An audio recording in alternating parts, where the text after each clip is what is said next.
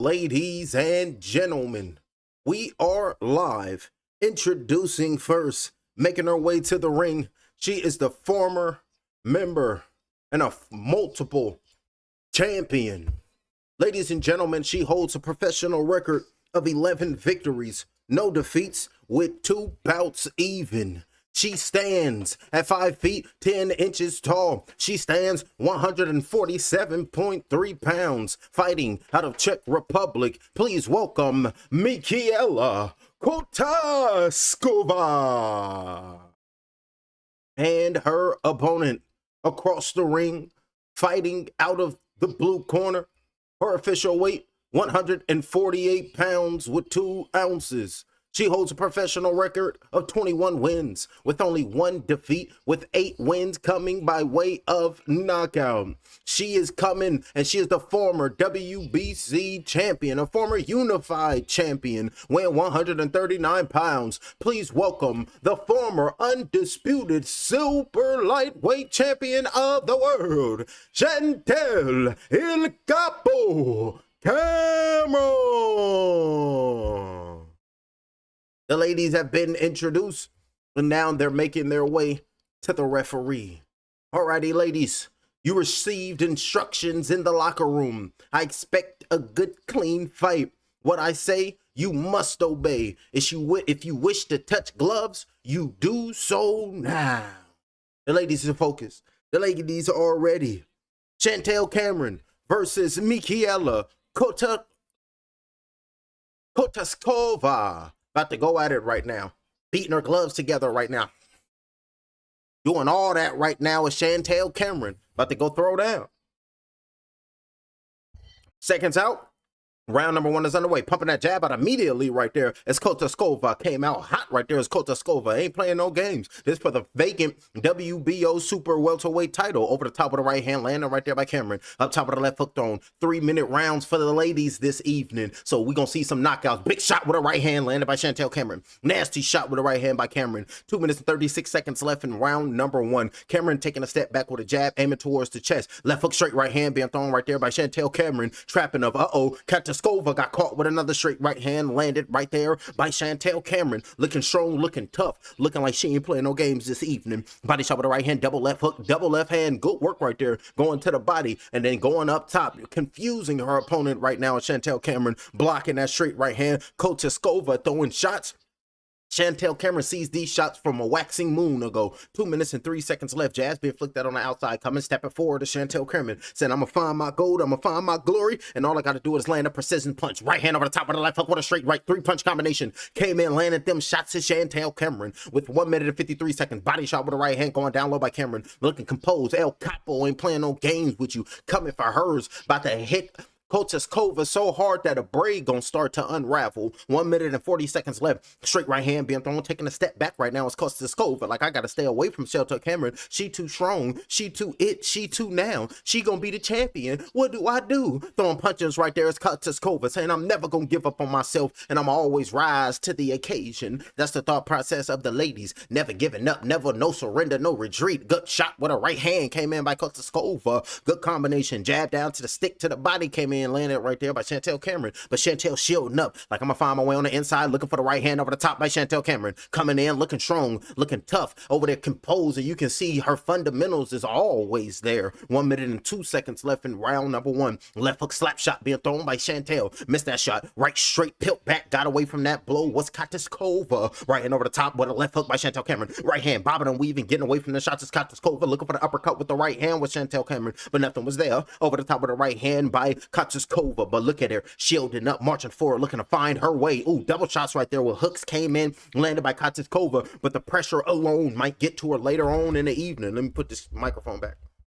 But the pressure alone might get to her. Good shot to the body, landed going down low by Chantel Cameron. Nasty shot, keeping it a distance from the taller fighter of Kotaskova. You would think the taller fighter will find the range of the jab and do God's will. But no, Chantel Cameron, body shots with a right hand coming in. The shorter fighter getting in between them elbows and that forearm and landing her shots. Good working to the body with a right hand by Kotaskova. Getting the jab off right there by Cameron. Keeping Kotaskova at bay, forcing her to reset in real time. Little short shot with a right hand came back by Kotaskova with 1-4 4 seconds left, landing the right hand, straight right hand, blocked out with the left forearm. Marching forward, stutter step, good jab right there by Chantel Cameron. I gave round number 1 to Chantel.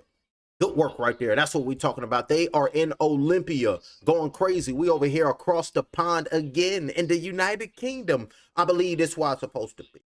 I believe this is why it's supposed to be. We got the ladies all night. It's going to be going down. We got performances that's going to be funamico. And in the main event, we got Caroline Dubois. We got to say, sweet Caroline, about to whoop some ass. I'm sorry, but someone has to say. And then I can sing. And then we got Terri Harper playing no games. Oh, you think you got heart, Dubois? Well, I'm the Harper about to take it from you and then play the harp. That's going to be Terri. So we got 2 ladies ready to go third. We got 2 ladies ready to go step up, go show up, and go show out. Chantel Cameron is going to rise up off the stool. Michaela Kostakova is about to rise up off the stool. And both of these ladies are now ready for round number 2. And here we go. No surrender, no retreat. You're playing games with me. All right, left hand coming. This start to beat. And it was like, oh, goddamn, just start to beat on who? And I was like, not me. I got defense. That's the thought process of the victim. 2 minutes in. Look, that's the thought process of the so-called victim. Let me drink some of this Bobby Boucher because we're going to go crazy. Straight right hand by Chantel Cameron. Come over here and get hit with a little same thing. Over the top, missing them shots, shooting up, marching forward right now, Chantel Cameron. Up in that jab out of Chantel Cameron, up on her toes. And I don't believe that Chantel Cameron respects the thought process of Kotskova. Like, Kotskova, I don't respect you, nor your punching power. They need to switch it up. What's going on in most valuable promotions in Sky Sports? They got somebody who, they got Chantel Cameron and Kotskova, they names and ain't even there. Those ain't even the 2 same ladies. Those are 2 different women. What the hell is going on? But I called it out. They gonna fix it now. Jab being flicked out, thrown by Kotskova. Left hand's being thrown by Chantel Cameron with a jab right there by Chantel Cameron. Saying, yeah, keep your tall ass at base so I can come in and land these devastating shots. Straight right hand on the front foot right now is Chantel Cameron. Looking to do that Patrick Big Toe misses. Coming in to go get hers. Go get what's being hers. Just imagine her sitting there thinking the next woman gonna take her out. Hell to the no. I can't wait to look at her. Lace them gloves up and then go throw them Monties. Missing them bobbing and weaving. Trying to find a way in. Big shot with the right hand came in by Kotskova. Right hook over the top, landed by Kotskova. Bobbing and weaving. Body shot with the left hand by Kotskova with a jab flicked out by Kotskova. Coming in marching forward to Chantel Cameron. Like, you think you can come over here and treat me as if I was a damn was it a knave? I'm not no knave. I'm royalty, and I'm coming for mine. Jab, bobbing and weaving underneath right there. Body work being thrown by Kotskova. Trying to stand in the pocket as both the lady exchanging body shots right there. Good work with the straight right hand. Got the distance that she was looking for and landing a jab at Chantel Cameron. Referee looking like, ooh, let me get out of y'all way for y'all put hands on me. That's the referee. Straight right hand missing that blow. Body shot with the right hand coming in, landed by Chantel Cameron. The body work of Chantel Cameron. That right hand tearing up the left side of the body. Oblique gonna be pissed off in a minute. Left hand to the body by Chantel Cameron. Uppercuts being thrown by Chantel Cameron. Straight right hand being thrown. The output is throwing a lot of punches right now on Chantel Cameron. The output is about to be overwhelming for Kotskova. But bobbing and weaving is Kotskova. Getting low, bending them knees, getting that waist all lubricated and whatnot, ready to move and get out the way of them punches. Looking for the straight right hand. Both the ladies have made their way back into the middle of the ring. Shoulder shrug her off with a jab right there with Chantel Cameron. Letting you know that I'm going to show my brute force of a lady. And I'm going to go put them hands on you. And then you can see her up on her toes as Chantel Cameron. Looking for the straight right hand. It's going to be Kotskova, but a body shot with the left hand by Chantel Cameron. Double pop of that jab, but a left hook straight right here being thrown by Chantel Cameron, but came in with a jab of her own. It's Kotskova saying you can do all that stuff, but I'm gonna come in and land something on you. Leather gonna hit flesh. Right hand came in by Kotskova, coming back firing punches, and now they're exchanging blows. Standing there, double jab with a straight right hand, missing them blows with a jab came in, landed by Chantel Cameron. Referee looking at him, straight right hand, missed that blow. It's Kotskova, and that's the end of that round. Ladies and gentlemen, it's the Lord's Day, and it's Sunday. We dealt with the Sabbath, and now it's time for the Lord's Day. Now it's time for us to be holy, and now it's time for the ladies to go put the beats on the next woman. But since it's the Lord's Day and the ladies are inside of the ring, I'm going to go talk to some preacher, and this preacher is supposed to go talk to the Lord, and the Lord is going to tell the preacher to tell me to tell the ladies to rise up off the stool, go out in the next round, and implement a necessary evil. What brings to mind the phrase, necessary evil? Now, I know many of you may hear the phrase necessary evil and you say to yourself, That don't even make no sense to me. It just don't, but the ladies gonna make it make sense soon as them hands start to fly all type of which way.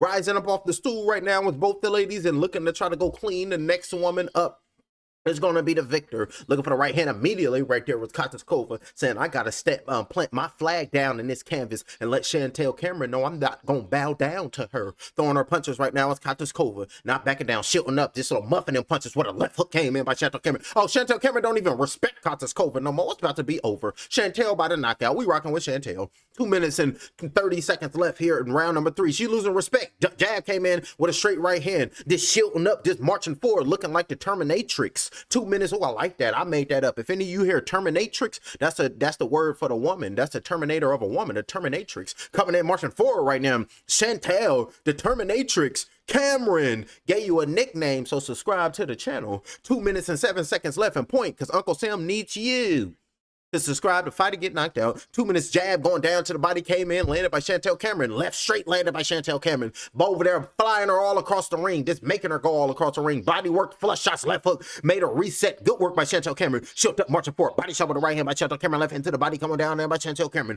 Feasting and turning in. I smell her. She's turning into the Predator in real time. Body shots, left hand, right hand.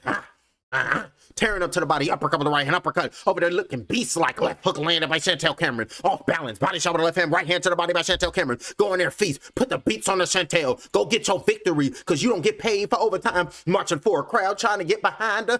1 minute and 24 seconds left, and now you can just see Kataskova looking to survive. Like the overwhelming punches that's coming from all type of which way. I don't know how to defend. Right hook over the top being thrown by Kataskova. Still throwing her punches though, but eyes wide open, trying to just make it out of this whirlwind. Straight right hand landed by Chantel Cameron. Big punches and then shielding up right there. Can't even let her punches go because the offense is relentless. Left hand to the body landed by Kataskova. Straight right hand thrown by Kataskova. 1 minute and 3 seconds left here in round number 3. Body shots just working, just ripping and just tearing out the body of Chantel Cameron. Nasty right, trying to go over the top, but them punches is slow. Them punches is slow and they ain't got no power on them. Just taking all the energy, sucking it out of her like the Sanderson sisters right now with Chantel Cameron. Feast the bones and bend the bag. The Kataskova is over here breaking down. She's gonna beat her on her back and just leave her laying on her back. Now,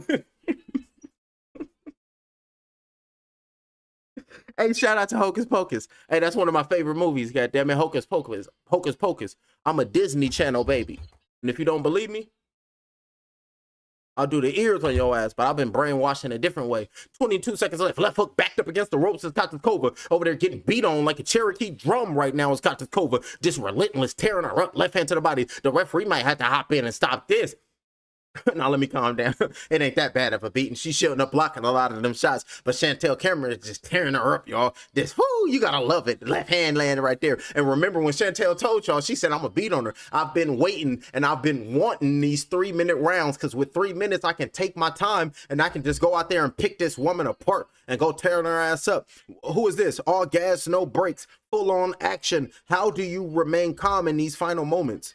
These are the moments we live for. And yeah, just knowing that everything we work for is coming up, and then you just can't fake KOs. You obviously went to church this morning because it's the Lord's Day on this Easter. And also, this is the biggest fight of your life. And how was it? And we give thanks to the Lord Jesus. And I just want to tell everybody, this is what worship and what a glory to be with a victory at the end of the day. That's what we're talking about. I don't know who that was. I think that was Ellie or something. Oh, that was Flores. Oh no, that was Ellie Scottney. So so it's the Lord's Day. Let me pull up a Bible verse and read a Bible verse. This is because it's the Lord's Day. What Bible verse I want to read? Let's say let's pull up an Easter Bible verse. Easter Bible verse. We can pull it up. We're gonna pull up one and we're gonna read it for the Lord. Alrighty, Matthew 28, verse 5 and 6. He is not here. He has risen. John 11, 25 through 26. I am the resurrection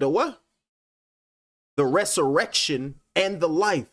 And 1 Corinthians 15, 57. Thanks be to God. Oh, I can make this bigger. I'm over here squinting this shit like I can't see this shit. Ah, there we go right there. 1 Corinthians 15, 57. Thanks be to God. He gives us victory. Matthews 28, 5 and 6. The angel said to the woman, do not be afraid, for I know that you are looking for Jesus who was crucified. He is not here. He has risen, just as he has said. So that's what we're talking about. It's the Easter Lord's Day, and now marching forward, looking to take that left-handed path of God is going to be Chantel Cameron. Jab being flicked out, thrown right there. And remember what Dracula told Van Helsing: it must be such a curse, such a burden to be the left hand of God. And that's going to be played to Chantel Cameron. She's Mrs. Helsing. 1 minute and 38 seconds left. Marching forward right there is Mrs. Helsing. Run! Go get Mrs. Helsing! That's the Frankenstein. Y'all gotta watch the movie. That shit's hilarious. Do unto others before others do unto me. That was Dracula's henchman. 1 minute and 19 seconds left. We're watching for total punches landed. 100 for Chantel Cameron. 58 total punches landed for Kataskova. It was straight right hand thrown by Chantel Cameron. Just putting the beats on her, y'all. Tearing her up. Just lanky and tall for no reason. Just can't keep her off of her. Straight right hand. Body shot with the left hand. Just touching. Chantel Cameron ain't touching. She over there sitting down, trying to cause a little harm to the next man's psyche. Damn physical. This is all 90% mental, but that 10% you gonna feel that too. Right hand to the body, trying to land on the hip, forcing and backing up Kataskova to the ropes. Left hand to the body came in by Chantel Cameron. Slipped that right hand was Kataskova, keeping her head off the line, throwing hooks up top but blocking them shots, just walking her down, turning into a beast-like character. It's gonna be Chantel Cameron. 38 seconds. Right hand being thrown by Kataskova. Straight right hand being thrown by Chantel Cameron. Like, you ain't got no power to keep me off of you, so I'm gonna treat you like the fighter you are. Just a novice fighter, and I'm about to have my fun. That's Chantel Cameron. Body shot with a right hand by Chantel, blocking them shots, dipping down, just determined right now. Determination on the face and dedication on the face of Chantel Cameron. And you know, in camp, she put that hard work in. So hard work, dedication, busted up and bleeding out the nose is Kataskova, just leaking. Blood is just trickleizing down the face of Kataskova. 6 seconds left. Right hand went down to the body, slipping that jab, keeping that muff guard right straight, spilled, blocked that shot was Kataskova, and then saved by the bell is Kataskova. Going back to her corner with her mouthpiece out, blood all on her chest. She looking like, what I'm gonna do to Chantel? I just can't do nothing. I ain't got nothing for. She just way too crisp and way too sharp and just way too good. G-double-O-D, good. Got me singing. Do you see where she's falling apart? We got the corner and the audio of Chantel Cameron. Yeah? And she's moving down that way, yeah? Boom. I need you to drop that right hand and the overhand right. She's gonna walk right into it. I want you to switch your feet, and then I want you to whip some shots down to the body. That's what I'm talking about. That's the corner saying work it at them angles, and then I want you to go down to the body with that left hand and loop that right hand over the top. Left hand down to the body, loop and shot with a right hand over the top. It's gonna land on her temple, and you're gonna go tear her up, Chantel Cameron. Chantel Cameron is looking to go knock out her opponent this round, but in order for Chantel Cameron to land that knockout punch, John Witherspoon, what Chantel Cameron gotta do? Coordinate. Most people don't coordinate. So you got to coordinate. She gonna have to coordinate that knockout punch if she really want it, and if she really gonna stand on that bed now. 2 minutes in. You gotta have fun. What do you say on that B movie? What can I say? I love what I do. 2 minutes and 34 seconds left in round number 5. Marching forward right now, pumping that jab right there is Kataskova, just trying to use her length to keep Chantel Cameron at bay so she can throw one of her power punches from distance, one of those ballistic M's, so she can just let it detonate all on the chinny chin of Chantel Cameron. 2 minutes and 18 seconds. Jab came in, flush shot. Beautiful jab right there by Chantel Cameron. A solid jab right there with a capital S. Where my chapstick at for I'll be looking like Tyrone Biggums. There we go. 2 minutes and 8 seconds left. Right hook over the top. Missed that blow of Chantel Cameron. Slipping, bobbing, and weaving right there. It's going to be Kataskova. Straight left hand, missed them shots is Chantel Cameron. 1 minute and 56 seconds left, circling and moving to the right hand side is Kataskova. 1 minute and 56 seconds left. Jab, straight right hand, backed her up, body shot with the left hand. All 3 punches came in and landed by Chantel Cameron. Tucking that chin up under that right hand to the body, going down, uppercut, looking for the uppercut, holding that left hand down, trying to body shot with the left hand, right hand to the body, up top, over there, left straight came in, landed right there by Chantel Cameron. Putting it on her, ladies and gentlemen. Left hook aiming towards the chest right now with Chantel Cameron. Real good performance right now by Chantel Cameron. Hold on, 11-11. Chantel Cameron on the back of her trunks, it says 11-11. I want to look that Bible verse up. Like I always say, if y'all new here, whenever I see a Bible verse on the back of a fighter's trunks, I pull it up and I gotta read it because the Lord works through me. And there's so many demons in the world today that the ones and them light bearers, we gotta stand up to let the dark, we gotta stand up and let the darkness know. We ain't got to let the darkness know nothing. We gotta let the light. The light is a renegade and the light is a runaway from home. The light is a runaway child running from the darkness because it came from the darkness. So the light is a runaway child. This shit just popped up in my head right now. You know, they say the light and darkness, but the light came from the darkness. So that means light is bad and it's it just ran away from home. So we just gonna stick in the darkness and tell the light we coming for your ass. Yeah, I like that. And then come and just be one with just balance. I like that. That just popped up in my head in real time. That's what we talking about. We woke. 26 seconds left in round number 5. Left hook missed that blow. It's Kataskova. That was nice right there. The runaway. The goddamn light is a runaway child. 18 seconds left. Looking body shot with a straight right hand. Beautiful work right there. Trying to knock a chakra out the ass. Beautiful work right there by Chantel Cameron with another straight right hand thrown. With a left hand to the body. Uppercut with a right hand with a left hook. Big shot with a right hand by Chantel Cameron. Nasty shot. Thunderous shot. Ram shackle of a head of a blow of a shot. Nasty work right there. That's what we love to see. Left hand being thrown. Another left hand being thrown. Hey, these 3-minute rounds, we need these. Hey, look at exhausted as Kataskova. She ain't gonna last. She ain't gonna make it. Kataskova going back to her corner over here looking withered and looking like she's just falling up. Hey, sweet Caroline. Looking focused. This is Judgment Day. This is just a fight. Look at Chantel Cameron. Looking, this is Caroline Dubois. This is what I'm doing and this is what I'm coming for. I'm coming to beat her down and I'm coming to knock her out. Chantel, oh, Caroline Dubois, she looks rough. She ain't playing. She's just shredding. Confident too. This this is Caroline Dubois. Over there, focused, walking in stride, confident walk too. Oh yeah, I got Caroline Dubois by knockout. But look at Chantel Cameron in the corner, looking right, looking tight over there. I'm rocking with Chantel Cameron. She over there putting the beats. I think she on my poster. Yeah, there goes Chantel Cameron right there. I knew she was on my poster. Only the best of the best get put on my posters. That's Chantel Cameron right there. So yeah, Chantel Cameron putting the beat. There she go. That's what we talking about. Standing next to the preacher's daughter. That's Holly Holmes. Y'all better put some respect on Holly Holmes, the preacher daughter. She over here tore up Ronda Rousey. There you talking about. Shout out to the preacher's daughter. We rocking with Holly Holmes, always and forever. That's facts. And she boxing, putting the beats on these ladies again. So shout out to the preacher's daughter. 2 minutes and 43 seconds left. Jasmine flicked out, looking for that right hand, missing that blow right there with Chantel Cameron. Over the top with a right hand being thrown by Kataskova. Nothing was there. Ooh, missing out. Almost landed a big shot with a right hand right there was Kataskova with 2 minutes and 28 seconds left. And then we got, there go Caroline Dubois. And then, Gabriella Fundora. Oh, Gabriella Fundora, she mean. I like Gabriella Fundora. She don't play no games. Anybody fighting Gabriella Fundora, she gonna clean your ass up. So she a nasty, mean fighter. Yeah, so shout out to Gabriella Fundora. And shout out to Sebastian Fundora, putting the beats on everybody, thinking he long and skinny. Hell nah, he said I'm representing Coachella, and he representing California. West Coast is the best coast. God damn it, y'all know I'm from Cali, so put Cali on the map.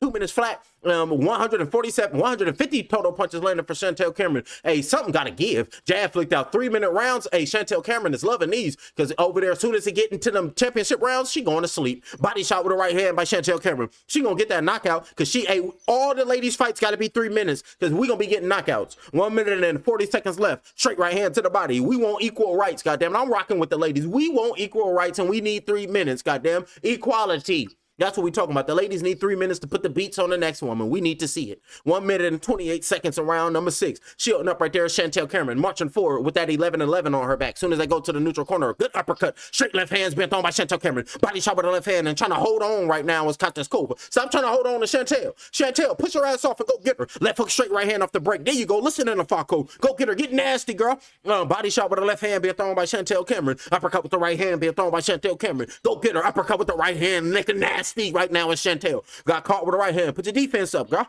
1 minute, 58 seconds left, round number 6. Body shot with the right hand with the left hand by Kataskova. Fighting like a true champion, but your punches ain't doing nothing to Chantel. Chantel marching forward like I ain't even feeling those right there. Body shot with the right hand being thrown. Left hook up top, missed that shot. Oh, she's trying to study the back up against the ropes right now. And you can see Kataskova trying to throw her jab. Over the top with a right hook with a jab, bobbing and weaving, slipping and getting away from them shots, pushing her off right there. Uppercut with the left hand, then landed by Katiskova. Letting her hands go now is Katiskova. There you go. Don't back down, Katiskova. Letting her know you're not just going to beat me up. That's what we want to see. Over the top with the right hand by Katiskova. So letting her know that I'm over here. I got hands that can be put on you as well. Good work right there by Katiskova. Referee coming in, separating her. Over there, messing up the action of Katiskova. 18 seconds left. Jab being flicked out, thrown. Over the total punches thrown, 458 for Chantel Cameron, 430 for Katiskova, and only landed 98 punches was Katiskova and landed 169 for Cameron. I think they padding because those are a lot of arm shots. 4 seconds left. Over the top of the right head, back of the head. The referee got to tell Katiskova, watch the back of the head punches. And that's the end of that round. Verse 11-11. Bible verse 11-11. Let's pull that up. It just said 11-11. I don't know what that means. So let's pull it up. 11-11. Jeremiah 11:11 is the most frequently cited Bible verse. Okay, well, let's read it. Jeremiah 11:11. Therefore, this is what the Lord says. I will bring on them a disaster they cannot escape. Although they cry out to me, I will not listen to them.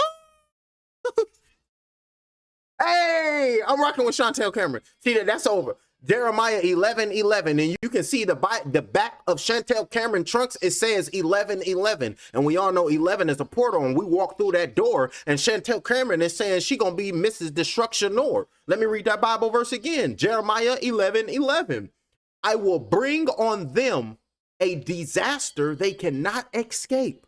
Although they cry out to me, I will not listen to them. Oh, Chantel Cameron, don't listen to her. Go get him. And when the referee wave him off, don't listen to him. Now, hey, the referee wave it off, don't listen. That's what Jeremiah 11:11 said. Don't listen to him. Give me some Bible verses. They're going to be like, it didn't say it like that, dude. And I was like, hey, it says it right here. And it's like, yeah, but you over here putting your own words in. I'm just adding two. Ain't that what you're supposed to do? And they're going to be looking at me different. 2 minutes and 30 seconds left. Jab being flicked out to my Katiskova, trying to find a way. But Jeremiah 11:11 in the flesh known as the Chantel Cameron ain't going to listen. 2 minutes and 23 seconds left. Jab flicked out. Katiskova on the outside looking for the straight right hand. And you can see the nose is bleeding. You can see that left eye, the cheekbone is over here swelling up. And every time in boxing, when we talk about cheekbones, we got to cite the movie 21 with Lawrence Fishburne. And I quote Lawrence Fishburne in the movie 21.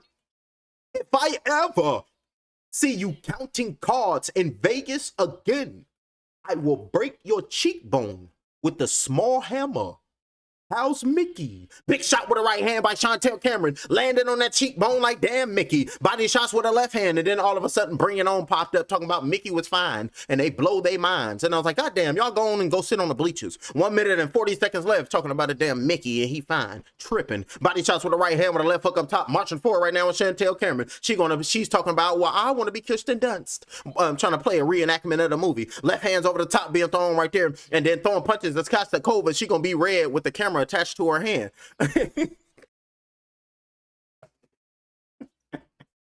Oh shit.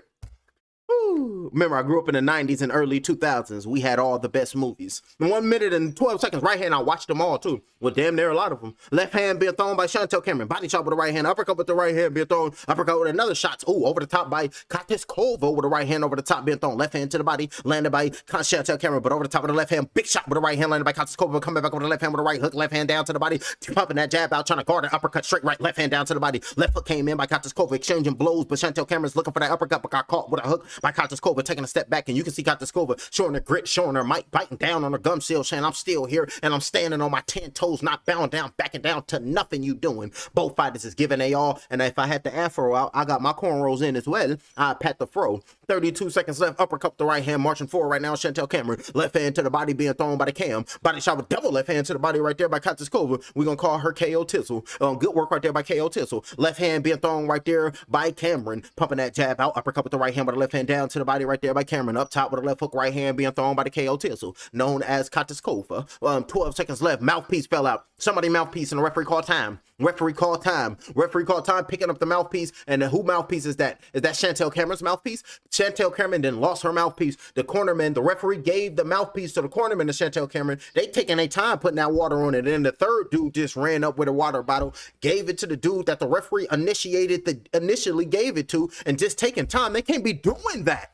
Pissed me off. Like how Derek Chisora corner was cheating last night when Deontay Wilder dropped him, and then the corner man literally grabbed the waist of Derek Chisora and lifted him up. And they said nothing.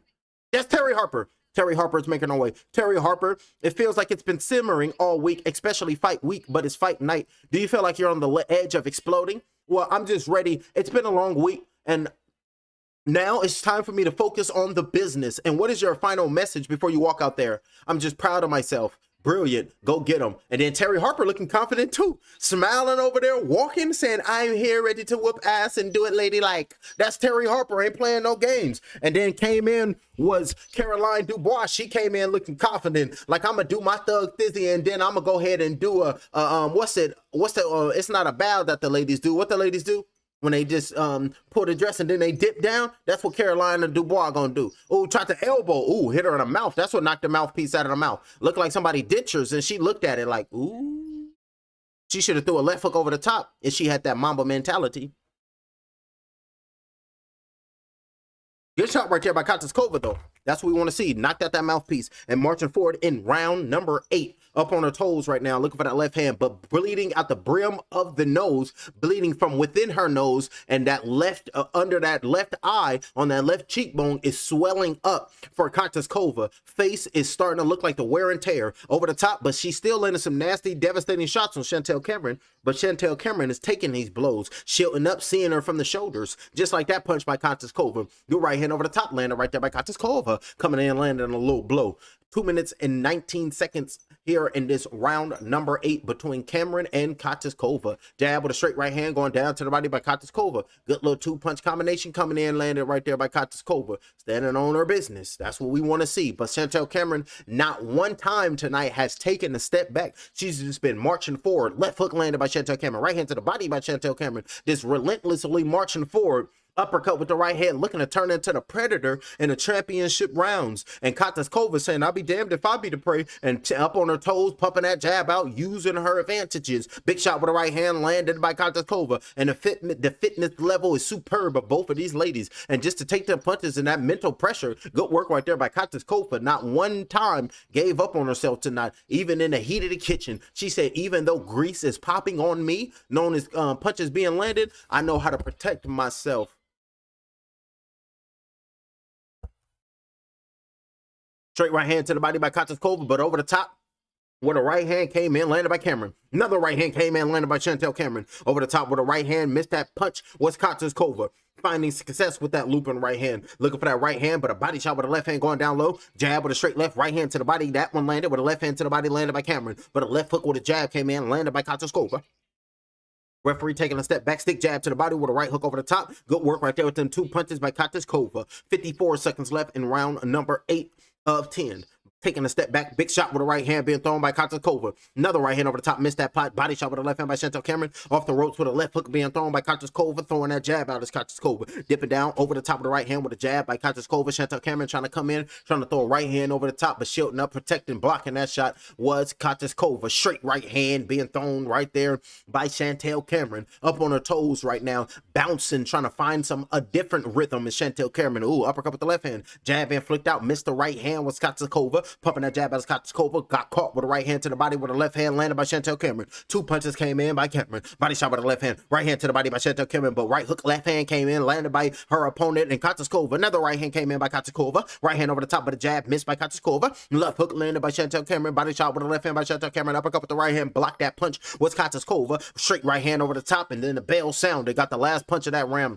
2 rounds to go. We got round number 9. We got the round number 10. And then we got the double main feature. We got the co-main event. And then we got the main event coming up next. Super bantamweight, undisputed, Ellie Scotney. She's going to be pulling up next to try to go take the crown from her opponent. Caroline Dubois and Terri Harper will be in the main event of the evening. And you got to give it to Maylee Flores. She's looking to retain her titles and let the young Ellie Scotney know that this is Viva Mexico, cabrones. That's going to be Mrs. Flores' thought process, because she was citing Canelo Alvarez. And we know Canelo Alvarez always rocks with that Viva BMC. So put some respect on Mexico. What the hell y'all talking about? Boxing is worldwide. The world champion. If fighter get knocked out, I'm the world commentator. So all around the world, they love me in Mexico. They love me in Nigeria. They love me in New Zealand. They love me in Thailand. They love me in Japan. Where they love me? They love me in Indonesia. Where else they love me? They love me in the Amazon, the Amazonias. They love me Peru. What else they call me? One more. In Eastern Europe. Everybody love Faco. Everybody love fighter get knocked out. Why? Because I love myself, of course. 40 seconds left in round number 9 of 10. Championship rounds. Here we go. Body shot with the left hand going down low. Left hand, right hand to the body. Subscribe to the channel for love, of course. And then I'll throw out that mind control heart.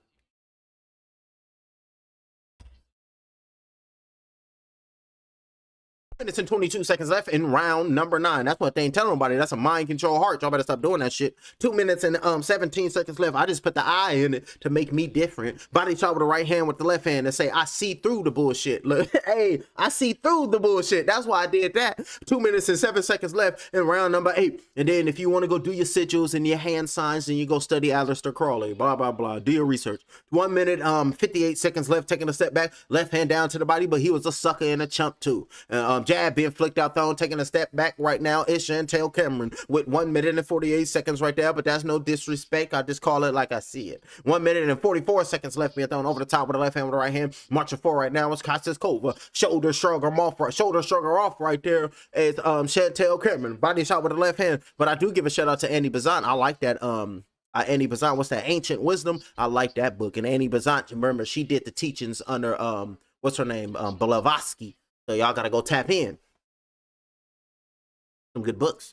Some good books, man. 1 minute and 18 seconds left in round number 9. Marching forward right now. Big shot with the right hand by Kostiskova. Coming in with a thudding shot with another right hand over the top, thrown by Kostiskova. Looking to try to find a way to try to get in where she fit in. Left straight, being thrown by Chantel Cameron. Trying to down to the body up top with the left hand, but over the top with a cross with the left hand came in. Landed by Chantel Cameron. Hit you, I hit you, you hit me. Well, let's see who buckled knee. 58 seconds left. Marching forward right now. And now Chantel Cameron is taking a step back. Look like Kostiskova. Then landed a little bit of P.O. Pizzle. And Chantel Cameron saying, hopefully she don't hold it down on me. Right hand over the top by Chantel Cameron. Say, damn that, I got popped too. Body shot with the right hand with the left hand. Focusing to the body as both the ladies standing in the kitchen right now in that phone booth. Up top of the left hook, straight right hand thrown by Chantel Cameron. Uppercut with the left hand. These shots are missed. Left hand to the body. That right hand came in flush, but a right hook left hand came in. Big shot with the right hand. Came in, landed by Kostiskova, but clipped her with a shot of her own right there with Chantel Cameron with 23 seconds left in round number 9. Uppercut with the right hand by Chantel Cameron. Right hook over the top, dipped down and got away from that blow. Came back with a counter left hook. Is Kostiskova, but nothing was landed with 17 seconds with a jab came in and landed by Chantel Cameron. Referee over here watching, right hand over the top, landed from a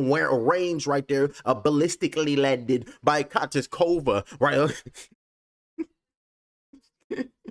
Oh, damn, I'm getting tired early. It's okay. I'll wake back up. That's the end of that round. It's going to be decided in the 10th and the final round.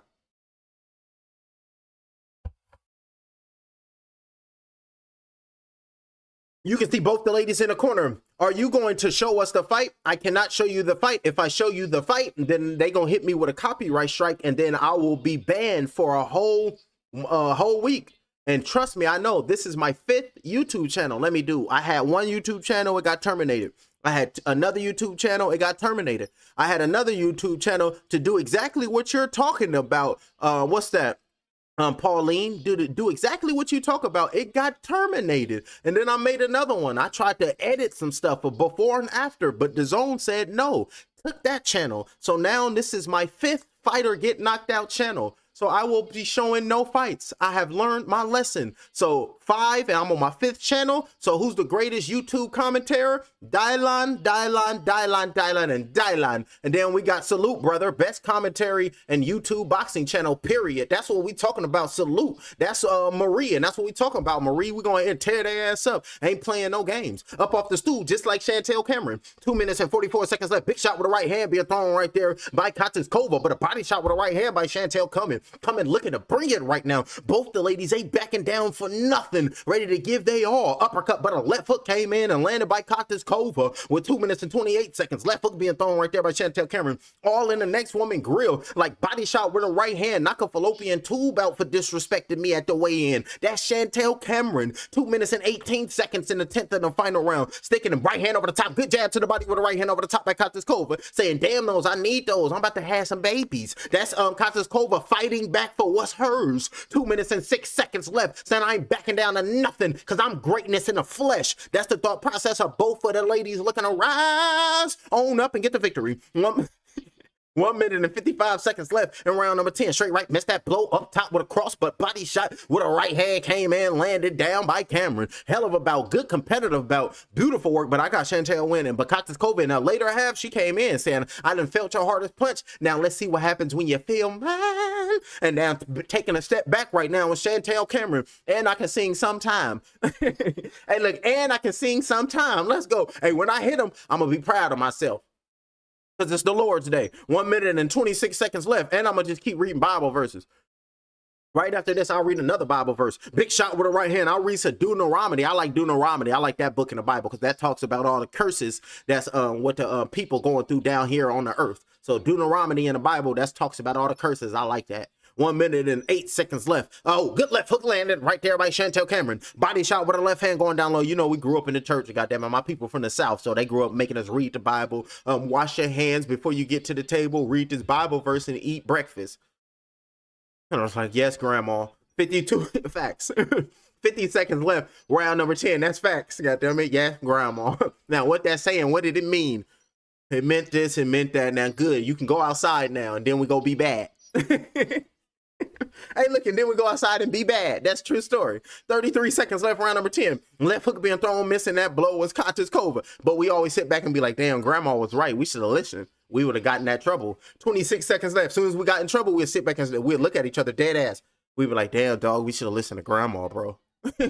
Facts. 18 seconds left in round number 10. Taking a step back, but a right hand over the top, landed right there by Chantel Cameron. But we grow up and then we live a great life, goddammit, with our wife and our babies, and we raise the vibratory rate of self. Therefore, we raise the vibratory rate of the planet. That's what we do. The great old ones, the elder ones, the Elohim. We live and we in the veil. Let's get it. And that's the end of the fight. Showing their respects. That's what we want to see. Showing their respects. That's the final. Showing a sportswomanship right there is both of the ladies. A solid 30 minutes of fighting. Both the ladies are headed to the opposing side of the corners to go show respects to the next woman's trainer. But that's what we want to see from the ladies. Doing it, showing their sportswomanship, showing their respect, saying nothing but love. Oh, girl, you won out there and it was a great performance. Oh, we got a lot to talk about. You know how the ladies do. And then talking to the doctor right now is Chantel Cameron. Drinking water right now with Chantel Cameron. Looking strong, unraveling and taking the tape off of the laces so they can unravel the laces to get to taking off the gloves so they can get the scissors and cut the wrap off the wrist and the knuckles of the fighters so the fighters can finally do this. They live for that. And then you got Ellie Scottney in the back, looking focused, looking ready. Ellie Scottney saying, I'm about to go represent and I'm about to go do mine. But we got Mexico in the building, Mrs. Flores, getting her hands wrapped on, say, my Ellie Flores, this is my time. And I'm about to go put the beats on this little girl and let her know that this is Viva Mexico Cabrones. That's Flores. You can see her looking to get the finish over there, getting focused, cracking that neck right there. Getting her neck together. But look at Ellie Scottney, got her gloves on, working the mitts. That's going to be the fight coming up next, the co-main event. But we're going to break it down. But, excuse me, sorry. I ain't even hit the heme. Nasty work. Coughing for no damn reason. What was that song on the Carter 3 with Lil Weezy? I think it was Misunderstood when he said, don't stop the track. That's the good weed. That was Lil Weezy. Y'all know Lil Weezy. We grew up on Weezy. Facts. Hold on. Let me see the replay. Look at the replay of the lady. Chantel Cameron, body shot. Uppercut with the left hand came in, landed right there by Katiskova. Left hook over the top, landed by Chantel Cameron. I got Chantel Cameron winning this fight. Uppercut with the left hand and exchanging blows right there as both of these ladies. See a different angle? You see the same punch landed. Left hand to the body. Blocked that punch right there was Katsakova. Beautiful block right there. And now you can see Chantel Cameron talking to her promoter with her hands on her waist. Everybody believes that Chantel Cameron went out there and did her thug thizzy. And you can see Nikita from MVP. He like, damn, you bad. And then you one of the greatest. Hey, you keep performing like this, I'll probably give you a raise. But don't tell nobody though. That's going to be Nikisha smiling with her right now. And look at Chantel Cameron. I ain't going to tell nobody smiling. And it was like, don't worry, we'll get through the logistics. And babe, but you did a hell of a job tonight, girl. You go ahead and do your thing. And then walking off is Nikita. Now, hey, what's up, boo? I got my wife and my kid. They walked in. My boy and my boo thing. And I love him dearly. And I throw kisses at him. Looking at my wife walked off with the baby on the hips, blushing and shit. She's like, oh, that's my man and I love him so. That's my boo. Now look, she was like, this nigga goofy. Alrighty, always got to be yourself. And don't forget, in 2011, Friday Night Lights, J. Cole, they botched and they did J. Cole dirty in 2011 when he was supposed to make his debut album. It was supposed to be Friday Night Lights, but Jay-Z then was hating. I'll talk about that in my hip hop. Ladies and gentlemen, after 10 rounds of boxing action, we go to the scorecards. Here are the score totals. 100 to 90 for judge number 1. Judge number 2 and judge number 3 both have it 99 to 91, all in favor of your winner by unanimous decision and the new WBO Super Welterweight Champion of the world, Chantel El Capo Cameron. Her new record, 22 victories, 1 defeat. Chantel Cameron, your winner by unanimous decision. And you can see the belt in hand. Place the belt with me, because this where it's supposed to be. Where it's supposed to be. Where the Chantel Cameron, where the belt's supposed to be. And then Omarion gonna pop up with Chris Brown dancing. Talking about, there you go, get off, Faco. And that's what I'm talking about. And then look at it. Got that belt just standing there with the WBO strap. And everybody coming, falling in to take pictures with Chantel Cameron. Everybody taking pictures. And look at homeboy with the glasses on. He came in and say, get my good frame, because these is my best glasses. And everybody in there smiling.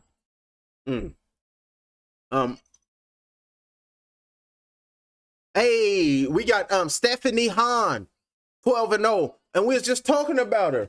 The preacher's daughter, Holly Holmes. The rematch will take place Saturday, May 30th, El Paso, Texas. Holly Holmes, 34-3-3. Ladies and gentlemen, an emergency has popped up, and I have to go run an errand real quick. God damn it, I gotta get my babies together.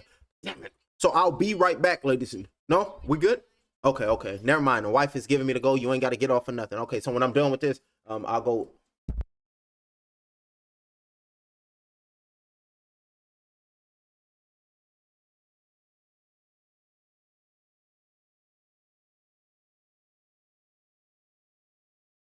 No worries. Everything is on the up and up. See, the wife got this. God damn it, the wife gonna hold it down. That's what we talking about. POP, hold it down. Alrighty, moving on. The co-main event of the evening. Let's break down a tale of the tape. Oh, post my interview. Chantel Cameron, post my interview. Chantel Cameron, congratulations. I asked you in the build-up, how would it feel to be a two-weight world champion? Tonight, you can tell us. It feels amazing, but you know, I wanted to get it to Jamie and Nigel. If it weren't for them, I wouldn't be world champion. I've been waiting 2 years, going back to my family, and I got the world titles, and I feel like they deserve it more than me. Well, great to see you back. History in the match making. How did 3-minute rounds feel, and how did that affect your approach to this fight, and how did you execute? So, shout out to Connor Walker, because he's helping me with Jamie and Nigel. It was navigating the rounds, and in the fight, I'm gonna have to get used to it, because it was my first time doing it, and you have to pace yourself. And sometimes I wasn't finding my shots. Sometimes I was rushing. So it's just something I have to get used to. It would be reminiscent if it's not to think about your partner, because you need a good dance partners. And in there, it looked like you was really turning it on. And she came in and she gave you some problems down the stretch, and she gave you what you needed. Talk about your opponent. But she did. But in my thought process, I was saying, please give up. But yes, but I need dance partners like this. And I need fighters like that. But I presume that you kept this. And Michaela Mayer is popping up. Michaela, I'ma vote for Mayer done popped up. Michaela Mayer, tell us. This is not an accident that you two are here. Just tell me exactly what's going to happen. First of all, so much respect for Michaela Mayer. I think she got so much respect and she's a great fighter. So it's a loads of respect. And I just think we will give the fans a great fight in women's boxing. Chantel Cameron versus Michaela. I'ma vote for Mayer. They looking like they about to squabble. And Michaela Mayer then pulled up in United Kingdom, looking like she following Clarissa. Ain't Clarissa out there too? But yes, let's bring out both the fighters. And I can't wait for this fight, and let's do it. But we will get around the negotiating table. But you're here for a reason, and this is the fight presumably you want to step into because you want it. Well, yeah, this is Michaela Mayer. Well, yeah, I always wanted the biggest fights, and I think that me and Chantel assumed that one day we would fight each other. We have the styles for a very exciting matchup. You know, we both like to come forward. You know, we are not afraid of sitting in the pocket of banging it out. So I know it's going to be an amazing fight. I always wanted to fight her. I think she feels the same, and it's going to be easy to make because we're both with MVP. Okay, well, I will invite both of the two of you to make both of you two inside the ring because the CEO of MVP, Nikisha Natari, is waiting for you, and we will have the first face-off of this fight. Let's get it, ladies and gentlemen. Hold on, let me get my shit up so I can get to short. Hey, look, salute to all the mothers. May God bless them all. That's what we're talking about. Salute to all the mothers. Salute to all mommies. That's what we're talking about because without mommy, we wouldn't make it through that portal. So that's what we're talking about. And we give a shout out to Pops too, because without that seed, we wouldn't be. So give a shout out to Mommy and Daddy. We come together as the nucleus, and we're going to raise these kids properly. And now we got these fighters in there, both of them standing there looking at one another. We got Michaela Mayer. We got Chantel Cameron, eye to eye, the fight that's going to be next. I'm here to breed her down. Michaela, I'm going to vote for Mayer, showing her respects to Chantel Cameron. That's what we're talking about, and that's what we want to see. Made their way in there and did they thug thizzy. And who is this? Alrighty, here with Shannon Courtney, who doesn't even look like she fought earlier. Oh, they over there posting that up. Alrighty, so ladies and gentlemen, let's move on and let's get ready for the co-main event of the evening. We got the ladies for the undisputed female super bantamweight titles. Malia Flores versus Ellie Scottney. Let's pull it up and let's break it down. We got 10 2-minute rounds fighting here in Kingston, London, United Kingdom.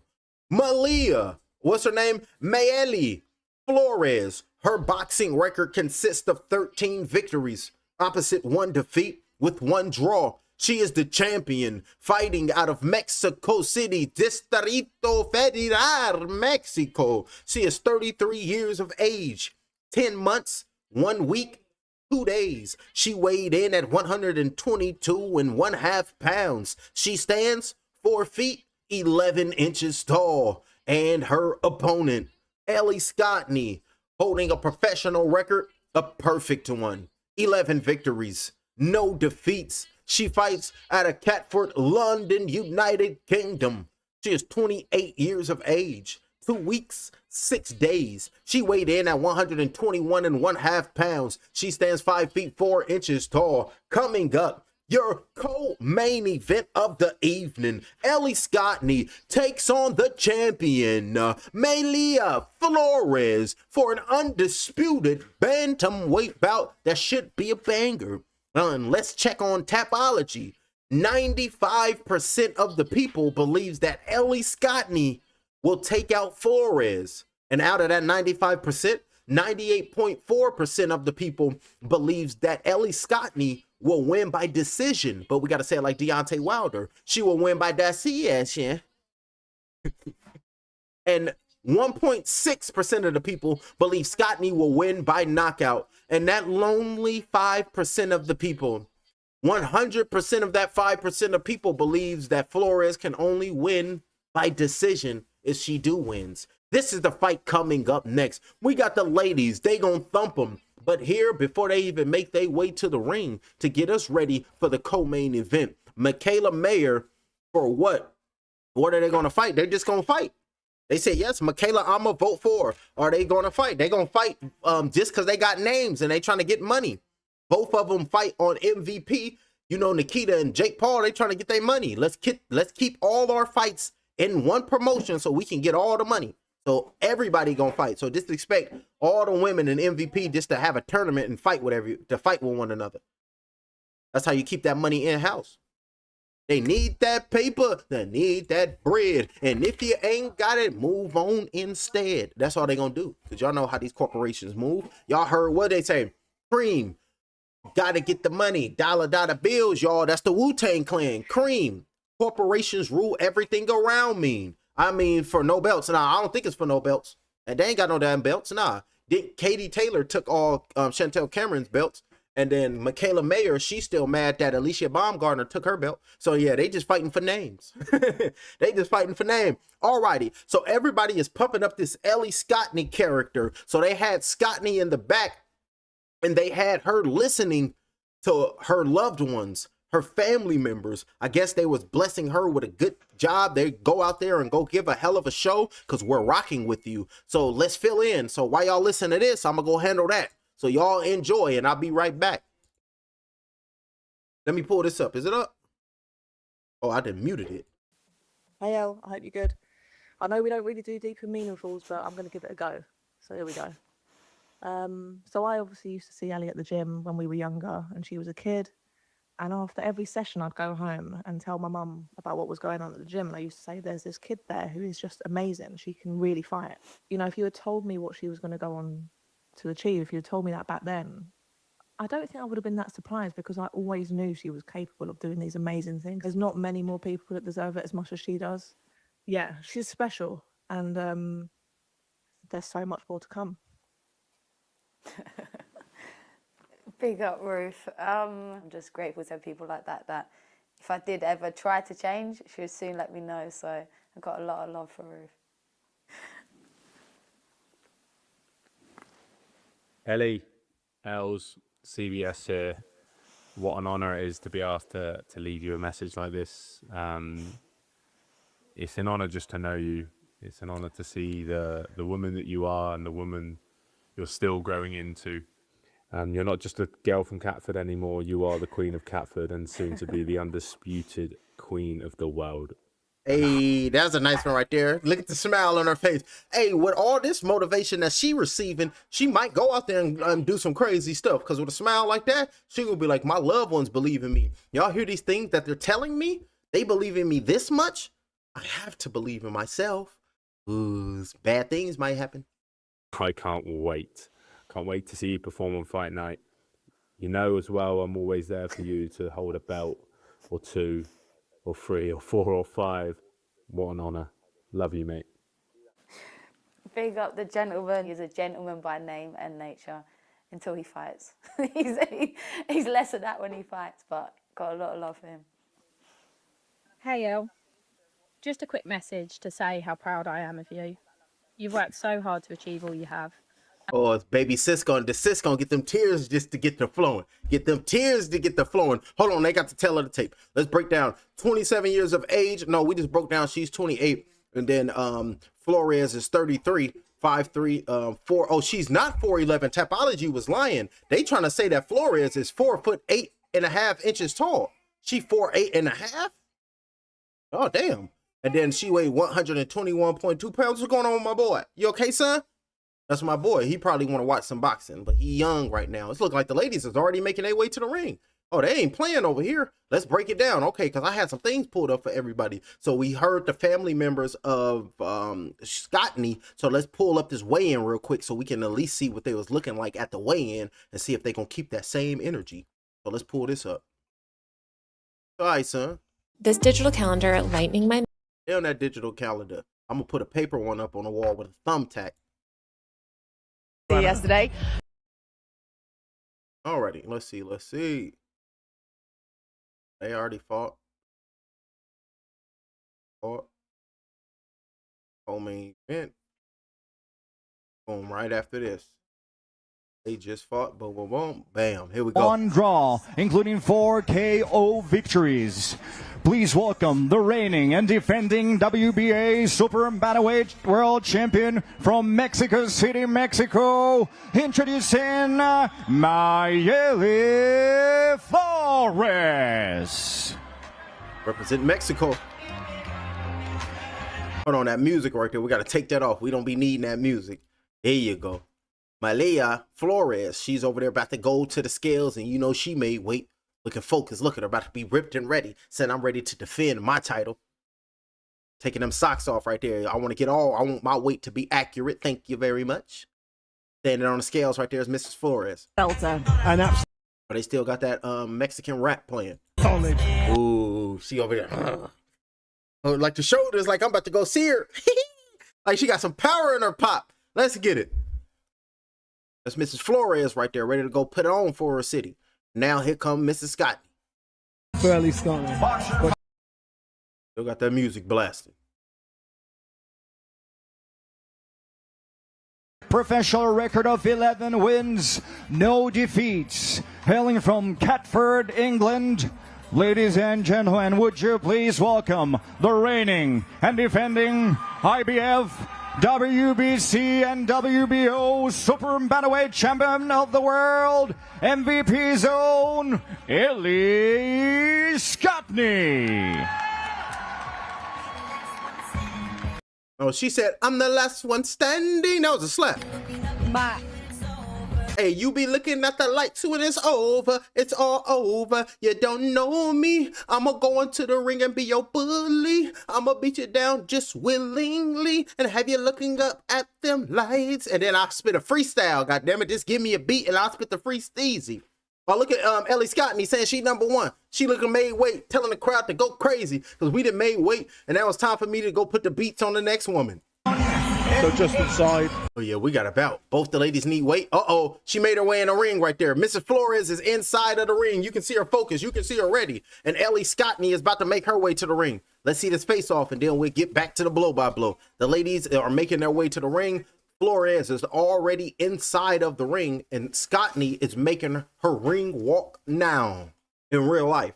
Pick her shots, counter punch a little bit, set everything up off the jab. Oh, they still playing that song. I want to tell my story. I get my hand raising victory and glory. Don't ignore me. Hey, somebody over here pumped up screaming. There you go. They got the wave of the Mexico flag, like putting on for Flores. That's what you're supposed to do. Ooh, the face off. What they talking about? I'm honest with you.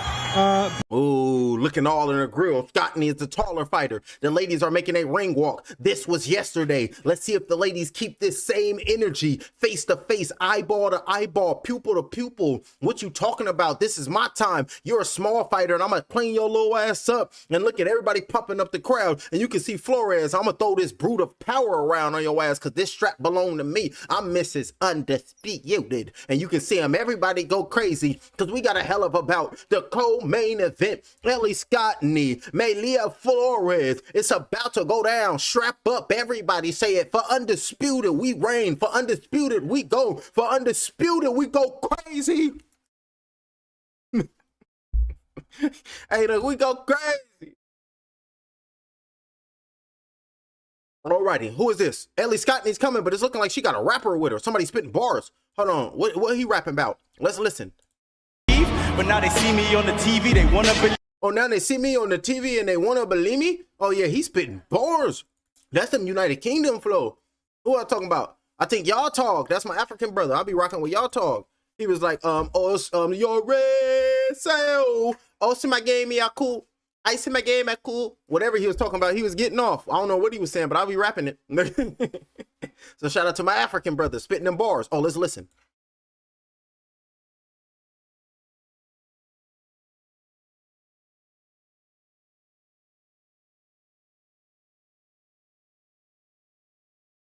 Look at them just glazing Ellie. She will be this and that. Just a glazing.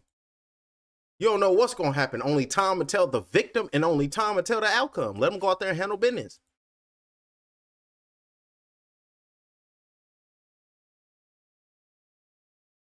Oh, damn. Y'all can't even hear because I didn't turn the damn music off because that dude was rapping. Hold on, we can hear. Y'all can hear her. She got to speak. Are you looking to spend some money for some excess baggage and take those belts home? Sí, en primer lugar, felicidades por dar el peso con facilidad. ¿Estás preparada para llegar a ser lo que sería la primera campeona del mundo indiscutida mexicana? Y también vas a tener que pagar algo extra en el equipaje, en la maleta, para llevar una pieza más a casa. Desde que pisé Londres, ese ha sido mi objetivo, llegar a México, ser campeón indiscutible, y pues no hay problema, dejamos la ropa y nos llevamos los cinturones. There you go. She's saying there's no problem. I'm about to go over there and clean her ass up. Now let's listen to Ellie Scottney, because both of the ladies are inside the ring. So I want to listen to Ellie Scottney, and then we got to get up out of here. I got to turn into the ring announcer. Fight fans. Wins 2. Ready. Is it going to Ellie, just come and stand in here for us.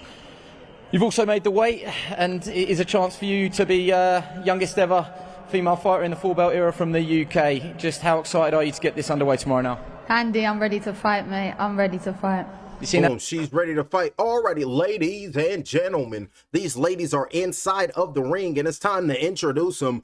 The 3 judges ringside will be known as Judge number 1, Judge number 2, and Judge number 3. Introducing first, fighting out of the blue corner, she comes to the ring, and she is the champion. She stands at 4 feet 11 inches tall, weighing 122.5 pounds. She fights out of Mexico City. Ladies and gentlemen, please give it up and go crazy. Wearing the red, green, and white, weighing 121 pounds with 2 ounces. She's holding a professional record of 13 wins, 1 defeat with 1 draw, including 4 KO victories. Please welcome the reigning and defending WBA Super Bantamweight champion from Mexico City, Mexico. Here is Mele Flores.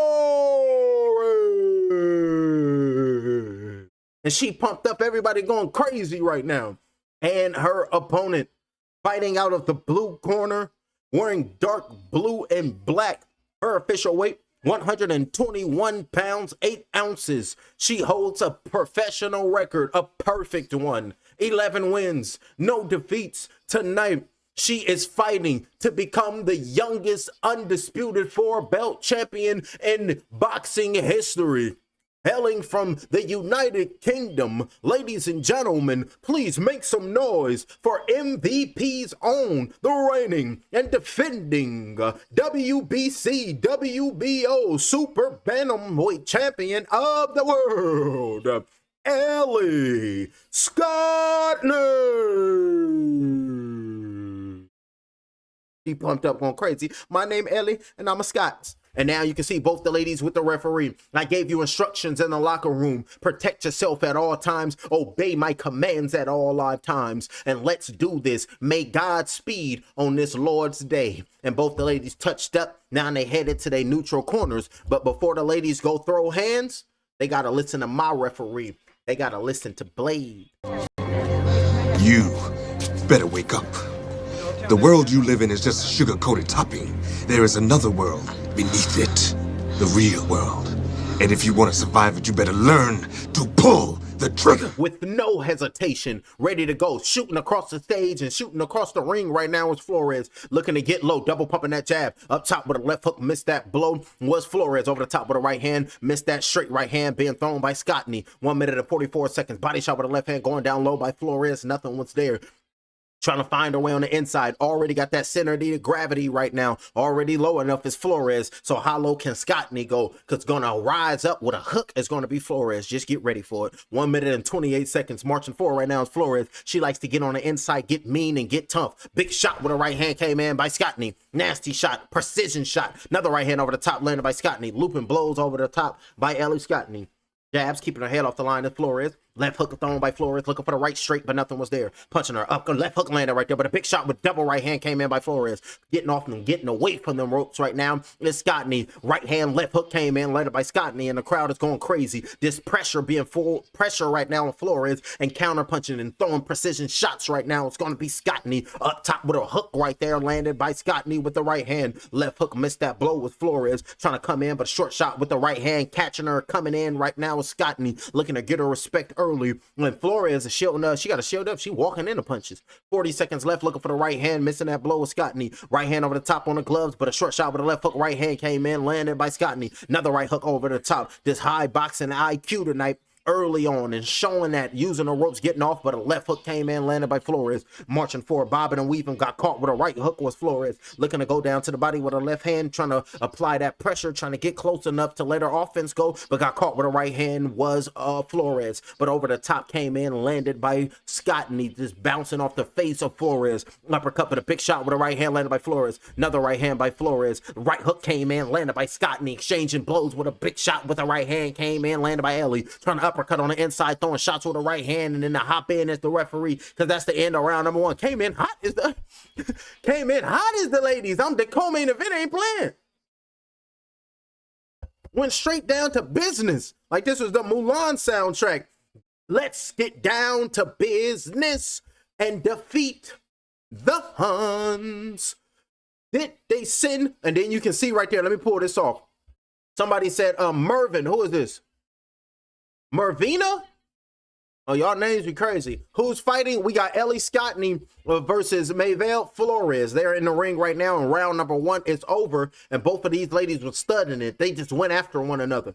Really not playing no games with one another. There we go. That's who fighting right there. I pulled it up for all to see. This is what's going on right now. Here in round number one, rising up off the stool is Ellie Scottney. Ellie Scottney is up off the stool, ready to go get her get back, because she got hit with one punch. And now seconds out, round number two is underway. And we can see Flores is ready to shoot out like a bat out of hell. Coming in, marching forward right now is Flores. Came out relentless with punches, but got caught with a right hand by Ellie Scottney. 1 minute and 49 seconds in round number two. Right hand over the top of the left hand being thrown by Flores, trying to be relentless with the punches. Pumping that jab, taking a step back at Scottney, looking for the straight right hand, but nothing was there. 1 minute and 39 seconds. Over the top with the right hand, missing that blow, coming in, lunging in with a jab was Flores, but got countered with a left hook, landed by Scottney. Double uppercut with a left hand, missed by Flores. Body chop with the right hand and clipped her to the chin, landed right there by Ellie Scottney. Over the top with the right hand with a left hook, dipping, not bobbing and weaving, showboating with a right hand, came in, landed by Flores, saying come on with it and let's get it. Left hook being thrown right there. Flores ain't backing down. She want to get nasty and gritty in the inside. Fight me right here. Stand toe to toe. Let's go. Right hand over the top with a left hook, uppercut with the right hand being thrown by Flores. Left hook, right hand. Flores is bringing this round number two, pumping that jab out of Ellie Scottney with a right hand, landed by Ellie Scottney, pushing her off. Referee saying don't push. Another right straight came in, landed by Ellie Scottney. 1 minute body shot with a left hand going down low by Scottney, pushing her off, missing that right hand up top with a left hook by Scottney, and another push by Scottney. Referee got to tell her stop pushing. Straight right with a left hook, landed by Ellie. Right hand over the top, got back and got away from that shot with Flores.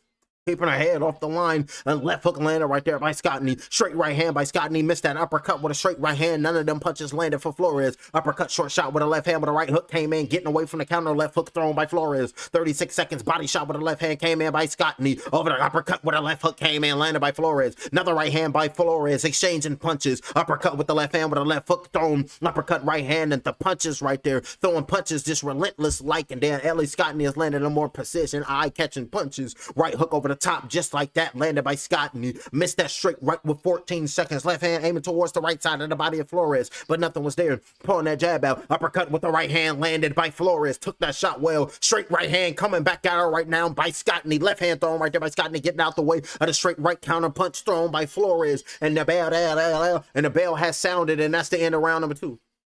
Oh, this is hot. Oh, this is what we want to be. This is the fights we need in life. Just like that, ladies. That's what they doing. And they said, who's winning, sir? After that round number two, I got round number one in favor of Ellie Scottney. Round number two, I got it in favor of Flores. So going out to round number three, I got it one apiece. If we were playing FIFA, this would be 0-0. They still got a round, and they still got a whole lot of rounds to go out there and go make it do what it do. Go out there and go show your defense, but then go show your Parker. See, I done messed it up. And then I'll leave it alone. Rising up off the stool, ready to go out for round number three are both of the ladies. And here we go. Going out for round number three. And let's see the replay. Throwing her hands up right there as Flores. Like, what you got? If you want to bring violence, then bring violence. And then Scottney said, okay. Right hand on the chin, landed right there by Ellie Scottney, looking for the violence. And now we got to think about Charles Lee Ray. Remember the seed of Chucky. The Chucky son was like, but mom said violence is bad. And Chucky said violins. Violins are bad. The screechy music is ruining the goddamn country. That's Charles Lee Ray. They do eat them, but a lot of viewers. 1 minute and 44 seconds left. Awake. And now y'all woke again. And now y'all can see the stars and the moons and predict events. Marching forward right now is Flores. Got caught with a left hook right there by Scottney. Straight right hand landed by Scottney. Uppercut with the right hand, missed that blow, smothering that shot, but a left hook thrown by Scottney. Good left hook landed right there by Ellie. Uppercut with the right hand, missed that blow with Flores. Trying to come in, but a left hook landed. Right hand came in, left hook landed by Scottney. Jab landed by Scottney. These are the flush shots. Bobbing and weaving, dipping and diving, getting away from them shots. Trying to came in with an uppercut with the right hand, missed that shot was Flores. Pushed her off smiling as she retreat right there with Scottney. Loving the heat of danger. Remember what Nala said, I laugh in the fear of danger. That's Ellie Scottney just laughing, got clipped with a right hand over the top with a body chop with the left hand with a right uppercut came in by Flores, but right hook over the top landed by Scottney. 56 seconds left in round number 3. Marching forward by Flores, coming in saying, I got the pressure, I'm gonna bring the pressure, breast pipes, and I'm gonna make it so I'm gonna show enough, make sure it's right. 48 seconds left in round number 3, and you can see Ellie Scottney with a left hook, but a body shot with a left hand with a right uppercut being thrown, and keep pushing her off as Scottney, but that pressure eventually is going to get to her. Body shot with a right hand, but a left hook over the top of that body shot landed by Flores. Left hook, right hook came in, landed 2-punch combination, landed by Scottney. Left hook landed by Scottney, stepping off. Straight right hand being thrown, but a right hook came in. Flush shot landed by Scottney. 28 seconds. Uppercut with the left hand being thrown by Scottney. Left hook over the top, missed that blow. Was Flores. Got countered with a right hand by Scottney. With a left hook landed by Scottney. Body shot with the left hand came in, landed by Flores. Cup top with a left hook came in, landed by Scottney. Another left hand came in, landed by Scottney. 14 seconds left on the inside. Pushing off in the clinch. Off the break with a left hook thrown by Flores, but a 1-2, but a right hook came in, landed by Scottney. Taking some nasty shots, pumping that jab, taking a step back, coming in with a right hand, missed that punch with a jab with a left hook being thrown by Flores, pressing her up with a left hook thrown, keeping her off her, and the referee come in and say, stop the madness, because this what we need. This is Chris Billum Smith. Chris Billum Smith is in the building. Hell yeah, with the ladies there and they're thumping and it's heating up. Oh, you better believe it. The business of family, it's only heating up for hell because both of these ladies got their eye on the prize and both of these ladies is looking to turn into an echidna because they not doing it for themselves. They're doing it for the people that came before them. It is my destiny to do what my ancestors could not, to restore the ultimate power to the home of my people. That's the thought process of both of these ladies as they go out there to try to go get the job done, to try to have that glow that Show Nuff had and have that confidence that Show Nuff got. Am I the meanest? Show Nuff. Am I the prettiest? Show Nuff. Am I the baddest mofo low down around this town? Show Nuff. Well, who am I? Show Nuff. Who am I? And that's the ladies up off the stool. This commentary is superb. If the commentary is superb, let me get a like and let me get a subscription. And then I know you meant that comment. Alrighty, rising up, marching forward, but I appreciate you though. Because it's the Lord's Day. I'm looking innocent. 1 minute and 43 seconds left. Pushed her off right there. It's Flores. Over the top of the left hand. Being thrown right there by Flores on the inside with a straight right hand. Muffed up on the inside. Counter punch with the right hand over the top. Blocking that glove. But a straight right hand came in. Split the seam of Flores. Right hand over the top. Counter with the left hand. Pushed her off. It's Scottney. 1 minute and 28 seconds left in round number 4. Left hand tinking it. Eyes wide open. Catching everything. Body shots with the right hand. With the left hand. With another right hand down to the body by Flores. Coming back with a left hook. Came in. Landed by Scottney. And the referee came in and told Scottney, don't push. Don't push. Don't do this. She been doing it all night, been warned twice. Let's see when the referee deduct the point away from Scottney. If he does it, uppercut with the right hand, missed that shot because Ellie pushed her off. And the referee, left hook came in by Scottney. Big shot with the left hand with 1 minute flat. Right hook over the top, landed by Scottney in round number 4 with 58 seconds left. Pumping that jab out in the middle of the ring at the eye of the storm of the chamber of truth. Looking to try to find a way on the inside right now is Flores. Keeping her distance. She done learned when she got respect. Body shot with the right hand. Good work right there by Scottney. Scottney is now keeping Flores at bay. Keeping her at the end of her jab. Remember, it was just marching in just all idiotically, but now she's thinking now in there using her brain as Flores. Like, I just can't keep marching forward getting clipped, but now Scottney's at a distance that's going to be working for her. Right hook came in, flush shot landed by Scottney. 28 seconds looking for a straight shot with the right hand at 4-8. You're not going to land from that range. 23 seconds left. Over the top, big shot with a straight right hand, went down the seam and landed that punch was Flores, but a left short shot came in, landed by another left hand by Scottney. Double left hook, short shots came in, precise precision punching. That's what's being displayed right now with 8 seconds left in round number 4. in the clinch, holding on to that left arm of Flores, pumping that jab, looking to try to find a way on the inside as Flores, doubting herself now. Jab flicked out, right hand to the body at the bell, looking mad, and it's looking like Flores is going back to her corner, looking frustrated, and the camera is going to stay on Flores. Got the ice on the back of the neck of Flores. Flores is sitting down like, man, I got to find a way to get on the inside, but she's picking me apart. And now Scottney is sitting down on her stool with her hands on her hip, and now we have audio. Let me see.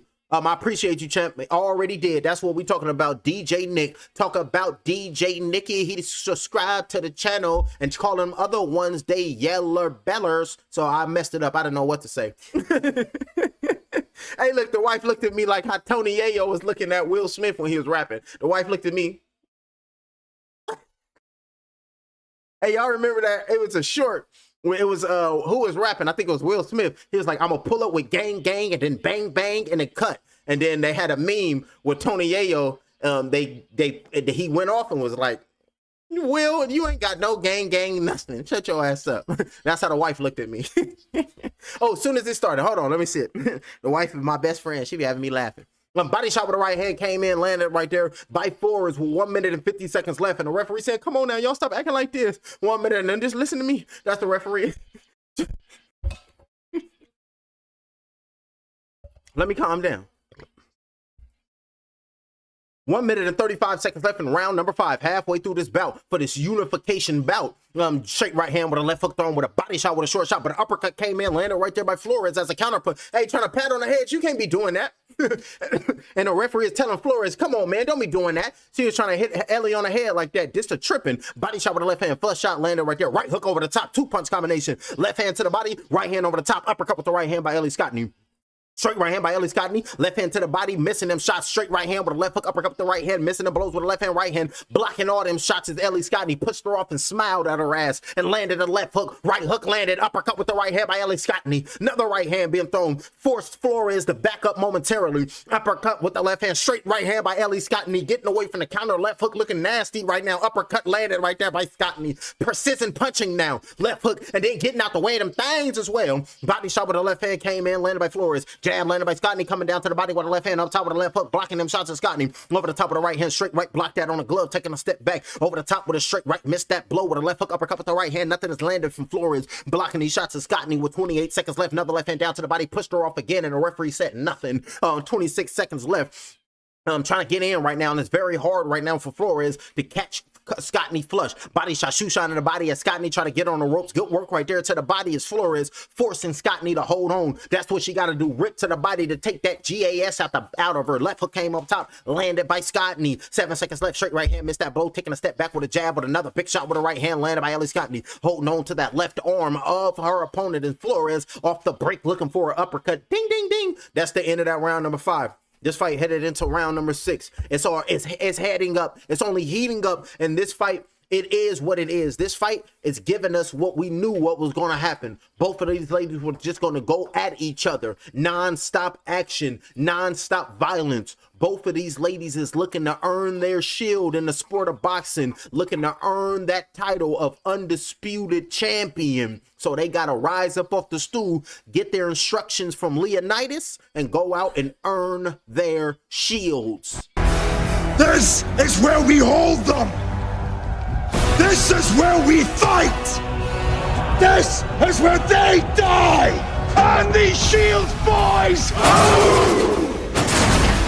Remember this day, man, for it will be yours for all time. That's what we're talking about. And we just switch boys for girls and then men for women. And then it made sense. Up off the stool right now is both the fighting ladies looking to earn their shields. 1 minute and 50 seconds left in round number 6. Immediately hold on right there at Scottney because that pressure is looking like it's getting to Ellie. Left hook thrown right there, looking for that uppercut non-stop. Right hook over the top being thrown right there by Flores. Over the top of the right hook, missed that shot, uppercut, but a left hook came in. Uppercut with a right hand landed by Flores, but a left uppercut came in by Scottney. Right hook over the top landed right there by Scottney. The just trying to shoot uppercuts, got caught with a straight right hand, was Flores coming in, getting hit with flush shots, walking into these punches. Right hook over the top, landed by Flores. Over the top with the left hand, pushed her off as Ellie Scottney, and the referee said nothing. Ellie Scottney, every time Flores get close, she literally pushes her off. The referee warned her in round number 1. She's been doing it consistently since, and the referee says nothing. I've been deducted a point away from her ass. 1 minute and 10 seconds left. Jab with a straight right, double left hand over the top, uppercuts being thrown, and another push. And look at the referee telling Ellie Scottney, watch the elbow, talking to Scottney, trying to get nasty and dirty because the pressure is looking to be overwhelming just in a minute. 58 seconds left in round number 6. Pumping that jab out, looked like the action has slowed down momentarily. Straight right hand with a left hand came in, uppercut being thrown right there by Flores. Ellie Scottney looked like she could be in trouble in just a moment. Right hook over the top being thrown, pushing her off, and the referee is saying stop pushing. But the pressure of Flores is looking like it's getting to Scottney. It's looking like it's getting to her. Give her about 2-3 more rounds, Scottney could be on this canvas. 36 seconds left. Up top with a left hook, good uppercut with the right hand, shoulder shrug her off right there. Straight right hand, bobbing and weaving, dipping and diving, getting away from them punches from Scottney right now. It's Flores in this round number 6, looking for a right hook over the top. Was Ellie Scottney, nothing was there. Missed that left hook, bobbing and weaving, dipping and diving, uppercut right hand with a left hand, right hand over the top. Good combination by Flores. Straight right hand with a left hook by Flores, and then coming back as Ellie Scottney pissed off, says she landed flush shots. Right hand to the body shot with the left hand landed by Flores, pushing her off, getting nasty on the inside, looking for the straight right hand. Was Flores with 6 seconds left. Right hand landed by Scottney, but a left hand to the body with another left hand to the body landed by Flores over the top with a right hand landed by Scottney with an uppercut pressure on her back, and that's the end of round number 7. That's the end of round number 7. This is what we need in life. And this is the Lord's Day. It's a Sunday, and the ladies is over there representing. Lady putting on a hell of a show. Oh, we got the GWOAT in the back with Caroline Dubois, ladies and gentlemen, with Clarissa Shields. That's the GWOAT with Caroline Dubois. Coach her up. Clarissa Shields is talking to Caroline Dubois, letting her know that this is your time. This is your moment. Ain't nobody better than you. You the greatest, and you go clean her ass up, because you about to be the greatest woman of all time, just like me. Do you understand me, Caroline Dubois? You the one. That's Clarissa Shields. Talking to her. Look at focus. Look at Caroline Dubois looking focused, getting pumped up right now by Clarissa Shields. The GWOAT is all the way in the United Kingdom looking to pump up Caroline Dubois. That's what we want to see, and that's what we're talking about. Rising up off the stool right now is Ellie Scottney and Malia Flores. Here we go. Over there, rushed across the ring. Big shot with a right hook with a left hand. Punches and punches landed by Flores. Uppercut with a right hand over the top with a right hand by Flores. Double left hand being thrown. Really great start right now for Flores. Flush shots, uppercut with the right hand, but a left hook came in, landed, but a straight right hand came in, landed by Scottney. Over there looking mean right now. Jab came in, landed by Scottney. 1 minute and 59 seconds. Jab flicked out, trying to keep her distance right now. Scottney over the top with a right hook. Both ladies is missing these blows. Straight right uppercut with the left hand. Body shots going down low by Ellie Scottney. Shoulder shrug, push her off. Left hand over the top being thrown by Scottney. 1 minute and 26 seconds left. Left hook came in, landed by Scottney. Jab flicked up. Looked like it staggered Flores momentarily. Right hand's being thrown, pumping that jab, looking for an uppercut right there with Scottney. Right hand over the top, landed right there by Scottney. Pumping that jab out. Another big shot with the right hand over the top, landed by Scottney. Over the top, coming back with a counter punch with the right hand, but nothing was there. Uppercut with the right hand with a left hand, shoulder shrug, pushed her off, and the referee is telling Scottney, don't be.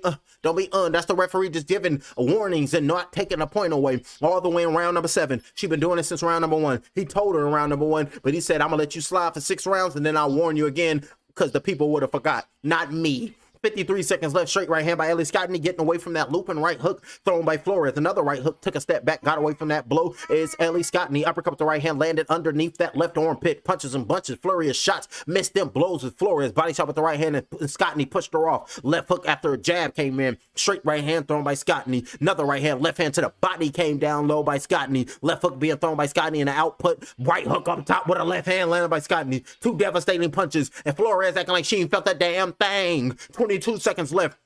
Punches and bunches. Straight right hand by Scottney. Swinging a right hook over the top, landed by Flores. Pushing her off. Over the top with a right hand, landed by both the ladies. 13 seconds left. Body chop with the left hand, pushing her off right now with Scottney. Left hand taking a step back, marching forward. Body chop with the left hand going down low by Flores. Scottney pushing her off. Referee told her again, stop pushing. Deduct a point away from Ellie Scottney for all this damn pushing. What's wrong with the ref? He ain't taking a point away yet. All she doing is pushing. Every time Flores get close, she pushes her off, and the referee allowing. The United Kingdom been cheating. Y'all seen what they did with Deontay Wilder and Derek Chisora, and these referees is letting these British fighters getting away with a whole lot of stuff. I'm over here looking at them Brits like, hold on, when we go over there, y'all officiating crew, y'all be tripping. What the hell is going on with y'all? This is the corner. You need to pump that jab with the right hand with the left hook. Jab, jab with the right hand, left hook. Keep it as much as you can in the middle. Do not let her get you on the ropes and let her screen her combination. This is Ellie Scottney's trainer. We have sound. And when she starts to throw her jab, just shove her off and push her off. You can't keep pushing her off like that. The corner is telling her to push her off. So she's obeying her corner's command by when she get, the corner literally said, when she get close, just push her off. You can't fucking do that, bro. And the referee ain't telling them nothing. Just allowing Ellie Scottney to just push her off her. You can't do that. I'm over here mad at these British officials, man. They've been tripping all weekend. This been letting the British fighters cheat, man. It's some bullshit. 1 minute and 53 seconds left. Gotta save them because they have to be getting cleaned up. 1 minute and 48 seconds left. Here in round number 8. Jab inflict out, pumping that jab out as Flores. Uppercut with the right hand, landed by Scottney. Left hook over the top, landed right there by Scottney. 1 minute 38 seconds. Uppercut with the right hand with a left hook, 2-punch combination, landed right there. Good work right there by Scottney. Left hand being thrown, having a hard time missing that uppercut with the right hand, but a left hook came in, landed by Scottney. Left hand thrown, that shot missed that blow, but a right hook over the top, forcing Flores off balance. Good punch by Scottney. All Scottney this round number 8, letting it rip. Uppercut, missing them blows with a straight right, with a left hand, missing them punches is Flores. This letting her punches go, but nothing is landing on Scottney. Uppercut with the right hand, landed by Scottney. Straight right hand coming back with a counter left hook, missed by Flores. Left hook came in, clipped Scottney. Good work right there, but a right hook came in, landed on Flores. Body shot with a right hand thrown by Flores. Jab coming in with a straight right hand, missing that blow is Flores. With 58 seconds, that left forearm is on the back of the neck of Flores. And did the referee tell Scottney, don't put your forearm on the back of the neck? The referee told her nothing. These officials is tripping, dog. 46 seconds left in round number 8. Straight right hand being thrown by Flores. Over there pushing her out, about to push her out the ring with right hands being thrown. What the hell is going on? The referee allowed Scottney to hold the back of Flores, pushed her to the ropes and was just letting her throw right hands. But then when it got too bad, the referee said, you can't do that. Right hook over the top, landed by Scottney. Left hand being thrown. Body shots with the left hand. Trying to keep that arm in range to keep, trying to keep that arm out to find the range of Scottney. And you can't allow her to keep that arm out like that, ref. Uppercut with the right hand, over the top with the right hand. Missed that blow was Flores. Straight right hand by Scottney. Another right hand by Scottney. Missed that right, pumping that jab. That 1-2 from Scottney is keeping Flores at bay. This round number 8. Championship rounds coming up next. Looking for that uppercut with the right hand, landed by Scottney, getting away from the counter, straight right from Flores. This whole round has been Ellie Scottney. This pot, a pot shot in her ass all night. Come over here and walk into a shot if you must. Come over here and get beat down if you need to. Hit the like and subscribe, y'all. Dubois or Harper? I'm rocking with Dubois. Guys, Harper or Dubois? I'm rocking with Caroline Dubois. Because from what I see from Caroline Dubois and from what I see from Terri Harper ain't gonna have that power to keep Caroline Dubois off of her, dog. She's just young and hungry. And she got Clarissa Shields in her corner pumping her up. She's a Mexican female, Pitbull Cruz. And I was like, don't disrespect her, homie. Who is that, Juan? This supposed to be, your name is Juan. Why you disrespecting your Mexican sisters like that? You supposed to be uplifting her. And it's like, that's Harper. You over here disrespecting her. I'm going to Harper, but I always pull for the underdog. The Harper is the underdog. Caroline Dubois is going to beat her up. And you got to get that.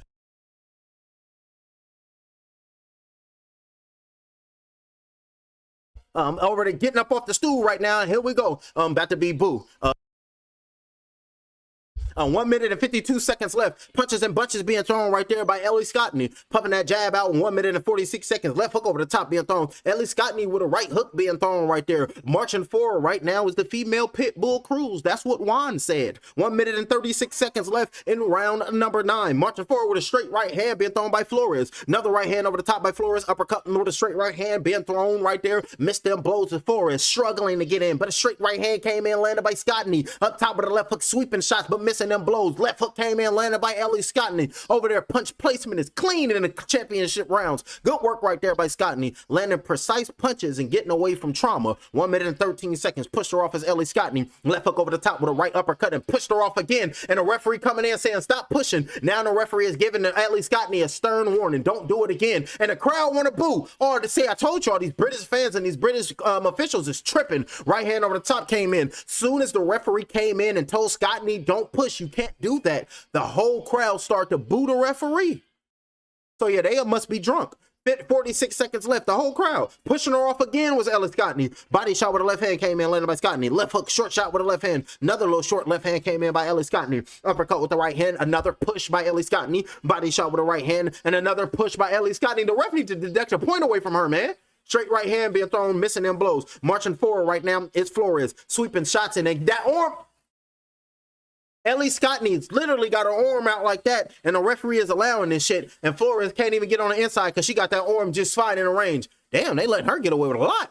13 seconds left in round number 11, and that's why I exist, because I'm calling all the bullshit out. Right hook over the top, landing right there by Scottney, because these promoters and these promotional teams, they be over there riding on one fighter, they be lying on the commentary, and they ain't being raw and authentic, and that shit pisses me off. So that's why I exist, to give you that raw, to give you that real, to hit you upside the head with an accurate blow-by-blow in real time, and I'm not lying to y'all, because I don't give a damn. I talk crazy. And sitting down right now, ready to go out in this 10th and the final round, are both of these ladies ready to lay it all out on the line, ready to let it go, because this is the co-main event of the evening, and both of these ladies is ready to go put the next woman down in the dirt. So expect both of these ladies to rise up off the stool, go out in the next round, and make the whole world in this arena proud of their performance. What I ever did, I did to make you proud. Tell me how proud you are, Shifu. Tell me. Tell me. And then we gonna be Shifu, like, yes, we proud of you. Showing they love, showing they respects. This is the 10th and the final round. And these ladies is ready to go out there and make a rain. Uppercut with a right hook being thrown, pumping them shots right there. They saying Ellie Scottney is 1 round away from being the youngest undisputed fighter in UK history. 1 minute and 47 seconds left in round number 10. 10th and the final round. Still fighting like she got heart and grit right now as Flores. Looking to try to get her get back. Over the top with the right hand by Ellie Scottney. Pivoting off and pushing off pushing off Flores with 1 minute and 33 seconds left in the 10th and the final round. Jab came in and landed by Flores. Over the top with the right, straight missed that blow, and now we can see Flores pushing off Scottney. Jab with an uppercut with a right hand, landed by Scottney. Over the top with a right hand, landed by Scottney. Uppercut came in, landed by Flores.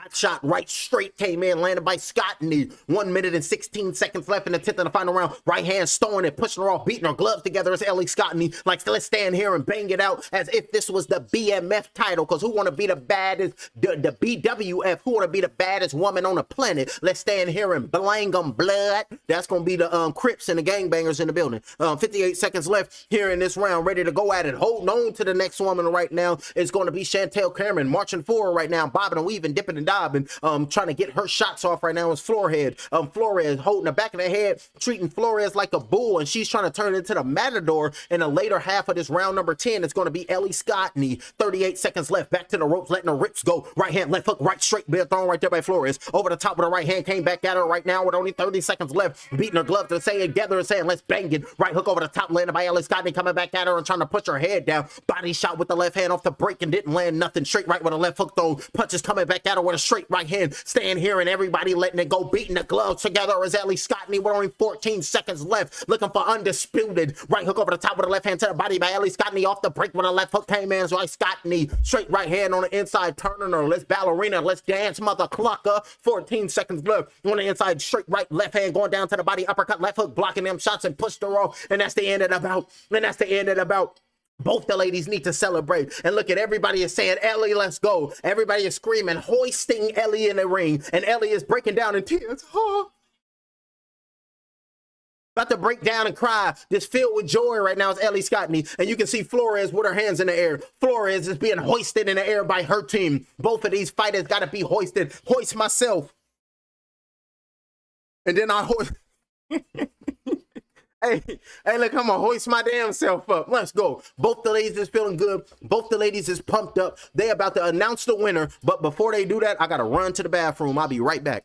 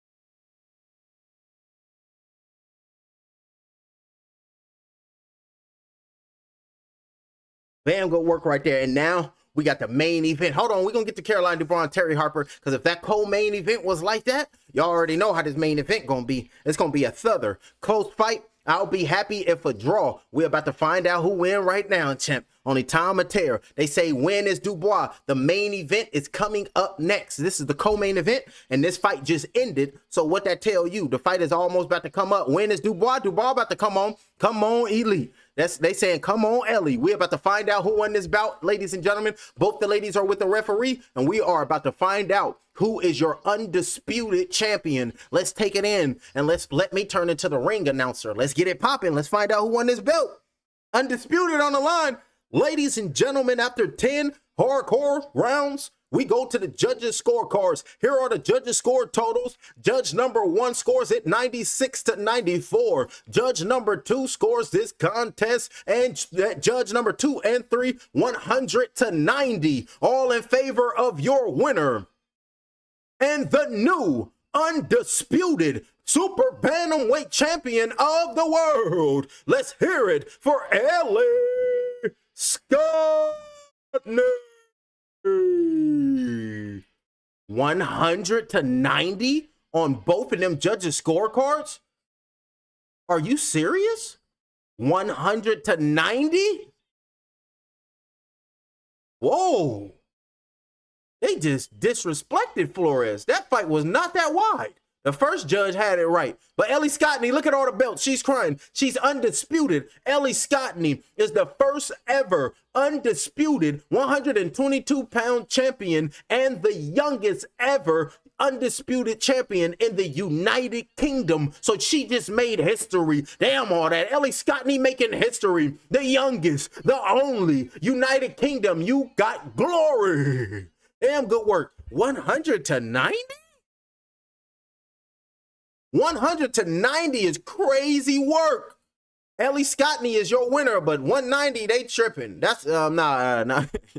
Ellie won, but she ain't win like that, goddammit. That was a nice close fight, goddammit. Damn good work. But Ellie Scottney is your winner. She is your victor, and now you can see them getting ready. They got to go to Ellie Scottney. They got to do a post-fight interview. They got Caroline Dubois. Hold on, I show enough face. What the hell is Daniel Dubois? Why I ain't seen her brother? What the hell is Triple D? Daniel Dynamite Dubois. Daniel Dynamite Dubois. They got Michaela Mayer right there talking. Alrighty, so let's pull it up. No post-fight interview, I guess. Alrighty, so that means there's only one fight left. The main event of the evening for the Ring Magazine WBC, WBO World Female Lightweight titles are on the line.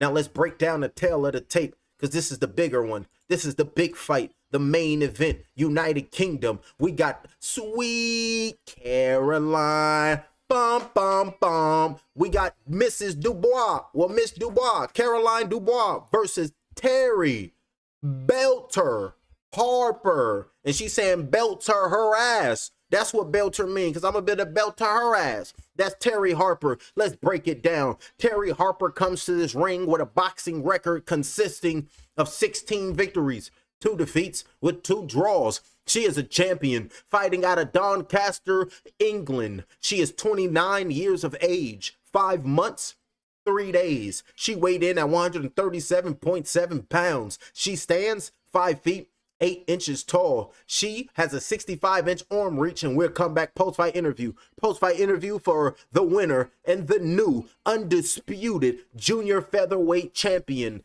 Ellie Scottney. She goes home with the gold. She goes home with the belts. She's got that Ring TV, and she get a new car from Jake Paul, and she get a new whip. Juan says she get a new car from Jake Paul too. Well, they Jake Paul need to send me a whip, goddammit, for calling a blow by blow, and then they need to play me in the car. You got so many belts.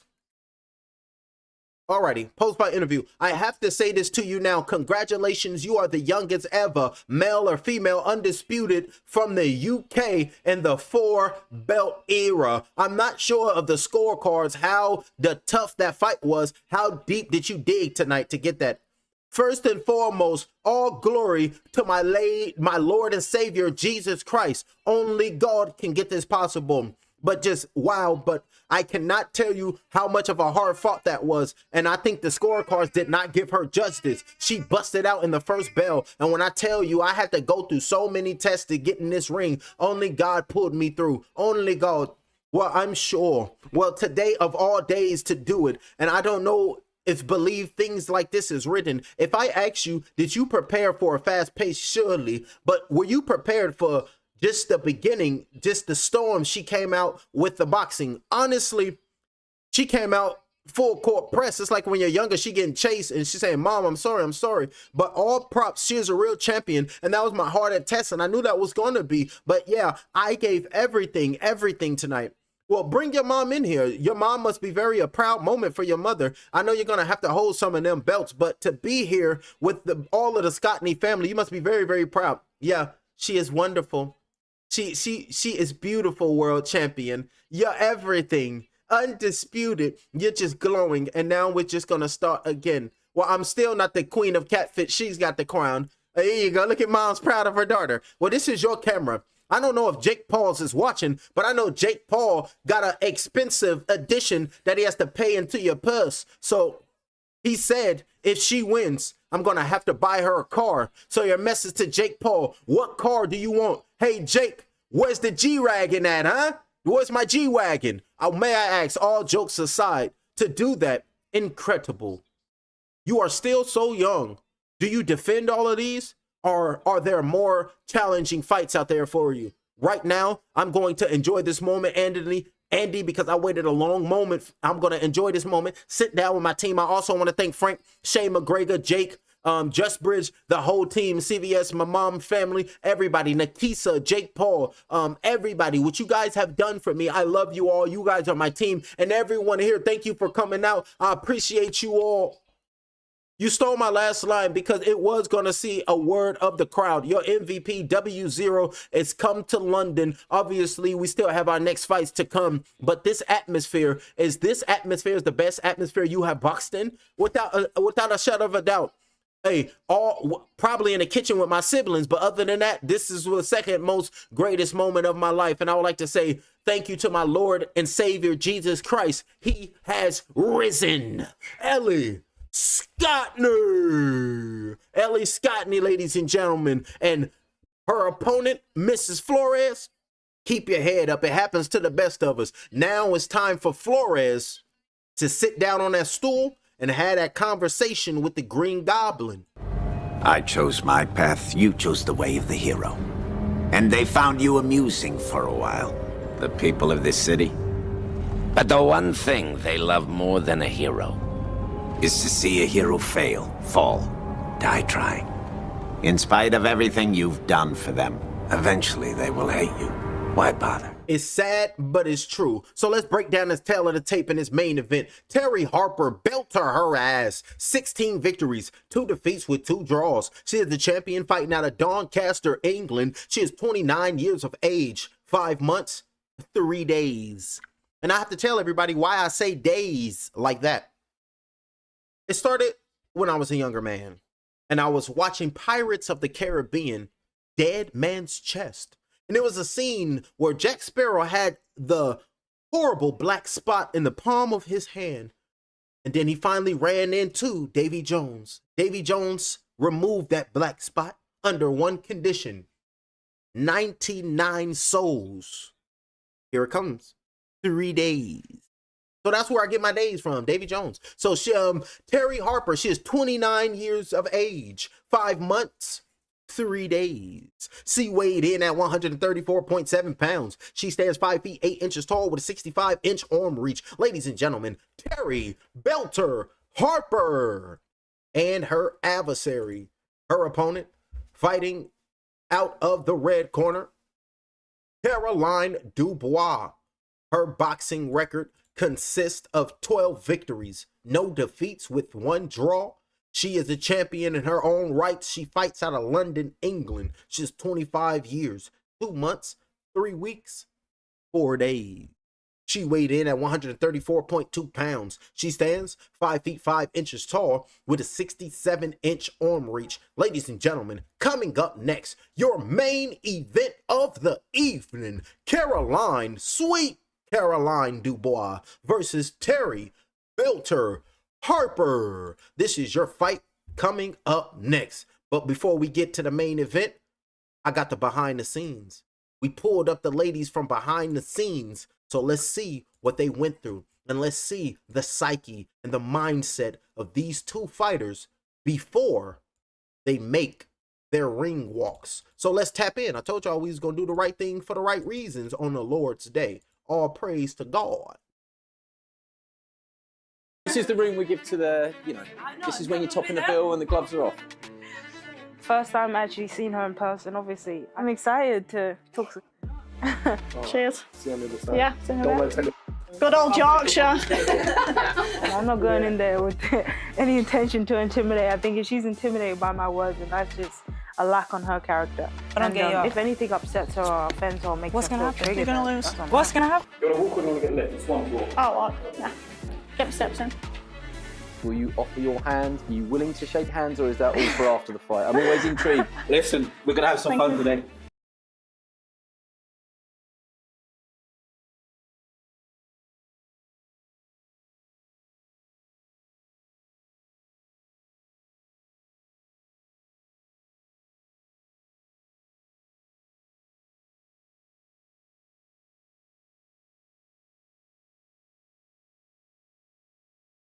Everybody watching on Sky Sports News. It is the first event of this historic fight week. The two main Scottney and Mayeli Flores and Terri Harper. This long-running domestic feud between the WBC light. Ooh, this gonna be a banger. And look at them. Look at Caroline Dubois. She can't wait. But look at Terri Harper. She can't wait. Ooh, this gonna be a banger. Both of these ladies is gonna look to try to knock each other out. Weight champion Caroline Dubois and Terri Harper, the WBO lightweight champion. The road to undisputed begins to clear for the winner. So it really is. Ooh, I'm gonna get closer. Winner Y'all seen takes Dubois? all. Y'all seen Dubois? Dubois said, I'm gonna step closer. That's Dubois stepping forward. I'm gonna step closer, get up all in your grill. But look how Terri Harper is looking at her. Come close again. I headbutt your ass. You get step close to me. That's Terri Harper. Ooh, this is gonna be a banger. Is it youth versus experience? Is there a lot more to it than that? Terri in her 6th consecutive world title fight. So she has the experience. My guy said, Blue Nose 1978. Where can I watch this? On Sky Sports or ESPN Plus? Caroline, 4 years younger, riding the crest of a wave. Last saw Caroline on the undercard. Look, you'll be like, ESPN ain't went nowhere. ESPN still exists. Hey, look, ESPN still exists. We used to wake up early in the morning to watch ESPN First Take with Skip Bayless and goddamn, what's his name? My guy, Stephen A. Smith. Card of Jake Paul versus Anthony Joshua, and Terri beat Natalie Zimmerman in a title defense. Caroline, I don't maybe trying to get under your skin. Has she succeeded at all? No. This is what she does to make herself feel better, so. How confident are you coming into this that you do take one big step towards undisputed? It's what I've dreamed of, it's what I've worked hard for, and I've got full trust and belief in myself. It's early in fight week, but will you give us your prediction as we sort of creep towards Easter Sunday now? How does this fight go? Terri Harper win. Okay, I'm going to let you go. You can step off to that side just because we want to avoid any late fight week incidents. No breaking in the face-off there. You weren't going to take a step back. This kind of like fits in with the rest of the, I don't know, the fight week attack. This is the energy. Listen, this is my time. This is my show. This is my moment. I'm coming here to take over. These are my belts, and no one is taking them from me, especially Terri Harper. I'm taking that WBO belt. I'm taking the Ring Magazine belt, and this is it, the biggest unification for me. I believe I'm fighting the best woman in the division. I know there's some really solid competition in my weight, but I truly believe this is the best versus the best. 135, the best versus the best, the number one versus the number two, and we're going to find out. You heard her answer there. She says you haven't succeeded in getting under her skin at all, but would you disagree with that? 100%, I've definitely succeeded. The girl won't look at me.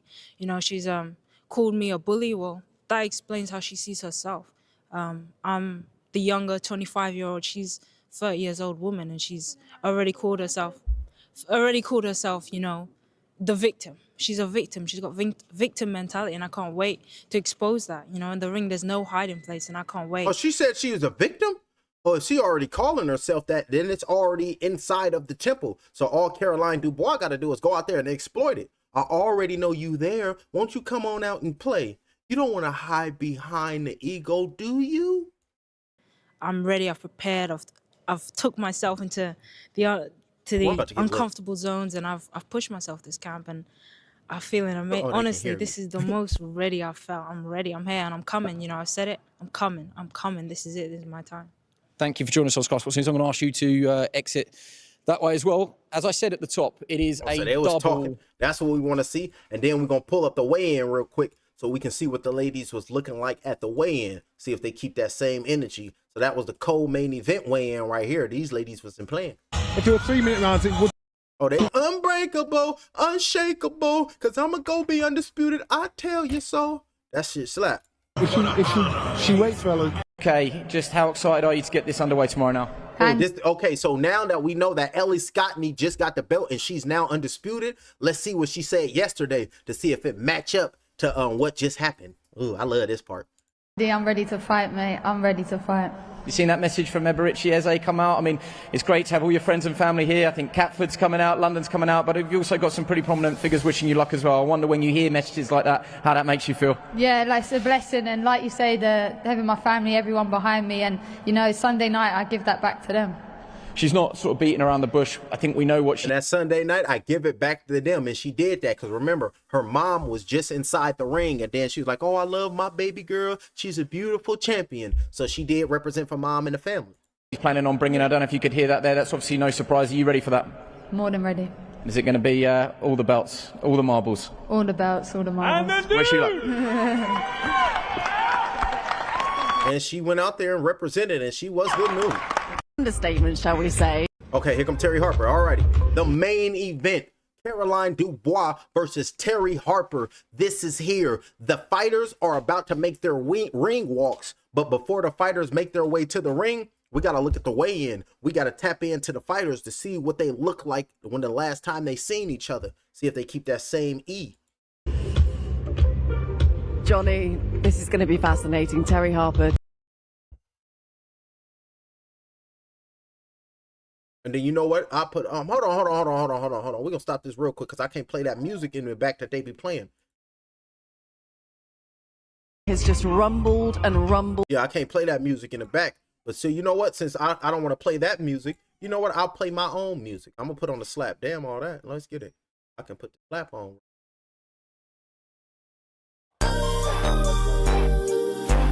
Not sure, that's all. Hey, hey. But they know, hey. Cause we've been through some. Oh, girl. But they know that we've been through some. Fly mob, that's my mob. Yeah, they know. Oh, she looking ready. Focus. Yeah, but we've been through some trials and tribulations. Yeah, that's sure. Yeah. Oh, she look ready. Focus. We just been through some trials and tribulations. We're Caroline Dubois. Come on, Dubois. Oh, damn. Terri Harper is making her ring walk. They know. And the mob ain't got shit for the taking. Terri Harper is making her way to the ring. Terri Harper is making her ring walk. Ooh, it's about to go down. Not sure, that's all. Oh, and then his punk ass gonna come with an A. Let me fast forward it just a little bit. Ooh. She ripped and ready. Here she go. Caroline Dubois is about to make her ring walk. So let's see what they look like at the weigh-in yesterday. Inside of the ring right now is Terri Harper. Terri Harper is inside the ring.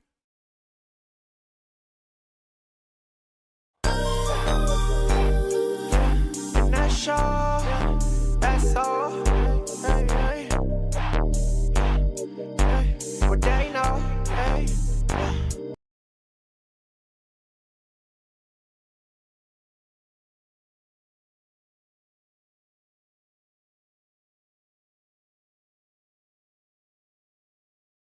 Hey, come on, face off already so we can get to the shit. Alrighty, boom. Here go the face off. They talk crazy to one another. Face to face. This was yesterday at the weigh-in. Already inside of the ring is Terri Harper and Caroline Dubois. She's making her ring walk now. You can see the quote, Terri Harper, they focused and ready. The main event, the ladies is walking out. You can see Caroline Dubois walking out of that ring, and who's with her? None other than the GOAT with Clarissa Shields. That's what we're talking about. So now let's type in, making her way to the ring right now is Caroline Dubois, ready to shock the world. Ready to let the world know that I'm here to show y'all that I'm a brute and I'm here to go get this knockout victory. Making her way to the ring is Caroline Dubois. Looking focused, looking ready, but she's in a darkness right now. Getting her hands a little nervous right now. I'm every woman, it's all in me. That's Whitney Houston, so shout out to Whitney. God damn it, put some respect on Whitney's name. And then here she go, walking down them stairs is Caroline Dubois. And she's every woman. Let's get it. And it's all in her. It's all in Caroline Dubois. It's all in Terri Harper. They're about to go out there and go make it last forever. But Caroline Dubois saying, damn, Terri Harper, this is me. All this shit is in me. And I'm about to go put the beats on her ass. Caroline Dubois got her mouthpiece in, making her way to the ring. And I don't see Daniel Dubois. Your big brother was supposed to be right here. Look at all the crowd and everybody just waiting for him. Walk down the stairs, and now making her way to the ring is Caroline Dubois, looking focused, looking mean, and her intentions is to step in. Look at the GOAT getting her pictures. They got Clarissa Shields in the building getting her picture off. Let's go, pumping her up, making her way to the ring, listening to Whitney Houston right now, because Caroline Dubois, every woman, she about to put the beats on who you. Look at the quote. Look at Clarissa. That's what we talking about. Get the cell phone up as the quote, ready to see Caroline Dubois to go put the beats on her. Inside of the ring is Caroline Dubois. And we ready for this main event. Look at Caroline Dubois. Got her hands in the air right there. It's Caroline Dubois. Ready to make it happen. Walked right into Terri Harper. Walked right in her face. Saying I'm about to go put the beats on her. Go score this knockout victory. That's going to be the thought process of Caroline Dubois. Both the ladies have made their ring walks. And now it's only time to get it popping. I got to turn into the ring announcer. We got to call this blow by blow because the main event is finally here. It's time. From all around the world, everyone, the world is stopping. ESPN, Sky Sports, fighter get knocked out, calling a live commentary. We got to go crazy. Let's get it, ladies and gentlemen. And now it's about that time. Look at all the fans is ready. Terri Harper smiling. Terri Harper just smiling. Can't wait. Oh, all in her face right there. Caroline Dubois all in the next woman grill. Go to your neutral corner. Caroline Dubois saying, this is my corner. This whole ring mine. Beating on her gloves right there, ready and focused. It's Caroline Dubois. Ladies and gentlemen, we are here and we are ready. This fight is sanctioned by the WBC and the president, Mauricio Suleiman, the WBO. And we give a special thank you to the Boxing Control Board. Ladies and gentlemen, all in attendance. And we also would like to give a special thank you to Faco. Subscribe to his YouTube channel, hit the like and hit the hype. The three judges will be known as judge number 1, judge number 2, and judge number 3. The referee in charge, Victor Laughlin. 2 warriors, 1 fight. Who wants it more? Ladies and gentlemen, introducing first the fighter out of the red corner. She comes white with blue. She weighed in at 134 pounds, 6 ounces. She is Britain's first 3 women's weight class champion. She enters the ring with 16 wins, 2 defeats with 2 draws, including 6 wins coming by knockout. Hailing from Doncaster, England, please welcome the reigning and the defending WBO lightweight champion of the world. Make some noise for Terri Belter Harper. And introducing the fighter fighting out of the blue corner, the purple and gold. Her official weight, 134 pounds and 3 ounces. She is Team Great Britain 2020 Olympics. As a professional, her record undefeated. 12 victories, 1 draw, including 5 big wins coming by way of knockout from London, England. Here is MVP's own, the reigning and defending WBC lightweight champion of the world, Sweet Caroline Dubois.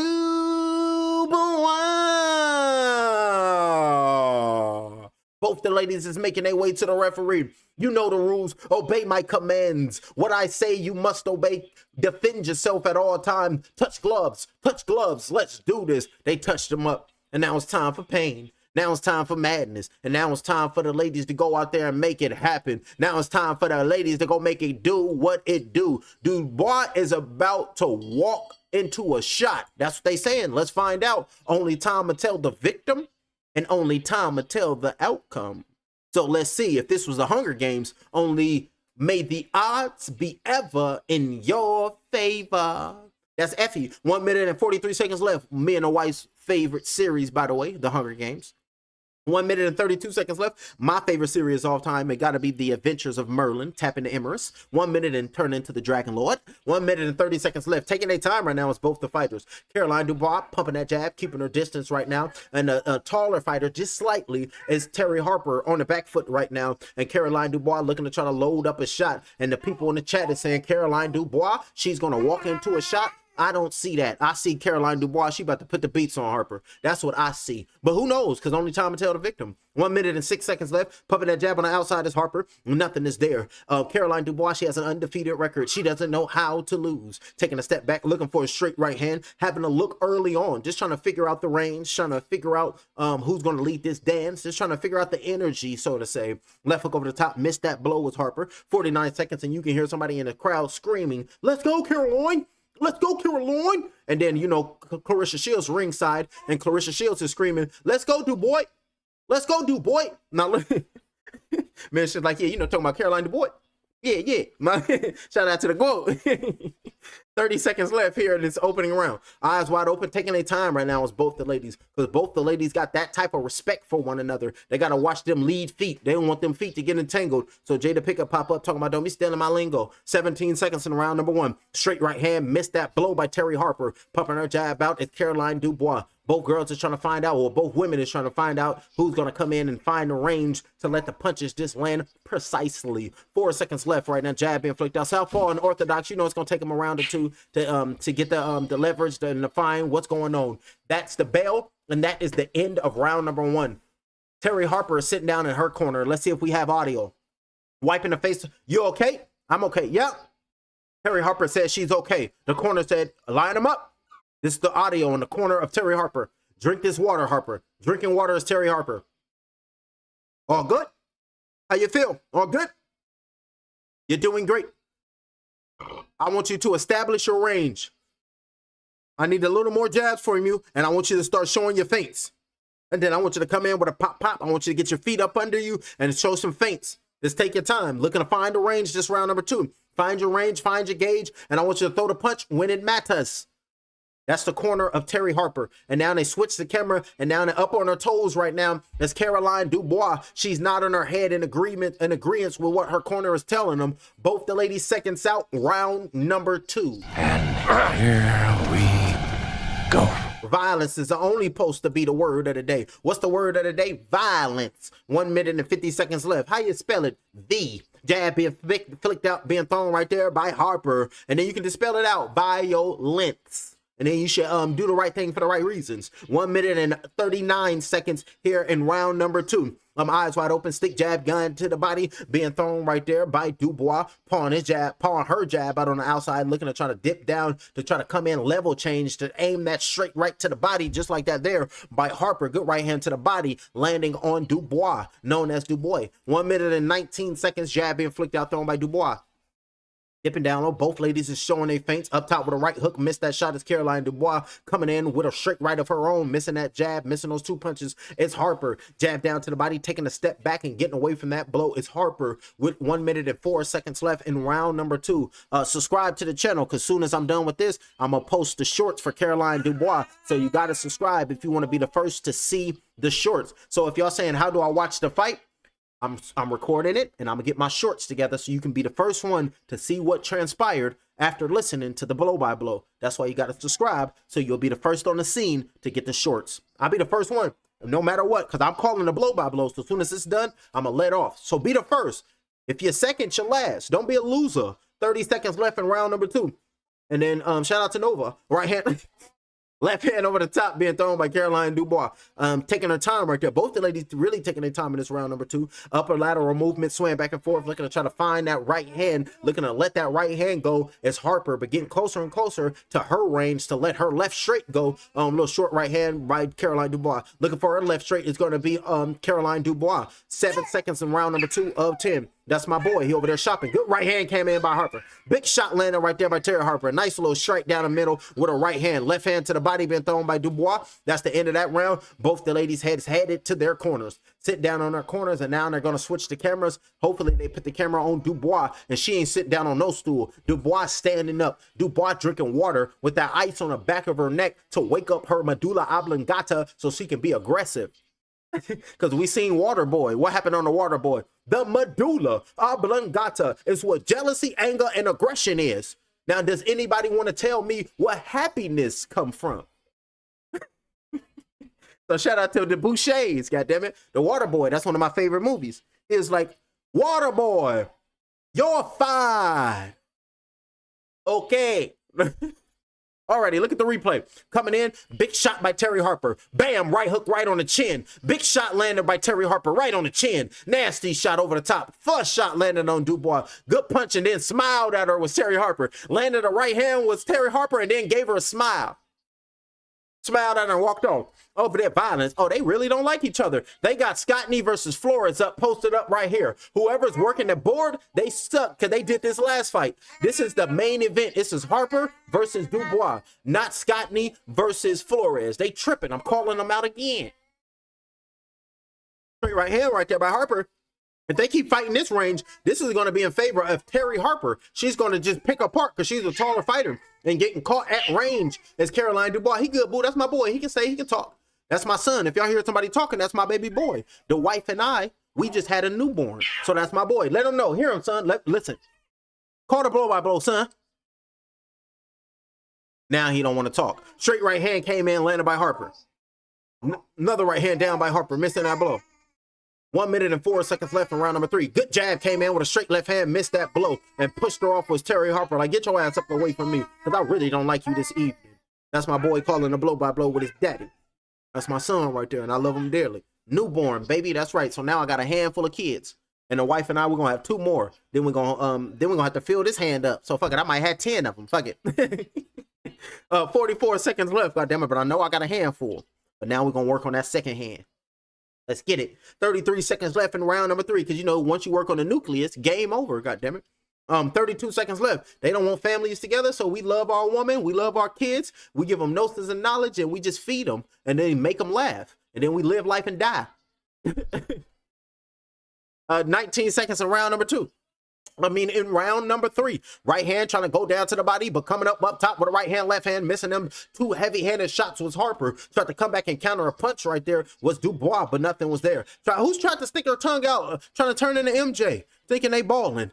4 seconds straight left hand, missed that blow right there was Caroline Dubois. Tried to come back with a straight right hand, missing that shot. And that's the end of round number 3. Hey, these rounds is just flying past. The main event should have been 3-minute rounds. Really not much in this early rounds, in this early start right now. Where can I watch the fight? You can't. What round is it? That's the end of round number 3. Both the fighters is headed to their corners. They saying Harper is going to sleep. They laughing, LOL. What round is it? It's about to be round number 4. And then they said, where can I watch the fight? ESPN or Sky Sports. Or you can just listen to me because I'm calling a blow by blow. Subscribe to the channel because I'm going to let the shorts go so you can watch the damn fight without even ordering that shit. Because as soon as this fight is done, I'm going to let it all go. I just got to release it. I got to let it free. Alrighty, going to rise up off the stool is both of these ladies. And you know, Caroline Dubois, she's going to have the thought process to thinking that I got to get this victory. Another round for Harper. Hey, if Harper keep fighting these fights like that, Harper going to get caught. Are you going to commentate the Zuffa boxing too? You better believe it. I got to get my money back. And ladies and gentlemen, after this, we got Zuffa boxing, Dana White. And hopefully I go on my UFC fight pass. We see if we get some MMA.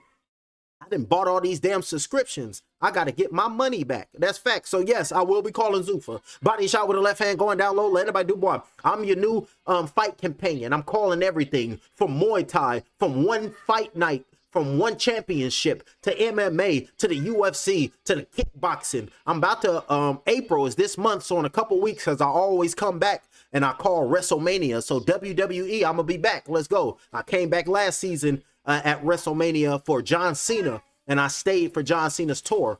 But then they hit me with 2 copyright strikes, and I literally had to delete everything on my live. So I'm bouncing back. So my copyright strikes ended in January. So now I'm 2 months bounced back. So I'm just getting back in the groove, and I'm just getting back in the algorithm because they hit me with 2 fuck-ass copyright strikes, and I literally had to delete everything. So I'm just on a build-up. I'm building myself back up right now. So let's go. Subscribe due to the build-up. Damn that. 55 seconds left. Landed by Dubois. I mean, missed that shot with the straight left by Dubois. And this distance is working for Harper. Missing a lot of these shots with Caroline Dubois. Ain't landing nothing. Missed that 1-2 punch with Caroline Dubois. Pumping her jab out right there. It's going to be Terri Harper with 40 seconds left in round number 4. Jab to the body. Missed that shot is Caroline Dubois. Caroline Dubois is having a hard time getting close enough to land her punches on Terri Harper. Using her length and using her lateral movement and getting away just like that. Being elusive. Getting away from that left hook to the body thrown by Dubois. Double pumping that jab. Harper, total punches thrown, 93. How many? Harper, total punches landed, 11 for Harper. And then total punches landed 12 for Dubois. So this fight is extremely close. Getting away, but throwing, pumping out 13 punches landed by Dubois. Left hook landed right there by Harper. Caught her with a little club and left hand right there. Had her off balance momentarily. Good little left hand landing right there by Harper. Here in the close, the end of round number 4. Jab at a straight left, missing them shots is Dubois. Uh-oh, Harper got that one. Damn good work right there, and that's the end of that round. Going back to our corner, look at Terri Harper pumping up the crowd. Terri, my apologies. Oh, shit.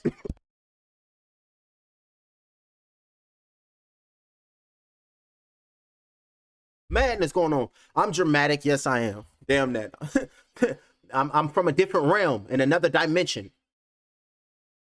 But I was born down here under the veil. So I was born on this planet, on this earth. I just had a consciousness upgrade. And remember, the universe and the planet is within. So I'm tapping back in. Look at the replay. Left hook, missed that. Boom, right hand over the top, landed by Dubois. Big shot with a right hook, landed by Dubois. Trying to range it, straight right hand to the body. Came in, landed right there by Terri Harper. So beautiful work right there. Up off the stools, both the fighters. And now we are going out to round number 6. We already made it to round number 6. And Harper is piecing her up. Yes, she is. From a distance over there, touching her up.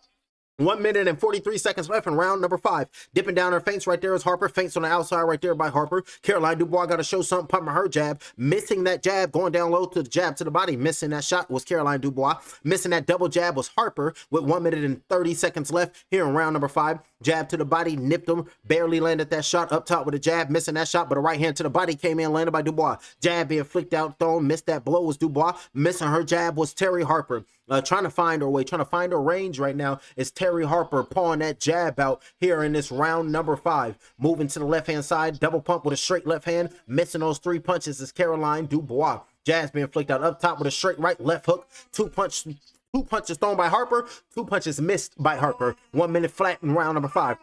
Feints on the outside, having a hard time getting in as the smaller fighter. And then a lateral movement right there, looking sharp in the inside in the clinch. And the referee is forced to come separate the ladies at 50 seconds left in round number 5. Halfway through this bout, and these ladies got to let it go. Because it's been a tactical bout right now. Still trying to find the range and still trying to get comfortable here in this main event. Jazz being flicked out, thrown, looking to try to look out for knockout and looking to be explosive as both of these ladies. Missing that body shot with the left hand is Caroline Dubois. Body shot with the right hand, left hand going down low, looking for that right hand and cross up top with the left, missed by Harper. Both ladies are swinging a lot of punches this round number 5 and missing a whole lot of punches this round. Straight left hand, missed that. Body shot with the left hand came in by Dubois. Good 2 punches to the body landed by Dubois. That will win her this round because a lot of punches didn't land this round. And the significant punches this round came from Dubois to the body in round number 5. 6 jab missed by Harper. 4 seconds left here in this round number 5. On that jab out, Left hand to the body, missed that blow. You got to get that round to number 5 to Caroline Dubois. We're going to have to look at this close, and we're going to have to stay focused on the task at hand. Leaning towards a draw right now, and this is awesome. Well, I appreciate you. Legit Power, nice. I just subscribed. You cool. Hey, I appreciate you. I appreciate you, Chip, and I appreciate everybody. I'm just a regular guy, loving on my wife and loving on my babies over here, giving entertainment to the people. And don't forget, I'm here to raise the vibratory rate of the planet. So I got some things for y'all to hear, and I got some things for y'all to see. And since I got y'all attention, before the ladies go out to the next round, no live. What you talking about, no live? Hold on, I'm still live, ain't I? Yes, I'm still live. Okay, you're talking about no live. No live? Oh yeah, no live. I cannot show the fight live. If I show the fight live, I'm gonna get a copyright strike and they're gonna take my channel.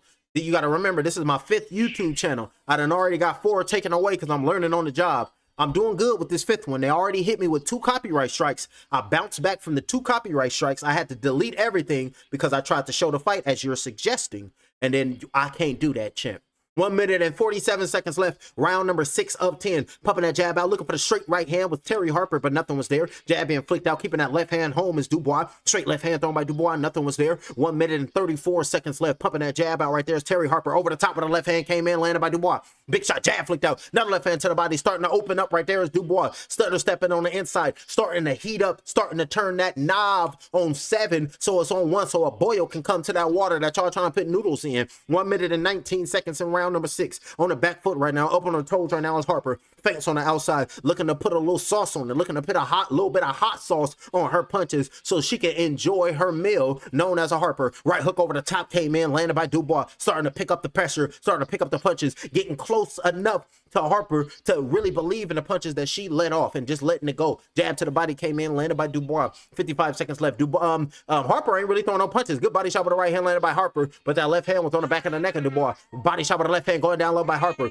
46 seconds left. Good body shot landing right there by Harper. Feints on the outside. Straight left hand with another left hand. Missing that shot is Dubois. Getting close enough to start to cause some harm to Terri Harper. Up on her toes. Jab being flicked out by Terri Harper. Getting away from that shot is Dubois with 33 seconds left in round number 6. Taking a step back right there. She got belter on the front of her trunk. It's going to be Harper. 28 seconds in round number 6. Jab flicked out, thrown by Harper. Shifting and moving to her right hand side. Back to the ropes. But Caroline Dubois, she keeping the pressure on her. Stick jab to the body with 16 seconds in round number 6. Body shot with the right hand going down low with a jab with the left hand, and down goes Harper. Straight left hand and down goes Harper. The referee is giving Harper the count. Looking at her face right now. Pumped up is Dubois. And the corner telling Dubois, go to your corner. The referee's at 5. The referee's at 6. The referee's at 7. The referee's at 8. Screaming at her right now is Dubois. Like, ah! And that's going to be the end of that round number 6. Dubois looking at her crazy. Dubois feeling tough.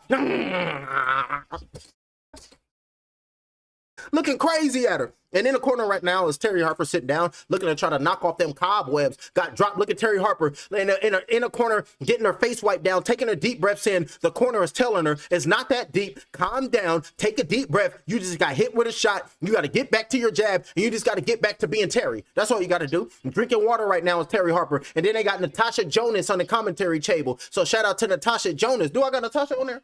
And where Natasha? Where Natasha? I don't see Natasha. Oh, my bad. They're going to Natasha Jonas right there. They're going to Natasha. Look at the replay. Body shot with a right hand landed by Dubois. Good body shot. Jab landed by Dubois. Boom. Straight left hand on that right temple. And down went Terri. And down went Terri. Round number 7. Rising up off the stool right now was both the ladies. And they ready to go out there. They're ready to make it happen. So let's see what happens right now. So it'll be easy for me. And the referee is talking to Dubois. When I tell you to go to your neutral corner, you go to your neutral corner. I'm going to take a point away from your ass. And the corner is booing her. And Terri Harper just a smiling in the corner. Like the referee got my back, fuck that. And then ready to march forward right now is Dubois. 1 minute and 52 seconds left in round number 7. Just got dropped in the previous round as Harper. Looking for that straight left hand with a jab. Looking to bring up a straight left hand being thrown right there by Dubois. Body shot with the right hand, starting to put it on her right now is Dubois. Starting to turn into the predator. Starting to get nasty. I smell food. That's the thought process of Dubois. 1 minute and 34 seconds left. Swaying her hands out, looking to trying to showboat just a little bit. Whoop her ass and look at the body in disgust. Jab. Body shots with the left hand, fighting with the right hand to the body by Dubois. Looking to start to tee off on Terri Harper right now with Dubois. Looking mean, looking nasty. And we ain't seen Daniel. Straight left hand being thrown right there. And I'm going to be mad. Talking about, damn, Daniel, why you didn't show up to your sister fight? 1 minute and 13 seconds left. He said, you know I'm training for, what's his name? Fabio Wardley. Right. 1 minute, but I was streaming, talking to her and her back on the phone. That's right, my man. 1 minute flat in round number 7, holding the back of the neck and holding the back of the head of Dubois. And she had to put her hands behind her head to let the referee know that she wasn't the aggressor. This in there tripping. These British fighters is letting, we can't say that, they both Brits, so I can't say that now. 49 seconds left. Left hand over the top, pivoting, getting away from that blow is Caroline Dubois. 44 seconds left. Left hook, big shot landed right there by Harper. Landed by Dubois on Harper. Big shot with the left hand by Dubois. 38 seconds left. Jazz flicked out, stutter stepping on the inside, looking for that straight left hand, missed that blow, blocking them shots right there is Harper, really not letting her hands go, really not letting her offense. And now in this fight, then totally shifted in favor and on the side of Dubois. Left hand over the top. Harper just trying to stay out of harm's way. She done felt that power. She saying, I don't want no parts of this. It's Sunday. It's Dolores Day. I'm supposed to be taking family pictures. 17 seconds left. That's the thought process of Harper. Looking to try to come in right now is going to be Dubois. Got dropped in round number 6 is Harper. Looking to survive in round number 7. Body shot with the left hand, kept the distance and got away from that punch. Jab, straight left hand, but the up top, looking for the left hand, missed that blow. Was Harper, feints on the outside. Get that round to Dubois on the back foot over there looking spooked right now. Terri Harper don't really want it. Hey, we're with the GOAT. We're with Goro. I'm interested in how are you seeing this fight, Clarissa? Big breakthrough for Caroline. What do you see, Clarissa? Caroline is doing straight. But I think that Terri Harper is very game and Caroline is still young. But like I said, she got some devastating power, got some quick hands, and she's doing a great job tonight. If you're in the corner of Dubois, this is Clarissa Shields ringside. They done seen the GOAT and they saw, what is your advice to Dubois? Cut the ring off a little bit more, double, triple the jab, and just add some more combinations. I feel like she's crowding a little bit too much, but she's the fighter that can do that. Right hand to the body landed by Dubois. And they got Clarissa the GOAT Shield speaking. Left hook landed right there by Dubois. Big shot with a left hook came in, clean shot, and down went Terri. That's when Terry's like, why you hitting me like that? Looking different right now is Terri Harper. I don't think she was supposed to be looking like that. Alrighty, rising up off the stool right now. Wife came in here looking good as hell, y'all. Make me want to just kiss all on her, lick all on her. Let me calm down. 1 minute and 54 seconds left in round number 8. And it was like, the kids asleep. No.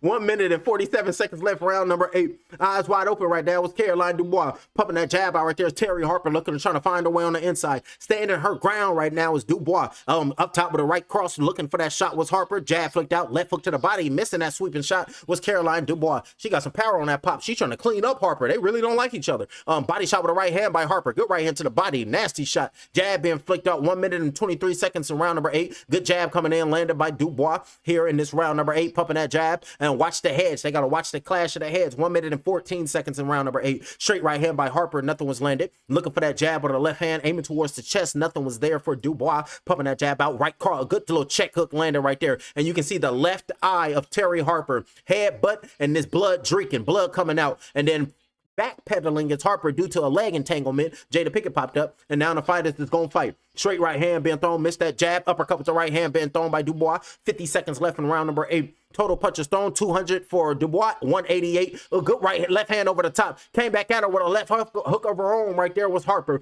Landed 43 was Dubois. Landed 29 total punches is Harper. So beautiful work. Bleeding out the left side of her face is Terri Harper due to a head clash. Bobbing and wheeling, bobbing and weaving right there. Dipping down, getting away from that left hook thrown by Harper. Total power punches thrown, 81 from both ladies. Left hook came in, landed right there by Harper. Pumping that jab out with 23 seconds left in round number 8. Total power punches landed, 22 for Harper, 25 for Dubois. Left straight punches and bunches. Body shot with a right hand being thrown, but coming back at her with a left hand, right hand thrown by Harper. Not backing down for nothing. You can let off your punches, but I'm coming back for mine. But taking over this fight is Caroline Dubois, and it's a sweet performance. Up top with the left hand, blood just flowing all over the top. On the left side of that nose, just on the left side of the face. Feints on the outside, getting away from the jab from Harper. The bell has sounded, and that's the end of that round.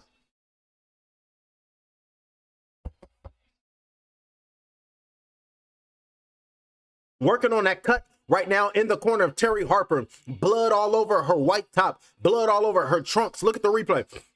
Look at the replay of the head clash. Jab, boom, head button right there. That was the head button. Immediately the blood start gushing out of that right eye. It's over the top of the right eyebrow and then slit right here. Like she tried to get the clippers and get a slit in the eyebrow like it was the early 2000s. And they tried to get the big square earrings with the double lineup. Now look.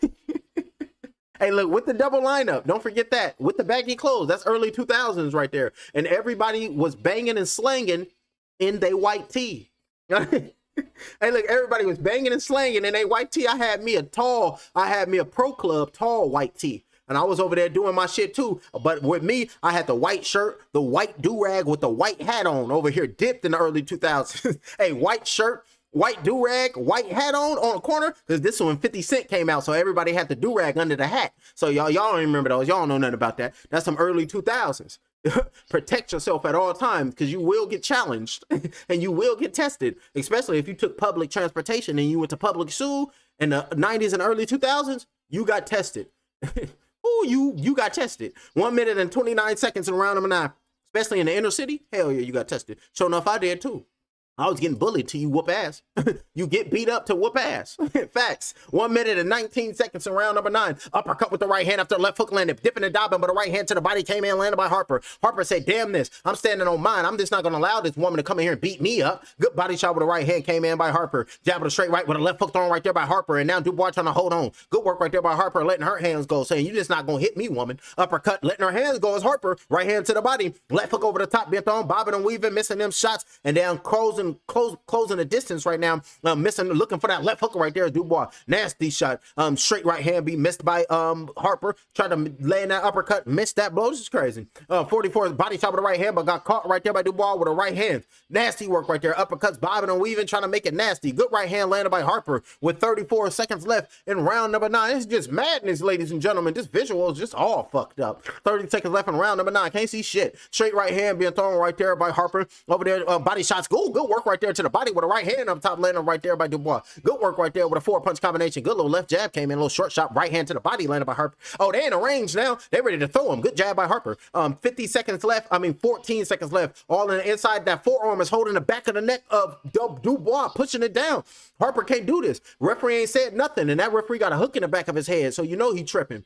3 seconds left. And look at Harper with that left hand close to home. Straight right hand counter punch over the top, and after the bell with a left hook was Terri Harper. Hit her after the bell. And now both the ladies are going to sit down in their corner for a unification, and the crowd is pumped up. A bloody face and a bloody mess of Terri Harper in there leaking, ladies and gentlemen. Head butt cut is nasty, and now she's leaking. Caroline Dubois has taken over this fight, and Caroline Dubois is winning this fight. And can Harper win? Yes, Harper can win. DJ Nick, Harper probably need a knockdown by the second. By the sounds of things, yes. Now Harper need a knockdown, because earlier in a couple of rounds was working behind the jab, just finding the range, looking to see who's going to lead was Harper. But then after Caroline Dubois established herself and established her footwork, start to go crazy on her. Dropped her in round number 6, and this has been relentless ever since.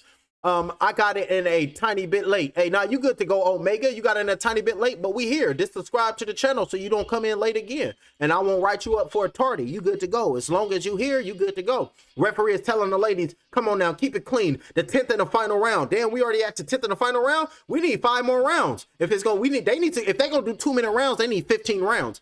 2 minute, 15 rounds. Damn what y'all talking about. And we got Caroline Dubois winning his bout. Chopped down with a left hand. Up top with a left hook. Missed that blow was Harper. Looking to go down low with a right hand to the body was Harper. With 1 minute and 36 seconds left. Referee separating them. Jab being flicked out. Missed that shot. Up on the toes right now was Harper. Big shot with a left hand. Blocked that shot was Harper. Missing them jab. Straight right with a left hook. Bobbing and weaving. Getting away from Harper's offense was Dubois. Over the top with a right hook. Missed by Dubois. Counter left hook. Dipped underneath that shot with Dubois. Both fighters are swinging and missing on the inside. Body shots with a right hand landed by Harper, holding the back of that head, trying to rip that left to the body a little low right there by Dubois. The referee didn't see it. Left hands came in, landed by Harper. Left hooks landed right there by Harper, but right hook landed right there by Harper. Good work right there. All flush shots, had her in the clinch, and then free left hand, good chop down with a right hand, with another right hand landed by Terri Harper. Flush shots landed on Dubois. 58 seconds left in the 10th and the final round. Looking for a club and left hand was Caroline Dubois. Jab with a left hook, dipped underneath that shot was Terri Harper. 52 seconds left. Big shot with a right hand landed by Terri Harper. Big shot with a right hand came in. Looked like Harper trying to steal this round. Right hook landed by Dubois. Getting away from the straight right thrown at the counter punch by Harper. Big shot with a right hand thrown by Dubois. And we know Dubois fades late in fights. Uppercut with the right hand thrown by thrown by Harper. And in the clinch, the referee is forced to separate him with 30 seconds left. Uppercut with the right hand, jab. Body shot with the right hand. Missed that, sweep that shot, jab. Body chop with the right hand with the left hand. Going down low, up top with the right hand. Came in, landed by Harper. Shielding up, jab, getting away from that shot, trying to touch him, right hook over the top of the straight left hand, and Dubois pumping that jab out with only 15 seconds left in his bout, looking for an uppercut with a straight left hand. Big left hand came in by Dubois. Big shot, another left hand landed by Dubois. Body shots going down low, right hand to the body landed by Dubois. Looking to go over the top with 4 seconds left. Over the top of the right hand with the final seconds here in this bout. Both of these ladies got to give it up and go crazy, and that's the end of the bout. That's the end of the bout, acknowledging one another. They didn't hug, they just acknowledged and went their separate ways. That's the end of the bout. Showing our love and respect. And look at the GOAT is standing there clapping. Clarissa Shields is standing there ringside. They're picking up Terri Harper, hoisting Terri Harper in the air, catching her up. And look at Caroline Dubois in a corner, taking deep breaths in, drinking water right now is Caroline Dubois. And Nikita went over there and talked to Caroline Dubois. Nikita probably said, you know what, you won this bout, you know you did. In a corner working on that cut right now is the cut man of Terri Harper, and they're in a corner proud of their fighters. Everybody clapping, everybody feeling G-O-O-D good. And now we can see in a corner wiping her face off. What's got you going on? Then my big one then came here wilding. That's my babies, and I love my cheering. And then Caroline Dubois is talking to Nikita. Nikita's talking to Caroline Dubois. I wonder what they're saying. I wonder what he is telling her. Are you gonna give her a raise? And now the Brits is doing a clap. They doing some type of seance or something right there. That's Ellie Setback reporting. I said Terri Harper. She's in a corner right now getting the face off. So shout out to Ellie Setback, goddammit. I remember no, that wasn't the first boxing channel I ever seen. He was the second one. The first boxing channel I ever watched or ever listened to was Barbershop Conversations. So shout out to Fred and shout out to Barbershop Conversations. That's how I learned to find and I found what's his name, Leon Muhammad. The Hall of Fame, Leon Muhammad. It ain't personal with me, Jason. It's business. So shout out to Leon Muhammad. And I wouldn't have found Leon Muhammad if it wasn't for Barbershop Conversations. So shout out to Fred. And he be on there roasting motherfuckers. He be calling people purple lip beast and shit. He be over there roasting. Body shots going... The internet crazy. Motherfuckers be roasting. Jazz being flicked out by Terri Harper. Another headbutt right there by Dubois. Look at the body shot with the left hand. That punch look a little low right there by Dubois. And shoulder shrugged her off, rearranging her guard right there. Terri Harper standing there acknowledging one another like damn good fight. And then went they separate ways. Good jab. Look at the left hand by Dubois. Bam. Left hand over the top. Flush shot landed by Dubois. Flush shot landed. Ramshackle chrome dome, if you will. And then looked at the damage was Caroline Dubois. Like, did it really ring? Was ears just talking about ring-a-ding-a-ding? Hell to the gnaw. And then looking at both the ladies' eyes wide open is Caroline Dubois. Like, I can't believe I just did that to you. Now both the ladies are with the referee. The referee, he has the left wrist of Caroline Dubois. The referee, he has the right wrist of Terri Harper. And we are about to find out who is your undisputed champion. Who is your Ring Magazine champion. It's time for me to turn into the ring announcer. Ladies and gentlemen, after 10 rounds of boxing action, we go to the judges' scorecards. Here are the scores totals. Judge number 1 has it 98-91.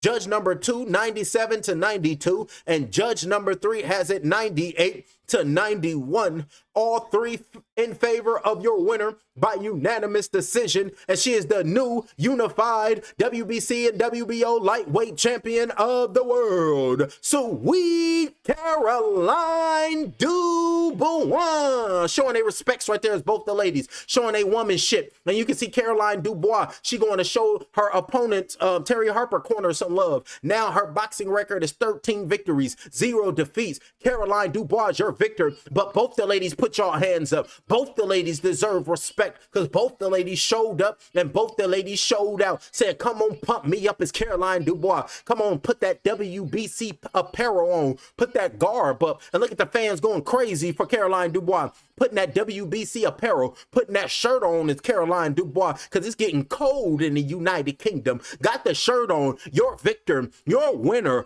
Caroline Dubois. And now it's time for Terri Harper. It's time for Terri Harper to have that conversation with the Green Goblin. I chose my path, you chose the way of the hero. And they found you amusing for a while, the people of this city. But the one thing they love more than a hero is to see a hero fail, fall, die trying. In spite of everything you've done for them, eventually they will hate you. Why bother? It's sad, but it's true. They said Caroline already called out Baumgartner. And you know, Baumgartner, Caroline Dubois, oh yeah, she wants Baumgartner, but Baumgartner got to focus on her fight, and Baumgartner got to focus on the task at hand. They said it was a clear win for Caroline Dubois, 97-91. No way. Yeah, that was a crazy scorecard. Even in a co-main event, that scorecard was crazy. They over here tripping. Chris, he said, well done, Terry. Well-deserved victory. And then they said lame, no KO. It happens, goddammit. Every fight can be a knockout. Somebody said draw, no KO yet. A CD, yes. Baumgartner belted her face off. So we'll see. I don't know what that means. Didn't Baumgartner beat Harper? Oh, yeah, she belted her face off. So you heard what he said. Dubois got a tiny bit dazed there. Yeah, she got rocked with a shot. The last round looked like Harper's for sure. Yeah, that round number 10, Harper took that round. But again, is the business of family. So that's what we talking about. Fighter get knocked out. We're going to be here. Omega, they said they had some words during the MVP conference. Oh, they had some words and they had some pause and a thump them. Ladies and gentlemen, there's a lot of real things going on in the world today. So before I leave you guys, I want to read something to you guys to let you guys know y'all good to go and don't worry about this bullshit that's going on in the world. So let me Biblio, let me pull this up real quick for y'all. I want to read y'all the isness so I can leave y'all right. So we're gonna type in post-fight interview for Caroline Dubois. Let me put this in real quick. We got the isness, so I want to pull this up and I want to break this down and I want to read this to you guys before we leave, because over here when I'm not talking boxing, I like to talk about aliens. I ain't gonna lie, I break down some alien shit. And don't forget 1954, that's later tonight. I'm gonna be talking about President Eisenhower, how he made a treaty, the Creator Treaty, with extraterrestrials to give the U.S. government technology and then to give them our genome. Post-fight interview, Caroline Dubois. How are you feeling, Caroline? Today, we went out there and I did it. I want you to thank everyone who showed up and then everyone who fought on the card. I wouldn't be able to do this without you guys. And I'm just thankful for everybody, and I'm thankful for all my fields. And I want to give a shout out to Terri Harper. And now they got Terri Harper walking off looking a bloody mess. And then, so respect. Do you have respect?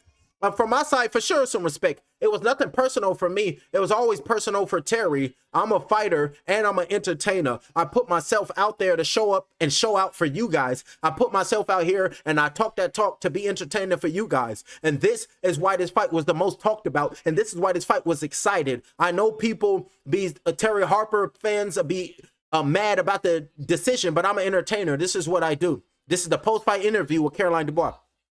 The post-fight interview, may I ask you about the pace of the fight? How did you build your way into it and then you exploded in the 6th? Yes, I feel like I could have went earlier, but I don't want to make any excuses, but it doesn't matter. But I felt like I started really well. Terri was very negative. We knew what she was going to be, and it was a little bit tricky to get close and to get in that range. But in the 6th round, I landed and we seen what happened. Now you're up 2. The road to undisputed is starting to clear. Will you be sitting down with Jake Paul, Nikisa, and the rest of the team to try to get this undisputed road all the way to the top? 100%. That's the plan. I only want big fights from here on out. Just a word here and a word from this crowd. It's been a great card. It's been a wonderful card. It's been a while. The top of the bill, we had 2 main events, but you come away with that victory. You said something perfect. What do you think about this performance? Yes, I got 2 more fights this year, and I want to make them 2 of the business. Well done. She ain't called out Alicia Baumgartner. Happy Easter. Drive safe, and everybody enjoy. Pumping up and everybody going crazy. Everybody clapping. Caroline Dubois is over there bowing to the people. Everybody is in love in Caroline Dubois. Brace yourself. Caroline Dubois bowing down to the people. She fights for the fans. She's praying to the fans, and she's fighting for us. So that's what we want to see. Got the knockdown. Got the victory. The unified lightweight world champion. Sweet Caroline.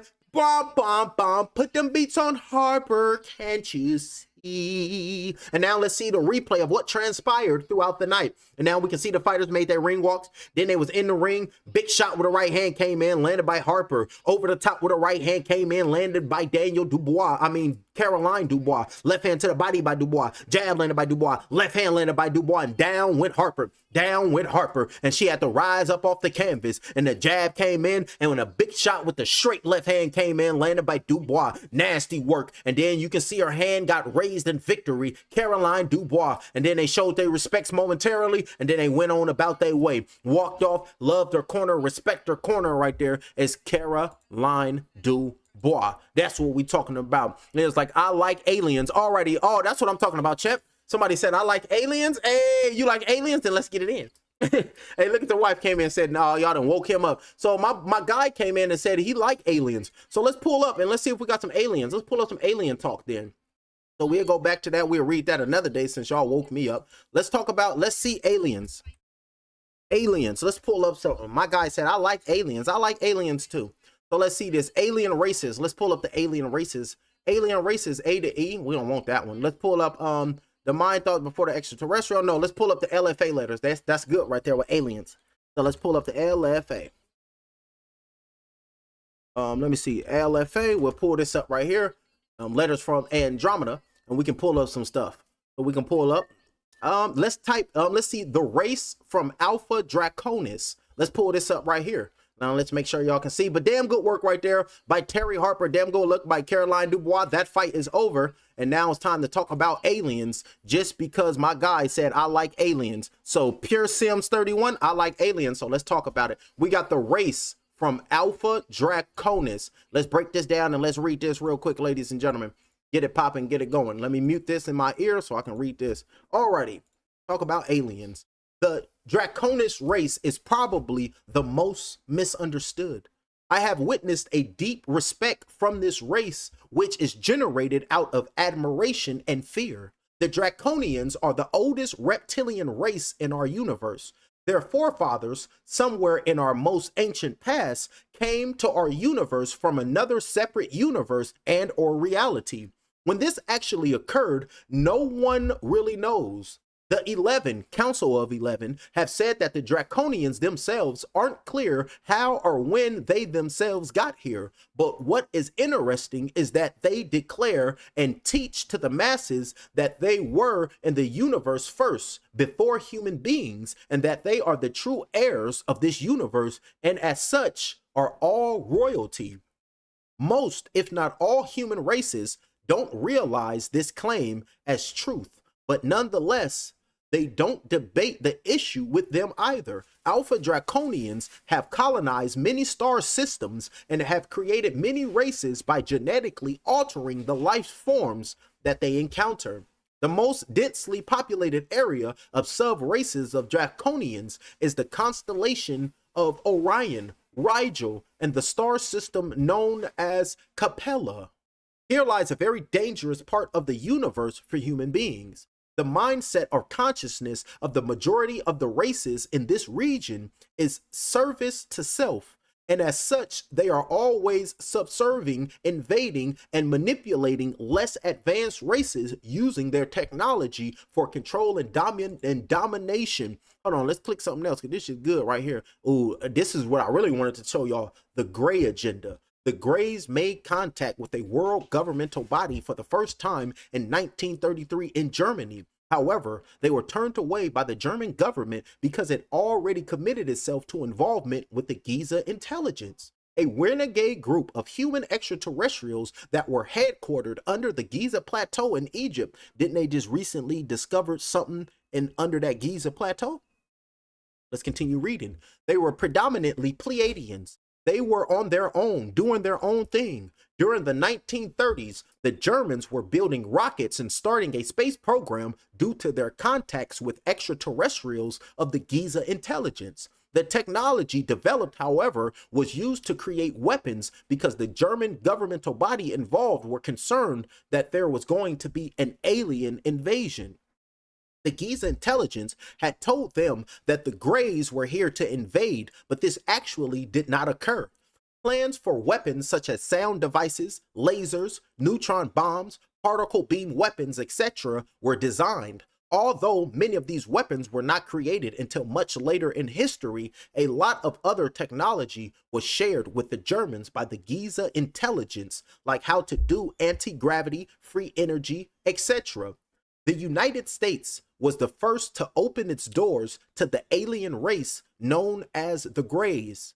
I have been told of only one contact in 1934 when the Greys made their presence known to the US government in the state of Washington. I don't know the particular details, but somehow the government knew that the Greys were here. It wasn't until 1947 that actual contact occurred with the aliens and the United States officials. The first face-to-face contact was due to the shooting down of an alien craft, namely the Roswell incident. This pressed the Greys into a contact earlier than they had actually anticipated doing themselves. After the crash in Roswell, the United States, the Soviet Union, and the British at the very highest levels became blood brothers. By the way, none of these governments knew what Germany was really up to.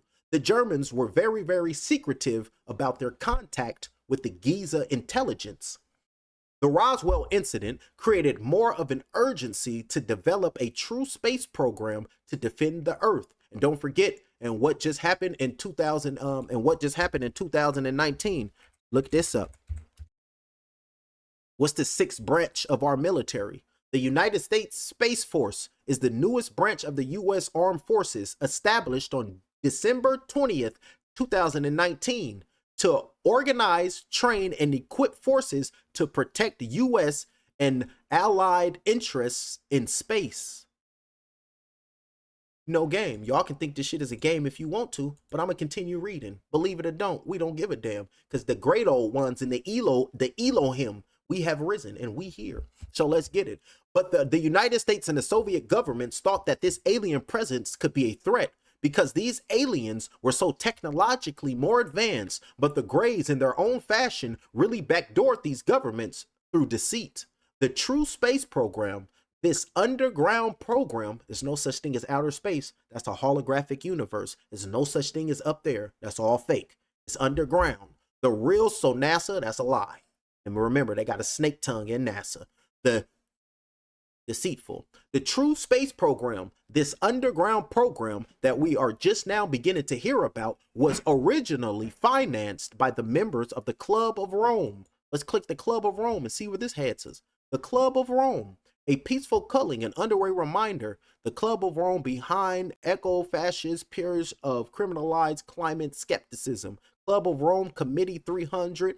So, this group was organized in 1968 by the Mercantil Group for the purpose of accelerating the plans to have the New World Order in place by the year 2000. The Club of Rome developed a plan to divide the world into 10 regions or kingdoms. In 1976, the United States Association of the Club of Rome was formed for the purpose of shutting down the U.S. economy gradually. Let's get back to this. I'm going to read this. I'm going to say this for later. The Council of Foreign Relations, the Bilderbergers, New World Order, the Committee of 300. I'm going to read this shit. I got to read this. Facts. Let's get back to the gray agenda. In 1952, the U.S. government prepared itself for the realization of ongoing alien contact when our military radar started to down their crafts. The Greys knew that in order to perform their experiments on such a large scale to save their race, they would need the cooperation of a high political body. In other words, they had to come to terms. Now listen to this shit. This is real life, ladies and gentlemen. A select politically structured body created secretly within the United States government was designed to be the liaison between the Greys, the technological gods, and the Earth humans. The military was very enthusiastic for communication with the aliens in hopes of exchanging technology for raw materials. That's us. Raw materials, that's our genome. This liaison group, this political structure, is and was the NSA, the super secret national security agency for contact and study of aliens, was its original purpose. So the CIA, the NSA, all these things was created to lie to us and not tell us about the existence of aliens. In May of 1954, at the Holloman Air Force Base, the United States government made a formal agreement with gray alien race. Some of the terms of this agreement were the exchange of technology of anti-gravity metals, alloys, and environmental technologies to assist the Earth with free energy and medical applications regarding the human body. All the Greys asked for in return was to be allowed to study the human development, both in the emotional consciousness makeup and to reside here on Earth. This single act of signing a contract with an extraterrestrial race was the most significant act in human history because it launched us in a direction we were never intended to go in the first place, and it thrusted us into a role that we were not prepared for either, being hosts to an alien race. Essentially, what this contract has also done has handcuffed the Andromedan Council and those benevolent extraterrestrial races from being able to take a more active role in the Earth's evolution. That's why I say raise the vibratory rate of yourself, and therefore you raise the vibratory rate of the planet. Go watch The Dark Crystal. You are Thra. Thra is you, and Thra is you is Thra is you. Some shit like that. Let's continue reading. Essentially, what this contact has also done, handcuff the Andromeda Council, the benevolent extraterrestrials races, from being able to take a more active role in the Earth's evolution. It has placed the burdens squarely on the shoulders of humanity to enlighten itself of the facts and to consciously create ascension on an individual basis, because this particular treaty was agreed upon between the aliens and the ultra units in the NSA, which actually is a government unto itself. They, in effect, turned away help from outside benevolent races that we could have obtained before. Now pay close attention, because this is the first time I've ever mentioned this. The particular document, the original exchange material, may be found today in the NSA facility called Blue Moon under Kirkland Air Force Base in New Mexico. Its exact entrance is in the Manzoni Mountains. This location houses the private Department of Energy Technological Labs. Currently, the building of free energy devices for use in space and on the moon and Mars is ongoing. In this particular area, much of the alien technology, and they also showed you the alien technology on Transformers. You think in these movies is movies. Transformers was just to let you know that extraterrestrials exist and they gave us this technology.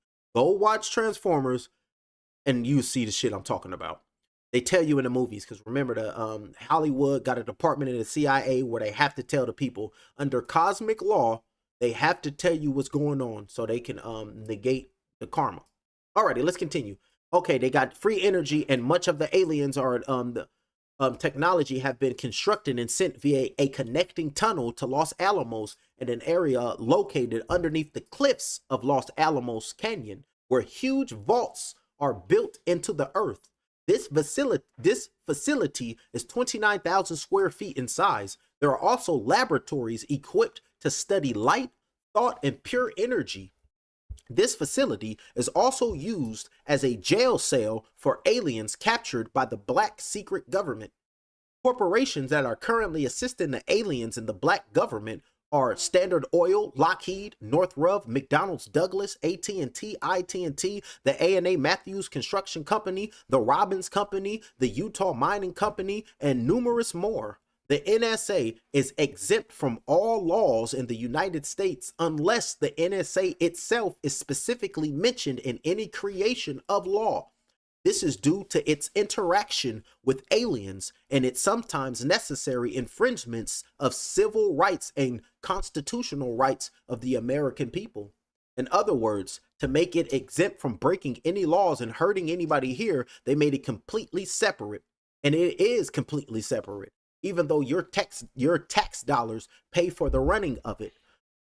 There was also a great deal of private money used by the NSA to build the alien technology and to keep humanity under control. The status quo secure. Even the CIA doesn't know much about the Ultra or Blue Moon units of the NSA.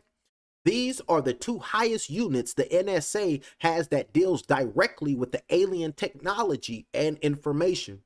Now realize that the Greys are genetic engineers, though not the only ones. Most of the aliens from off-planet are genetic engineers because they value life forms as opposed to gold or silver. That's the Anunnaki who love the gold and silver. There's so many aliens out there who want a piece of us, but we're the greatest ones because we're born in the flesh and made of the Lord himself. Genetics, life forms, and things of that nature is their wealth. A lot of genetic engineering and experimentation is going on here on Earth and on Mars moon probes by the Greys. They are using this opportunity to try to satisfy their own agenda, which is to create DNA and genetic stock that is clean enough to foster new physical life forms that are capable of regeneration and birth for their race. As of right now, the Greys are most interested in female genetic stock because all the female lineage follow the female rather than the male. Many new races have been created this way throughout our galaxy. It's not something that's new going on here. This has been going on for a very long time. Few races today have actually remained as pure genetic stock, with the exception of two races. That is the reptilians from Alpha Draconis, and the other one is what we call or know as the Elohim. That's us, which are a very ancient race of humans that survived Lyra. All other races are a very degree of hybrid or mixture of races of different genetic stock. Another point is that the Greys themselves would like to be free from the Orion Empire. They will have no chance of survival themselves if they do not create or match their body type or genetics with ours. It's a war going on in heaven. They got them Draconians that trying to come and take over the reptilians, but the Greys is dying. That's why 2019 had to happen, where they had to inject you with nanoparticles, therefore to take your DNA to mix it with the extraterrestrial so they can make extraterrestrial human hybrids walking around us, and this is real life. This shit sound crazy, but this is real life. And if you don't understand it, leave. I'm not talking to you. Let's continue. You'll see time is quickly running out for them, and we as a race is also evolving at a tremendous rate. On a spiritual conscious level, we are evolving dramatically, making our genetics harder to use while they are dying out like there's no tomorrow. And they are very aware of this fact. So even though what they're doing is wrong, they really are caught in a tough position. The Greys' master assigned agenda is to create a slave race which is currently in full swing for the purpose of control, physical services, labor, and S energy. All right, kids. Now I will explain this. The acts of feeding, war, anger, psychic energy, genetic experiments, hybrids as a food source, genetic and biological materials. The Greys and their masters feed off of this. They feed off of our energy. As examples, if two people are fighting, they create a lot of emotional negative energy.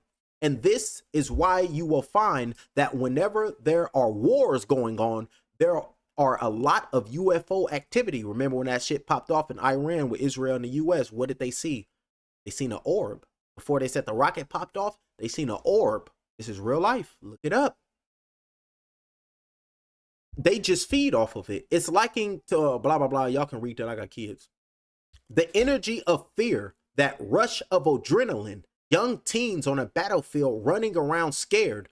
This is what they crave. All of the negative emotional aspects. They have also been doing extensive research on the human brain. That's why you see Elon talking about we want to get this this brain implant so you can control your computer. What are y'all paying attention to? They have also been doing extensive research on the human brain and its capabilities, as well as study of the soul. Many people who have been implanted by the Greys, those who are aware of it and those who are not, must become aware of the fact that they have actually been on a kind of a machine and are being shown and trained to do something. According to the Andromedans, the Greys are training us to fight their war against the Draconis, one of their masters, when they get here, because they are going to use us as their soldiers. Just like when our military sends in the infantry and marines, those implanted will be the first ones on the beach, while the Greys are sitting back aboard their ships drinking champagne and laughing at us. And remember about the aliens got us fighting front lines for them against another race. They had a TV show about this. I'm dead ass serious. It's called Colony. Go watch Colony. It breaks this down to the T. They set them down. The aliens came. They had sections, and then on the moon they had a facility that housed the defensive weapon to shoot the Draconians before they even get to the Earth. And this shit is weird. This shit real life. They got to go watch it. It's called Colony, and they use the Earths.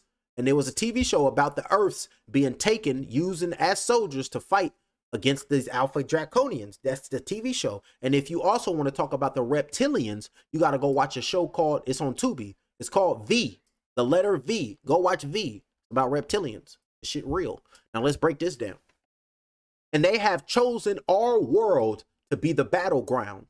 At the same time, they are still going about preparing the Earth for its new owners. Apparently, the Greys are going to make this attempt, but the inevitable truth is that the reptilians from Alpha Draconis are on their way here now, and this has very serious implications for us. Now, honestly, I'm not here to promote fear. I don't believe in it, but I'm telling you what I've been told to tell you. We have boxed ourselves into a corner, and the only way we can change the outcome is that we have to consciously become aware of what our world is really about, what's really going on here, and we have to create a space of love. Folks, that's the bottom line. By creating a space of love, that's why I act, and that's why I am the way I am. By creating a space of love, the Greys, the Draconians, the Orions won't be able to handle the vibration. They have got to leave, or we're going to have to ask for some serious intervention here. In which case, there's going to be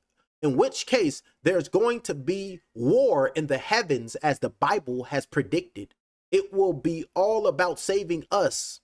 Ladies and gentlemen, this isn't going to happen. It's just another belief system. They talking about Hatton and going to Mars and shit. They saying, no thanks. I don't want to go to Mars. It just isn't going to happen. Nobody is going to save you, because according to the Draconians, if you're sitting here waiting for a savior, you're not doing the work yourself. And who would come down here to take you off the hook? For what purpose? You will only recreate the situation again someday. If you hadn't permanently evolved to that level of becoming your own savior, your own messiah, then you haven't learned your life's lesson. Let me run that by you again, because you fucking spiritualists, goddamn Bible thumpers. Let me read this for you. This is real life. We ain't got time to play, or we will be extinct. They're here to kill us. And y'all see this. They doing sacrifices to Baal, blowing up kids when the whole planet is lined up. This is real life. This is not a game. This shit sound crazy, but y'all can take it as that. But what they doing in real life? What did Iran do? They burnt the statue of Baal. And what did Israel do? They said that's an act of war. They burnt a statue of the devil. And they said that's an act of war. And then March 28th, all the planets were aligned. What did the US do? They blew up a school full of little girls in Iran. And what is the sacrifice? You sacrifice who to who? You sacrifice children to Baal. And this is real life. Y'all can think this shit is a game. Everything I just said was that shit happened in real life. Look it up. Now let's get back to the read. This is real life. This is why I am the way I am. Let's get it. Let's read that again. If you haven't permanently evolve to that level of becoming your own savior, your own Messiah, then you haven't learned your life lessons. And this is what the Andromeda's strongest message is. You have got to do the work yourself. You are only responsible for yourself. Nobody, they're talking about humans as a race, because you know humans, they want to give it up to God and the Lord is coming back to save us, all that stupid shit. That's not going down. That's just the enemy telling you that shit so he can continue to kill you. Shit's crazy. Let's continue to read that. I'm going to read that again. If you haven't permanently evolved to that level of becoming your own savior, your own Messiah, then you haven't learned your life lessons. And this is what the Andromeda's strongest message is you have got to do the work yourself. You are only responsible for yourself. Nobody is going to take you off the hook. Matter of fact, if they do end up intervening on our behalf, they are not going to stick around afterwards and babysit us. That means we have got to get it straight that we as a race have got to come together and decide what it is that we want and how we want to live. How are we going to raise our children? What moralities, what laws, etc. Not to be told by somebody else out there what is best for us. Folks, it's never worked before and it isn't going to work now. Most human beings would rather die than to live being slaves. And I come from the genetics and we ain't going back to that. Fuck no. My grandma was, I got my grandma living now. Her mom was on a plantation. So that's fucking real life. Goddamn, that's 60 years ago. Hell, y'all talking about this shit in real life. Nobody want to be a slave. That's just our nature. Our soul wants to be free. Nobody want to be a slave. Hell is wrong with y'all. Now we slaves to the cabal, slaves to this new world order in real time. And y'all know this to be true. Look at y'all fucking life. Come on now. You see the Greys are currently monitoring the brain waves of those they have implanted. They have done this for the better part of 100 years on Earth. So generations of family members have been implants. The cloning of human beings, of life forms, and the art of subversion was taught by the Greys to the NSA.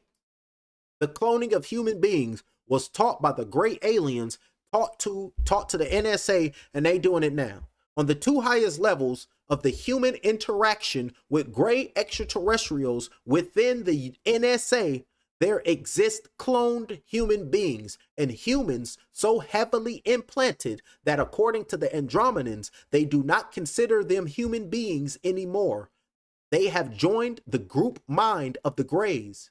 They have lost free will. They are clone robots. Their soul is trapped and they are no longer considered compassionate human beings. The Greys clone their own race into a caste of slaves, just like ants. They all basically think the same thing at the same time. Is that not what's going on in society? Everybody look the same. Everybody speak the same. Everybody is the same. Y'all see this shit in real life. Don't play with me. Let me break it down. They all basically think the same thing. They do. Their minds are like radios. If there are no radio waves, they don't do anything. They have computers which transmit the radio-like waves, telling them what their jobs are. And what did they tell everybody to inject in themselves in 2019? You don't even know. There are functions that they must carry out. If the computers, their group minds, were shut down, the Greys would no longer know what to do for themselves. They do not possess individual intelligence like us, although they would very much like to create us to be like them. The Greys also consider what we call God a mind like we think of our own mind.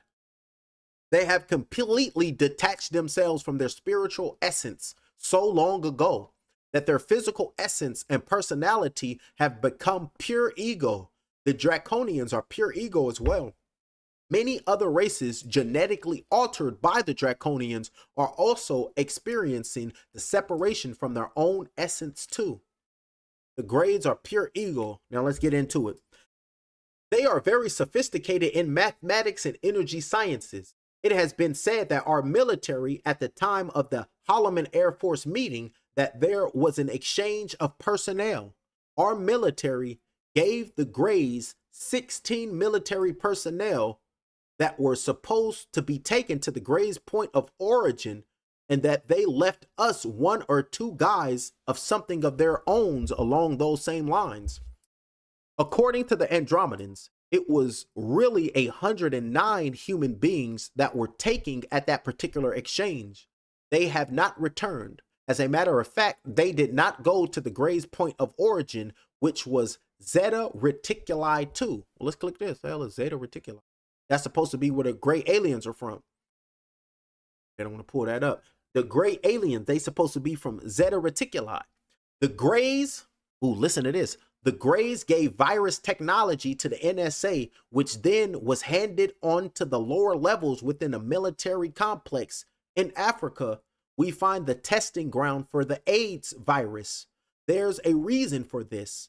This virus technology was given by the great aliens to the biological unit in the Ultra within the NSA. One of NSA's underground facilities is underneath 4th Meade in Maryland.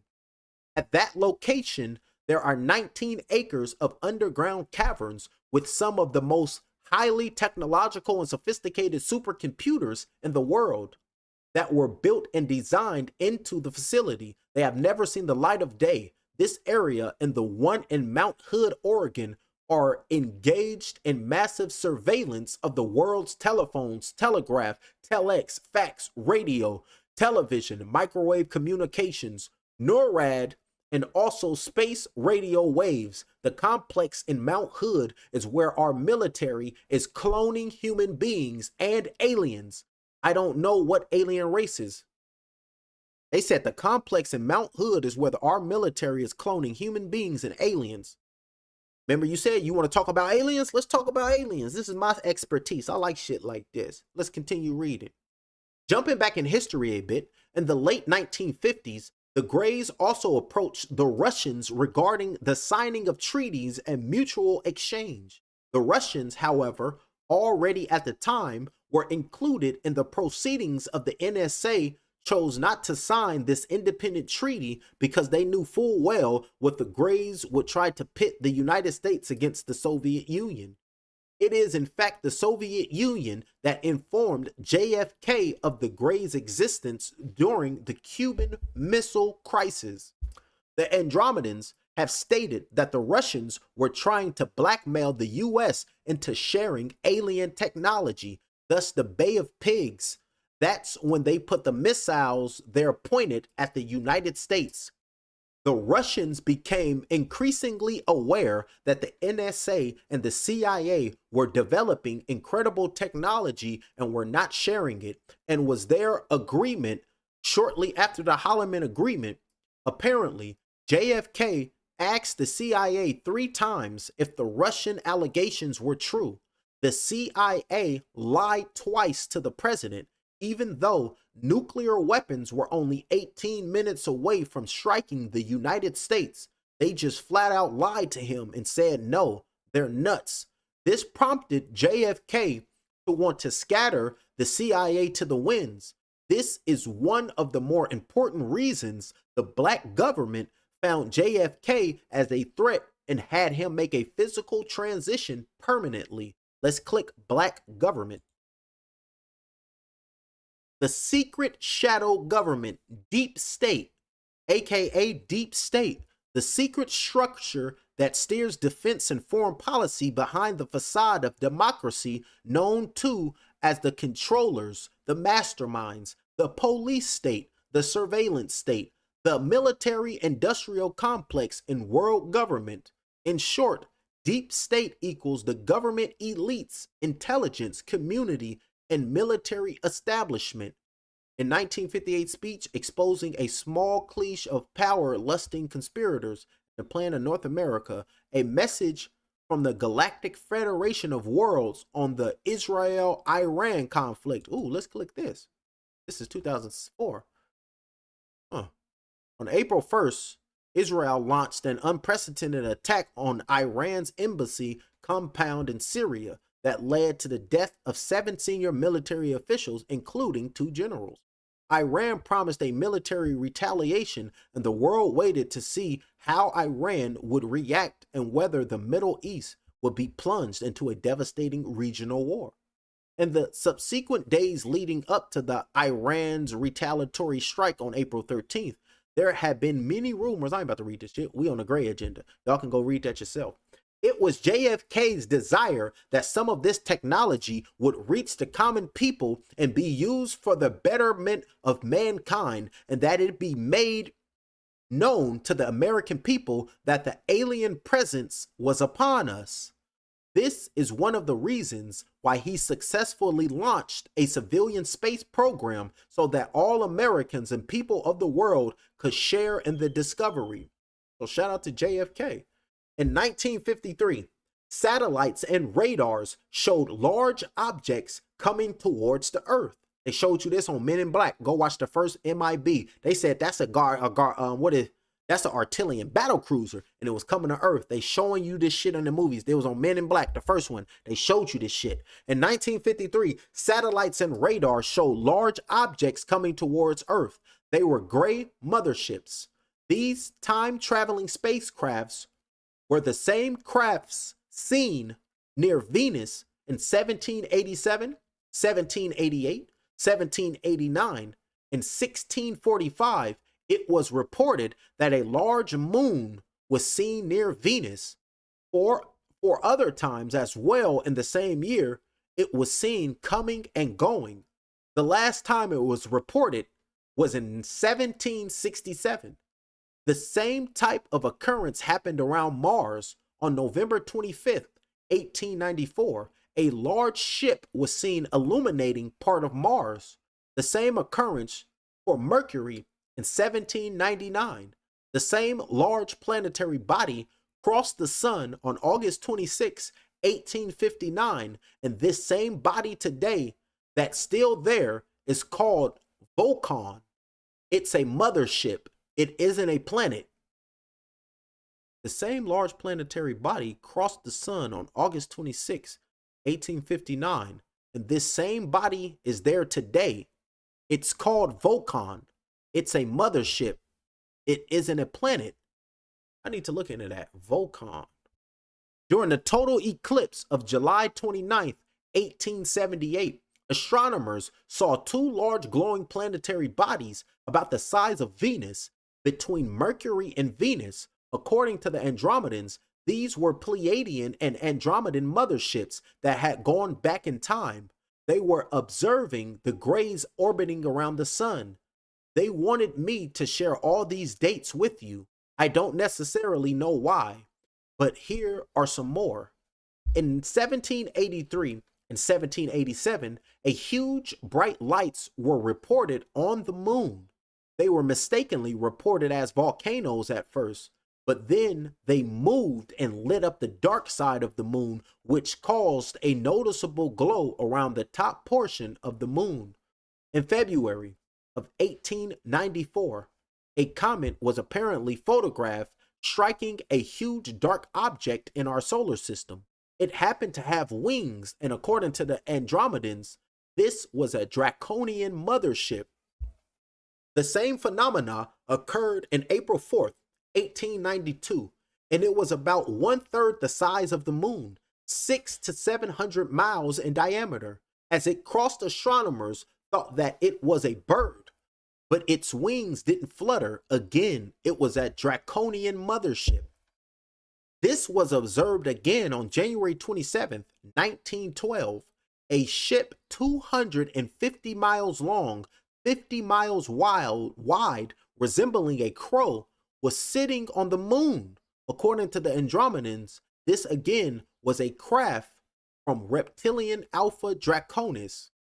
Many operations have been created by the Greys over the past 500 years for the purposes of manipulation and control of our religious belief systems. I don't want to offend anybody, but I'm going to tell you just the way it's been presented to me. All you have to do is listen. If it doesn't feel right for you, then dismiss it. If it does feel right and you get the chills, then maybe you should start paying attention to it. To have us morally and spiritually compromised our free will to a savior-like image, the Greys, by allowing us to compromise ourselves under these false pretenses, they are absolved from creating any karma for themselves. Instead, they let us create the karma for ourselves. It really is such a setup. The power of belief systems that can be used as fuel for the game of seducing people into believing that certain things are true. By the power created by the conscious thoughts, we can literally make these things occur and come true, whether they benefit us or not. These are real spiritual dynamics at work here, and they're being used against us. Our physical matter, our physical body, is the embodiment of ideas or belief systems. Ooh, they saying your physical body is the belief system itself. You are your own savior. Ooh, we cooking now. Our universe consists of ideas and thought systems, condensed and turned towards itself, inwards. We turn it towards ourselves to create and originate spirit and energy. Now, if I need to say it again, I will. This is our definition again, word for word. Our physical matter is the embodiment of ideas, belief systems. Our universe consists of ideas and thought, condensed and turned toward itself, inwards, to create and originate spirit and energy. In other words, we really are gods. We really can do whatever we want to do. We of Earth have evolved only in technical and material sciences. Our spiritual evolution, for the most part, have been suppressed from us by a group of extraterrestrials, and now the black government and its plan for a new world order. Because upon learning these spiritual truths, the NSA and the black world government realize that everything that they have been trying to do can be swept away. According to the Andromedans, and their exact words were, could be swept away in a day should humanity become enlightened. If 1 billion people come to the realization and a decision that we no longer want this reality, it can literally change with the setting and rising of the sun. But they stress we need to be clear of what we want, which is part of the decision and our responsibility factors. This is ours. In other words, if we're going to create it, we take responsibility for it.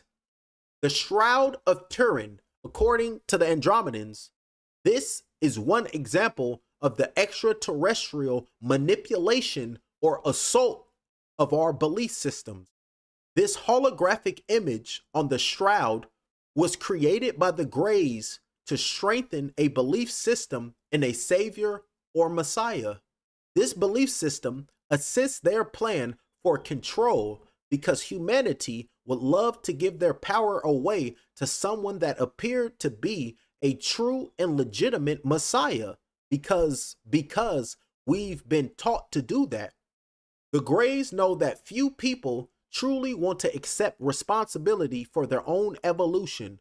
Most people would rather be told what to do than to realize the situation and take the appropriate actions necessary to free themselves. To further realize the Grey manipulation on a belief system level, there is also a plan in development to play out a staged second coming. This will occur shortly after the destruction of the world economy. Doing that now. Look at the dollar, look at the gas. I'm going to read that again. This is real life. To further realize the Grey manipulation on a belief system level, there is also a plan in development to play out a staged second coming. Why you think they spraying them chemtrails in the air, aluminum and barium, that can be a projector so they can lie to y'all asses. A staged second coming. This will occur shortly after destruction of a world economy, maybe 6 years tops. This being will be a clone human being, a biological who will holographically be imprinted with everything from spiritual truths regarding information about all religions, metaphysics, and he will come out speaking about all these great wonders. He will strongly profess the Hindu philosophy. Why? I don't know. But this is what they're saying. The intent is evil. This being will not have a soul. He is not spirit.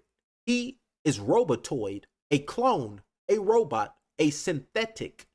The Greys have this kind of ability to stage this kind of action using their technology. He will be the image of the man on the shroud of Turin. The Antichrist will not be the evil soul portrayed in the Bible. The Antichrist will truly be someone who tried to express the truth on the true matters and sees the United States government as the cause for all this evil. This is what they've said. Now, I have to add this in defense on that belief system. The Vatican in 1960 admitted that there were 14 plagiarisms in the New Testament. They refused to say what they were, but they said that there were 14.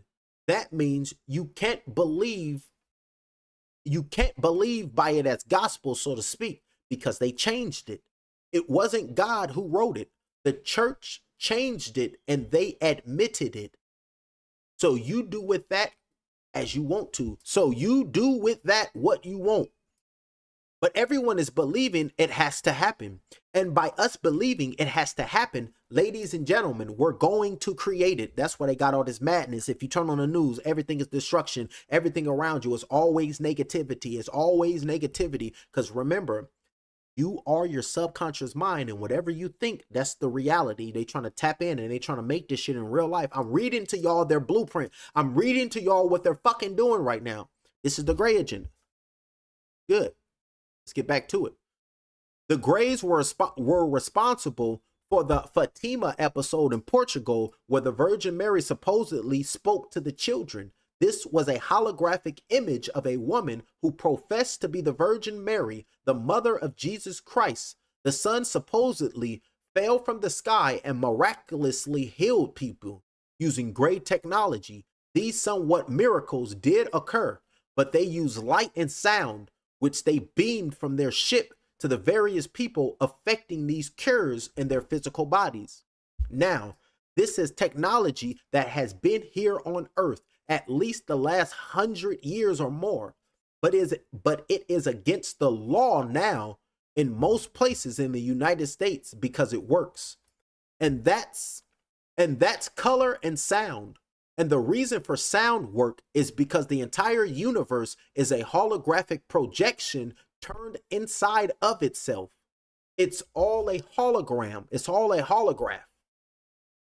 Virtually all the people present were implanted during the missing time phase of this episode. A large mothership positioned itself in front of the sun to create the occurrence. The reasons this is not a true is because the biblical Jesus is a compassionate character and as such is an allegorical myth. The Virgin Mary is also a composite character, and these composites were made for the purposes of uniting the regions for the ancient Roman Empire so that these resources were not being used to constantly stop religious wars between different factions. In the 1950s, the so-called meetings of the Jatian Society were triggered by information given to the Ultra unit in the NSA by the Grey aliens about the world situation regarding population control. It was at this particular time that the Greys offered little assistance or sharing of technology regarding environmental issues. This has persisted even today. The Pleiadians have in fact offered more solutions than any other group to date, but they were turned away by the NSA. This prompted the first of three alternatives And they showed you those three alternatives in the Simpsons movie. Remember the Simpsons movie when they put that dome over? And he said, I choose number 3. I was elected to lead, not to read. That's the Simpsons movie. This prompted the first of 3 alternatives, blow up Springfield, that has been discussed in UFO circles today already. These alternatives are in fact and were in fact a reality. That's alternative 1, 2, 3, and 4. The New World Order and is in a major predicament. The Greys are 2,500 years ahead of us technologically. The black government is afraid to tell us the truth concerning this reality because they fear a revolution, an overthrow, a desire self-preservation from the people who will want their scalps. You better believe it. Goddamn it, been lying us to all these years, stealing our money. And now, ladies and gentlemen, if you don't believe in depopulation and they trying to kill you, now they're building all type of AI facilities that's taking all of our water. Like if you're building a machine, why do I have to drink human drinkable water? You can go to the ocean and build this motherfucker off salt water. You can build it off of anything. Why build all these artificial intelligence facilities with drinking water that humans need? Why? Because they want to kill us, and they're killing us in real life, in real time. But y'all don't care. 2 large motherships are on the planet right now, and you looking at one of them. Facts. 2 large motherships are on the planet right now, hiding in the oceans. And that's funny they say that, because remember the Pentagon and the US Air Force, they came out and said that the aliens live where? In the ocean. This is real life. Look it up. Real life. Let's read this again. 2 large motherships, and they said they off the Pacific. And I got blueprints. I'm gonna find it though. They showed me the subterranean realm and the entrances to all these alien bases. I gotta find it though. Remember, I've been studying this shit since 06. There's a lot of paperwork I done lost. A lot of books I done lost. But it's coming back to me. Alrighty, let's continue reading. 2 large motherships are on the planet right now, hiding in the oceans. One is in the Pacific Ocean below the equator, and the other one is in the Atlantic. I don't know where. I don't know who they are but they're here. My sense is that they're benevolent because the government has actually talked about implanting alternative 4, which was creating a controlled pole shift. These motherfuckers is diabolical. This is a movie. They're sick. These motherfuckers said alternative 4, which was creating a controlled pole shift. You want to shift the poles? This is diabolical. The Andromedans have said no way would they allow this to happen. So my sense is that there are benevolent ships that are anchoring the planet on its axis. That's my opinion. The military know that this is why they're testing sound in the ocean, especially in the Pacific. Let's read the bullet points. Bullet point 1. Aliens have been attacking us more openly in space. It started with the Russian probe when it was destroyed. The Mars Observer was captured by reptilians on Mars. It isn't going to come online. It's gone. Also, closer to home, in December 1993, a Landsat satellite disappeared in orbit, just vanished. In August 1993, the European Space Agency lost 2 communication satellites again. They literally just vanished from orbit. The Canadian Telstar was destroyed in our atmosphere on January 15th, 1994. It was seen crashing to Earth. This was shot down by Greys again. I don't know why.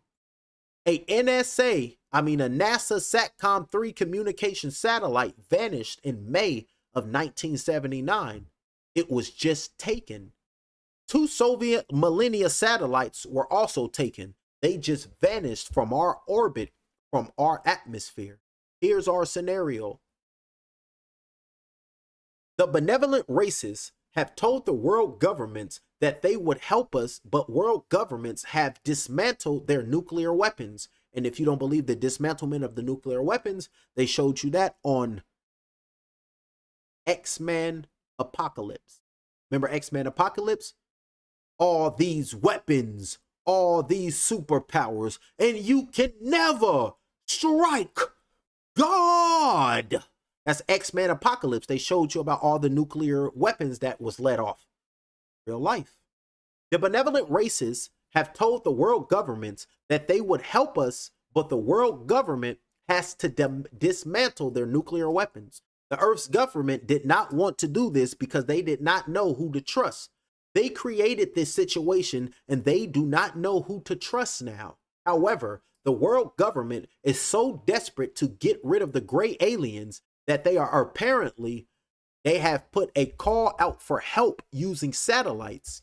The Andromedans say there is a group that has offered to help our Earth's government with a problem with the extraterrestrials known as the Greys, even by giving us weapons to fight the Greys. Re-enter the reptilian from Alpha Draconis, the only real enemies the Greys have, and that humankind has. The reptilians from Alpha Draconis have answered the call, but the Greys actually work for the Draconians. It's all part of the setup. When we invite them in here, there will be no battle, and once they're here, we'll never get rid of the Draconians. The Pleiadians are assisting the Andromedan Council in attempting to quarantine our solar system from invading forces, namely the Orion Group and Alpha Draconis. The quarantine line, the defense line, is between Uranus and Pluto and consists of a mixture of benevolent races, both physical and non-physical. There are Pleiadians, Andromedans, Arcturians, Syrians from Sirius A, Reticuline, Accordance and Umonians from Umo. This line of defense is really like a last resort. Apparently, 2 huge gray motherships have already been turned back that were on their way to Earth and to Mars. You want to talk about aliens? We talking about them. And apparently, there was casualties on both sides in the exchange of turning them away. Bullet point 1. Please realize that currently there are 15,000 gray aliens underneath the United States. Realize, and y'all got to remember, they said there's 15,000 gray aliens under Earth. And remember Phil Snyder, a geologist working for the underground military bases. Remember, he said he had a shootout with gray aliens. Remember that? The Greys, known as Does, are in fact a renegade group of reticulans.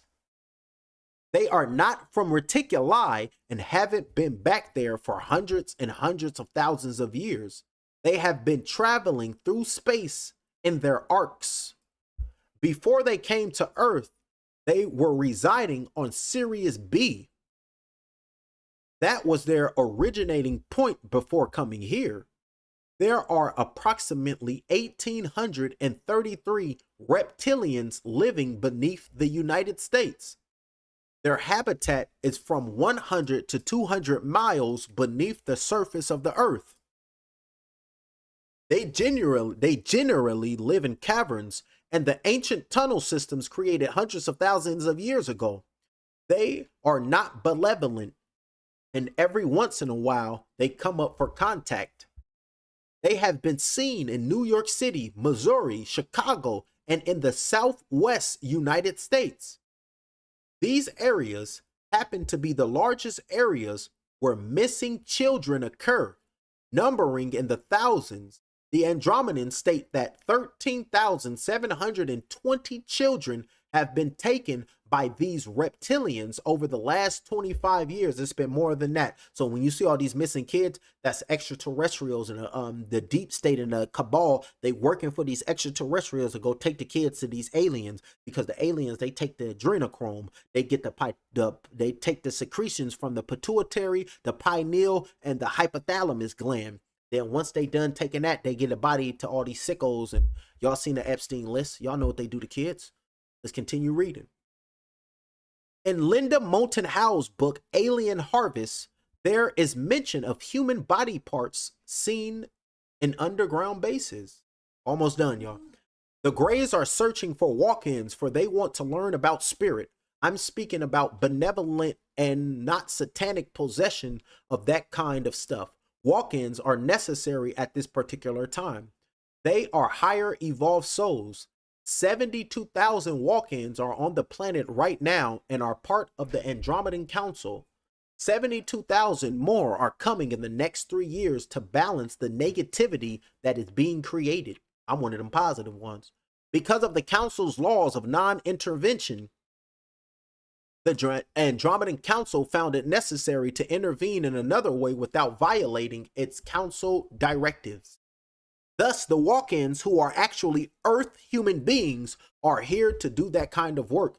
It's a backdoor approach. There are 1,531 actual benevolent human extraterrestrials on our planet right now. Where are they? I don't know. But they are here to record, report, and observe, and possibly assist some of the walk-ins. And at some point, they will be leaving. But apparently, they live just like us. They eat just like us. And they're in our everyday lives. Keep these facts in mind. There are 18,000 great aliens, 15,000 here on Earth, and 3,000 on the moon. The regular government, which makes up the majority of Washington, D.C., doesn't have a clue as to what's really going on. The black government consists of various levels. At the top, they know everything. The lower levels only know small pieces on a need-to-know basis, usually just one piece of the puzzle. The total picture is one outrageous secret based on deliberate deceit that creates the subversion of the public trust. Forewarned is forearmed. What are we going to do about it? That was the alien agenda. And aliens run this motherfucker. You think it's humans, but the way that they're moving, and you see the diabolical shit that they're doing, they're not humans, homie. And y'all know that to be true deep down in y'all heart. You want to build AI centers and just put it for drinking water for people, and then in the same breath, you come out and say, we're having a water shortage. In real time, they said we're going to build all these facilities, they're going to take all y'all water, and then come back 2 hours later, we're having a water shortage. We don't know what's going on. And remember back in the day, where all them ponds and lakes and all that water just start disappearing all over the world, and sinkholes and shit? Strange activity going on. But before I get up out of here, I want to read to y'all the isness. Oh yeah, I wanted to read the isness to y'all. Oh yeah, this is the government. New World Order, and this is the organizational chart. At the top, you got the royal bloodlines. You got the Rothschilds, the Astor, the Bundys, the Collins, the DuPonts, the Freemans, the Kennedys, the Lees, the Onassi, Rockefellers, the Disneys, the Russells, the Van Buren, and the Reynolds, and all that. Those are Illuminati royal bloodlines. And here are the foundation nations of the New World Order: America, England, Israel, Australia, and China. And then we got a political, intelligence, religious, educational. They got the board, and then they got the corporations, multinationals, and banks supporting the New World Order agenda. All this is right here, and y'all know it to be true. But that was doom and gloom, ladies and gentlemen. But I'm going to leave y'all, and we're going to tap into this isness. I'm going to leave y'all with the isness, ladies and gentlemen. The worship of the isness, God, is silent and solitary, free from all self-seeking. The silence is a necessity, as all speech is feeble, and imperfect. Therefore, as with your ancestors and ours, their spirits and consciousness would ascend out of time and space to the isness, God. In wordless adorations and feelings, there are no priests or saviors authorized to come between a man's soul and our Maker. Each experience is personal, different than another, and should not in any way be meddled with or judged. Each soul should become conscious of its divinity that is itself. There should be no shrines, no temples. You accept nature. No, wait, let me read that over. There should be no shrines, no temples among you except nature and mankind caretaking of nature. Be a real, natural human being. Your real faith may not be formulated in creeds as you have been taught, but comes from a deeper portion of yourself that you have only forgotten or ignore. Temples were built to be gods. The isness can be worshipped by honoring yourself. You honor the isness because you truly are one and the same. Look at your earth, your ocean, your night sky, and the galaxy. This is your church, and you are the altar in that church. So release yourself from all your past limited thinking. It only takes a decision. What anyone else thinks doesn't matter. It is important to remember that the isness does not place value upon the material fabric of time. This has only been created so that we, as should, could learn more about ourselves and return with our experiences to contribute to the creation of ourselves. The rituals of offerings and sacrifice and other symbolic objects only mean something to you. The isness is only interested in your intent, the path of your heart. Look to find your highest happiness and the motive for power to your existence. Do not look ill upon those of simplicity or poverty.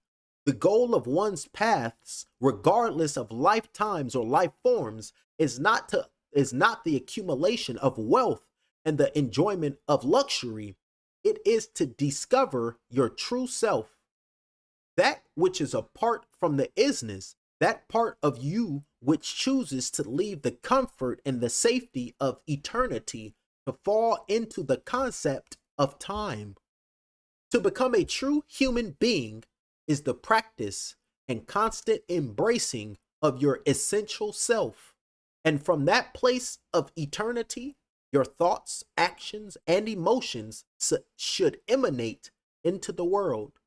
Human beings should be vulnerable, open, focused, strong, and flexible.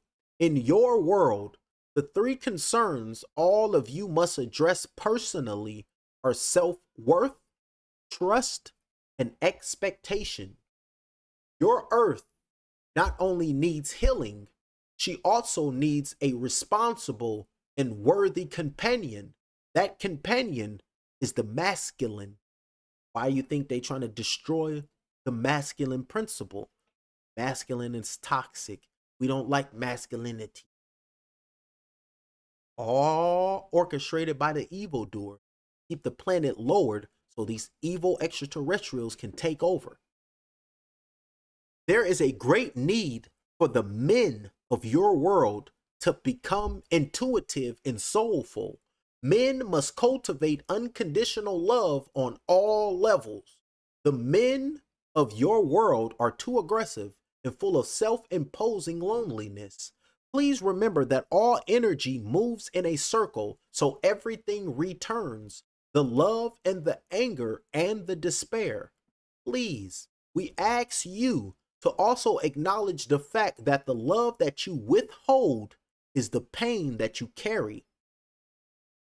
So let love warm your voice. Let love be the wonder to children's ears. Let imagination create a world of unconditional responsibility. It will change the order of the old word. Let your emotions give motion to the heroes that struggle within all of you. For your freedom to act, to be, to witness, and to apologize. The responsibility of becoming a human being is great, but it is also natural. It is prayer in motion. Ooh, being a human being is prayer in motion? I know y'all ain't heard that before. I'm a walking, talking prayer. I like this. The responsibility of becoming a human being is great, but it is also natural. It is prayer in motion. It is your evolution in free will in action. It is the flow of life in all things. It is as your world should be. All of you are born of your earth. So love your earth and make new life. For children are always a new beginning. Most of you have yet to rediscover a world you've already discovered. Strive to keep your conscious thoughts from clogging with envy and pride. Find time. Make time to be outdoors in solitude. Allow the magnetic forces of your earth to revitalize your nervous systems. For your busy lives dissipate these vital life and spiritual energies. You are all sages, though untutored. You all live in two worlds, two realities, two minds. The first is the spiritual world, that of pure spirit, which is the only essence of all things. It is here that all of the reasons for your present existence in your life form come from. It is also here that you, as sages, look for no favors or help. There is no worship of the symbolic. It's the place of beingness, isness, the place of knowing nothing, which in turn is the same place of knowing everything. Like I like to say, I am the absolute of nothingness, because from the nothingness, you get the absolute. The elements that make up your world, the forces of nature, such as wind, fire, water, air, lightning, should truly be regarded as spiritual powers manifested into the physical realm, because spirit pervades all of the isness and its creation, and all creatures possess a soul in some varying degree. But it is important to understand that some life forms can only hold a small degree of soul, while others can hold much more weight and light of the soul. And these different life forms are not necessarily a soul conscious of itself. Learn to have faith in your instincts. Develop trust for your deep inner wisdom. Learn to walk your path of heart and not the illusion of convenience. Please remember that your knowingness, your deep wisdom, is not really a mystery. It is the gift of being and awareness you gave yourself upon the moment of becoming. Accept the fact that each of you, all of us, your distant, forgotten relatives, agreed to be here. Your outside world, ooh, I like this part. Your outside world reflects your relationship with yourself. Read that again. Your outside world reflects your relationships with who you are internally. So if you got a fucked up out, that's you. You need to fix you. That's why you looking and acting like that. I'm gonna read that again. This is heat. Accept the fact that each of you, all of us, your distant, forgotten relatives, agreed to be here. Your outside world reflects your relationship with self. Please pay attention. We cannot rescue you. We have no right to intercede in your dream. You must consciously ask and be at peace with your decision. You're in a dream, and when you die, that's when you wake up.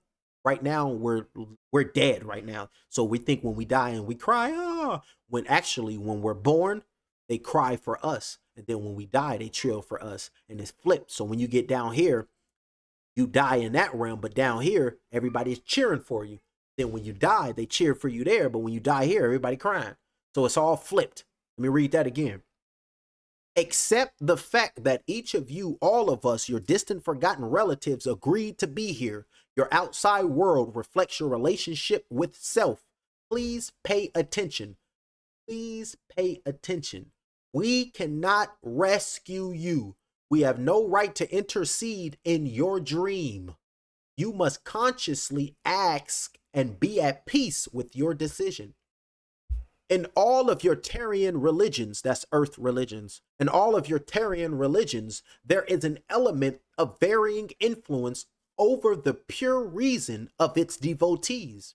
We would like to offer to you the idea that you should not clog or cloud your clear thinking and or logic, and should always base your decisions within the scope of your understanding. That's what you got to tell these idiots in society today. Y'all on the internet, come on now, read these comments. Everybody got to listen to this part. This part right here, the whole world needs to listen to this shit, especially in today's age. We would like to offer to you the idea that you should not clog or cloud your clear thinking and or logic, and you should always base your decision making within the scope of your understanding. People don't never understand nothing, and they're always doing some shit, and then later, oh, I didn't know it meant that. Stupid shit. If your knowledge is limited, then study to increase your capacity for the knowledge or the understanding that you seek. That's simple. Let me say that again. If your knowledge is limited, then study to increase your capacity for the knowledge or the understanding that you seek. That's the isness. This is Faco. Subscribe to the channel. Ain't playing no games with you. Beat you down in the real time. And I'm going to leave y'all, hitting y'all upside the head, raising the vibratory planet and raising the vibratory rate of myself and raising the vibratory rate of the planet. Enjoy. 1 to X. Let's go. The time is upon us. Your consciousness is set free. Released from illusions and all the fuckery. The gates is open, tell them demons to roam free. The vortex is open, control your energy. My eyes the third, so I'ma let self be original guardian of these galaxies. My heart is pure, get the feather and weigh me. The gold in my veins is proof of alchemy. Picture perfect, the frame hangs my masterpiece. The human body intrigued by the anatomy. Connection linked to the universe lies inside of me. Black magic, the devil, I am his prodigy. No apologies given, fuck your society. Sacrificial the lamb, I quote that Bible piece. I'm a chemist, that menace created alchemy. Pine Mills, the penthouse, I'm chilling upon a balcony. One thought, it's over, I'm serpent just like a cobra. The ruler is on high in this kush, kingdom is potent. My yacht, I got the balance, my wings, Horus the falcon. Deliver us from this evil I vanquish, make the announcement. I don't come in peace, I'm here to bloody sheets. The bed of indoctrination, they didn't put you to sleep.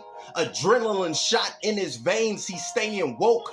The triple darkness of mother, I'm just playing the host. The time is upon us, your consciousness is set free. Released from illusions and all the fuckery. The gates is open, tell them demons to roam free. The vortex is open, control your energy.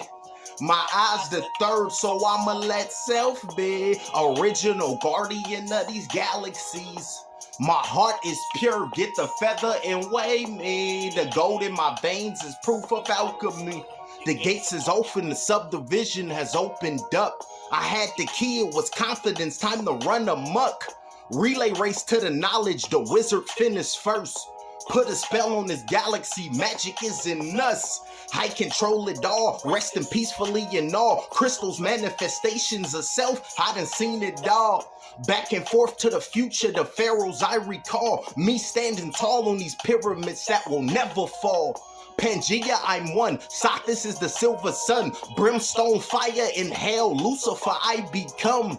Tapped into myself, centered like equator belts. Slave master flow, Willie Lynch. Why do you hate yourself? I'm passionate with it. Destiny's a sovereign mission. I don't have to follow the rules. I created religion. So all them gods in heaven, nigga, they bow down. I got the crown on my head. I'm talking chakras now.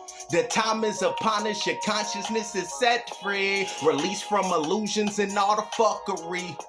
The gates is open, tell them demons to roam free. The vortex is open, control your energy. My eyes the third, so I'ma let self be original guardian of these galaxies. My heart is pure, get the feather and weigh me. The gold in my veins is proof of alchemy. I am the absolute of nothingness. I am not this body. All things are permitted. Anoint me with my secret names of power. So let it be. I shizzle my nizzle.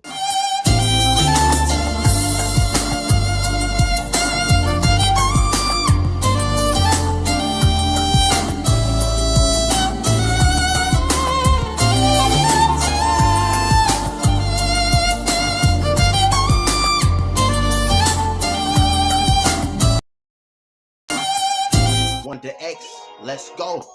The time is upon us, your consciousness is set free. Released from illusions and all the fuckery. The gates is open, tell them demons to roam free. The vortex is open, control your energy. My eyes the third, so I'ma let self be original guardian of these galaxies. My heart is pure, get the feather and weigh me. The gold in my veins is proof of alchemy. Picture perfect, the frame hangs my masterpiece. The human body intrigued by the anatomy. Connection linked to the universe lies inside of me. Black magic, the devil, I am his prodigy.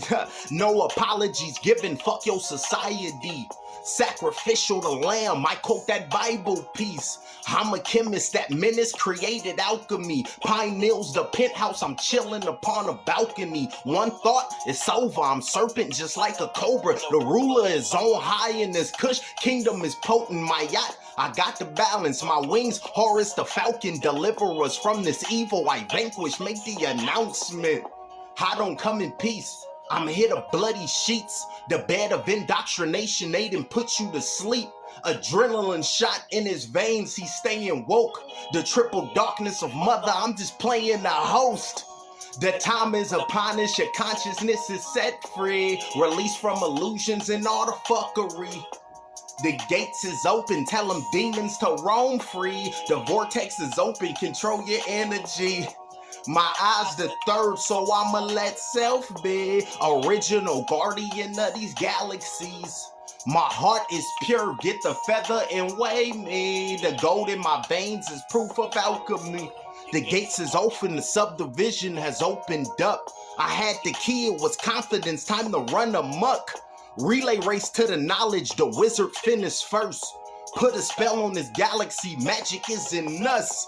I control it all, resting peacefully in all. Crystals, manifestations of self, I done seen it all. Back and forth to the future, the pharaohs I recall. Me standing tall on these pyramids that will never fall. Pangea, I'm one. Sothis is the silver sun. Brimstone, fire, in hell. Lucifer, I become. Tapped into myself, centered like equator belts. Slave master flow, Willie Lynch. Why do you hate yourself? I'm passionate with it. Destiny's a sovereign mission. I don't have to follow the rules. I created religion. So all them gods in heaven, nigga, they bow down. I got the crown on my head. I'm talking chakras now. The time is upon us, your consciousness is set free. Released from illusions and all the fuckery. The gates is open, tell them demons to roam free. The vortex is open, control your energy. My eyes the third, so I'ma let self be original guardian of these galaxies. My heart is pure, get the feather and weigh me. The gold in my veins is proof of alchemy. I am the absolute of nothingness. I am not this body. All things are permitted. Anoint me with my secret names of power. So let it be. I shizzle my nizzle.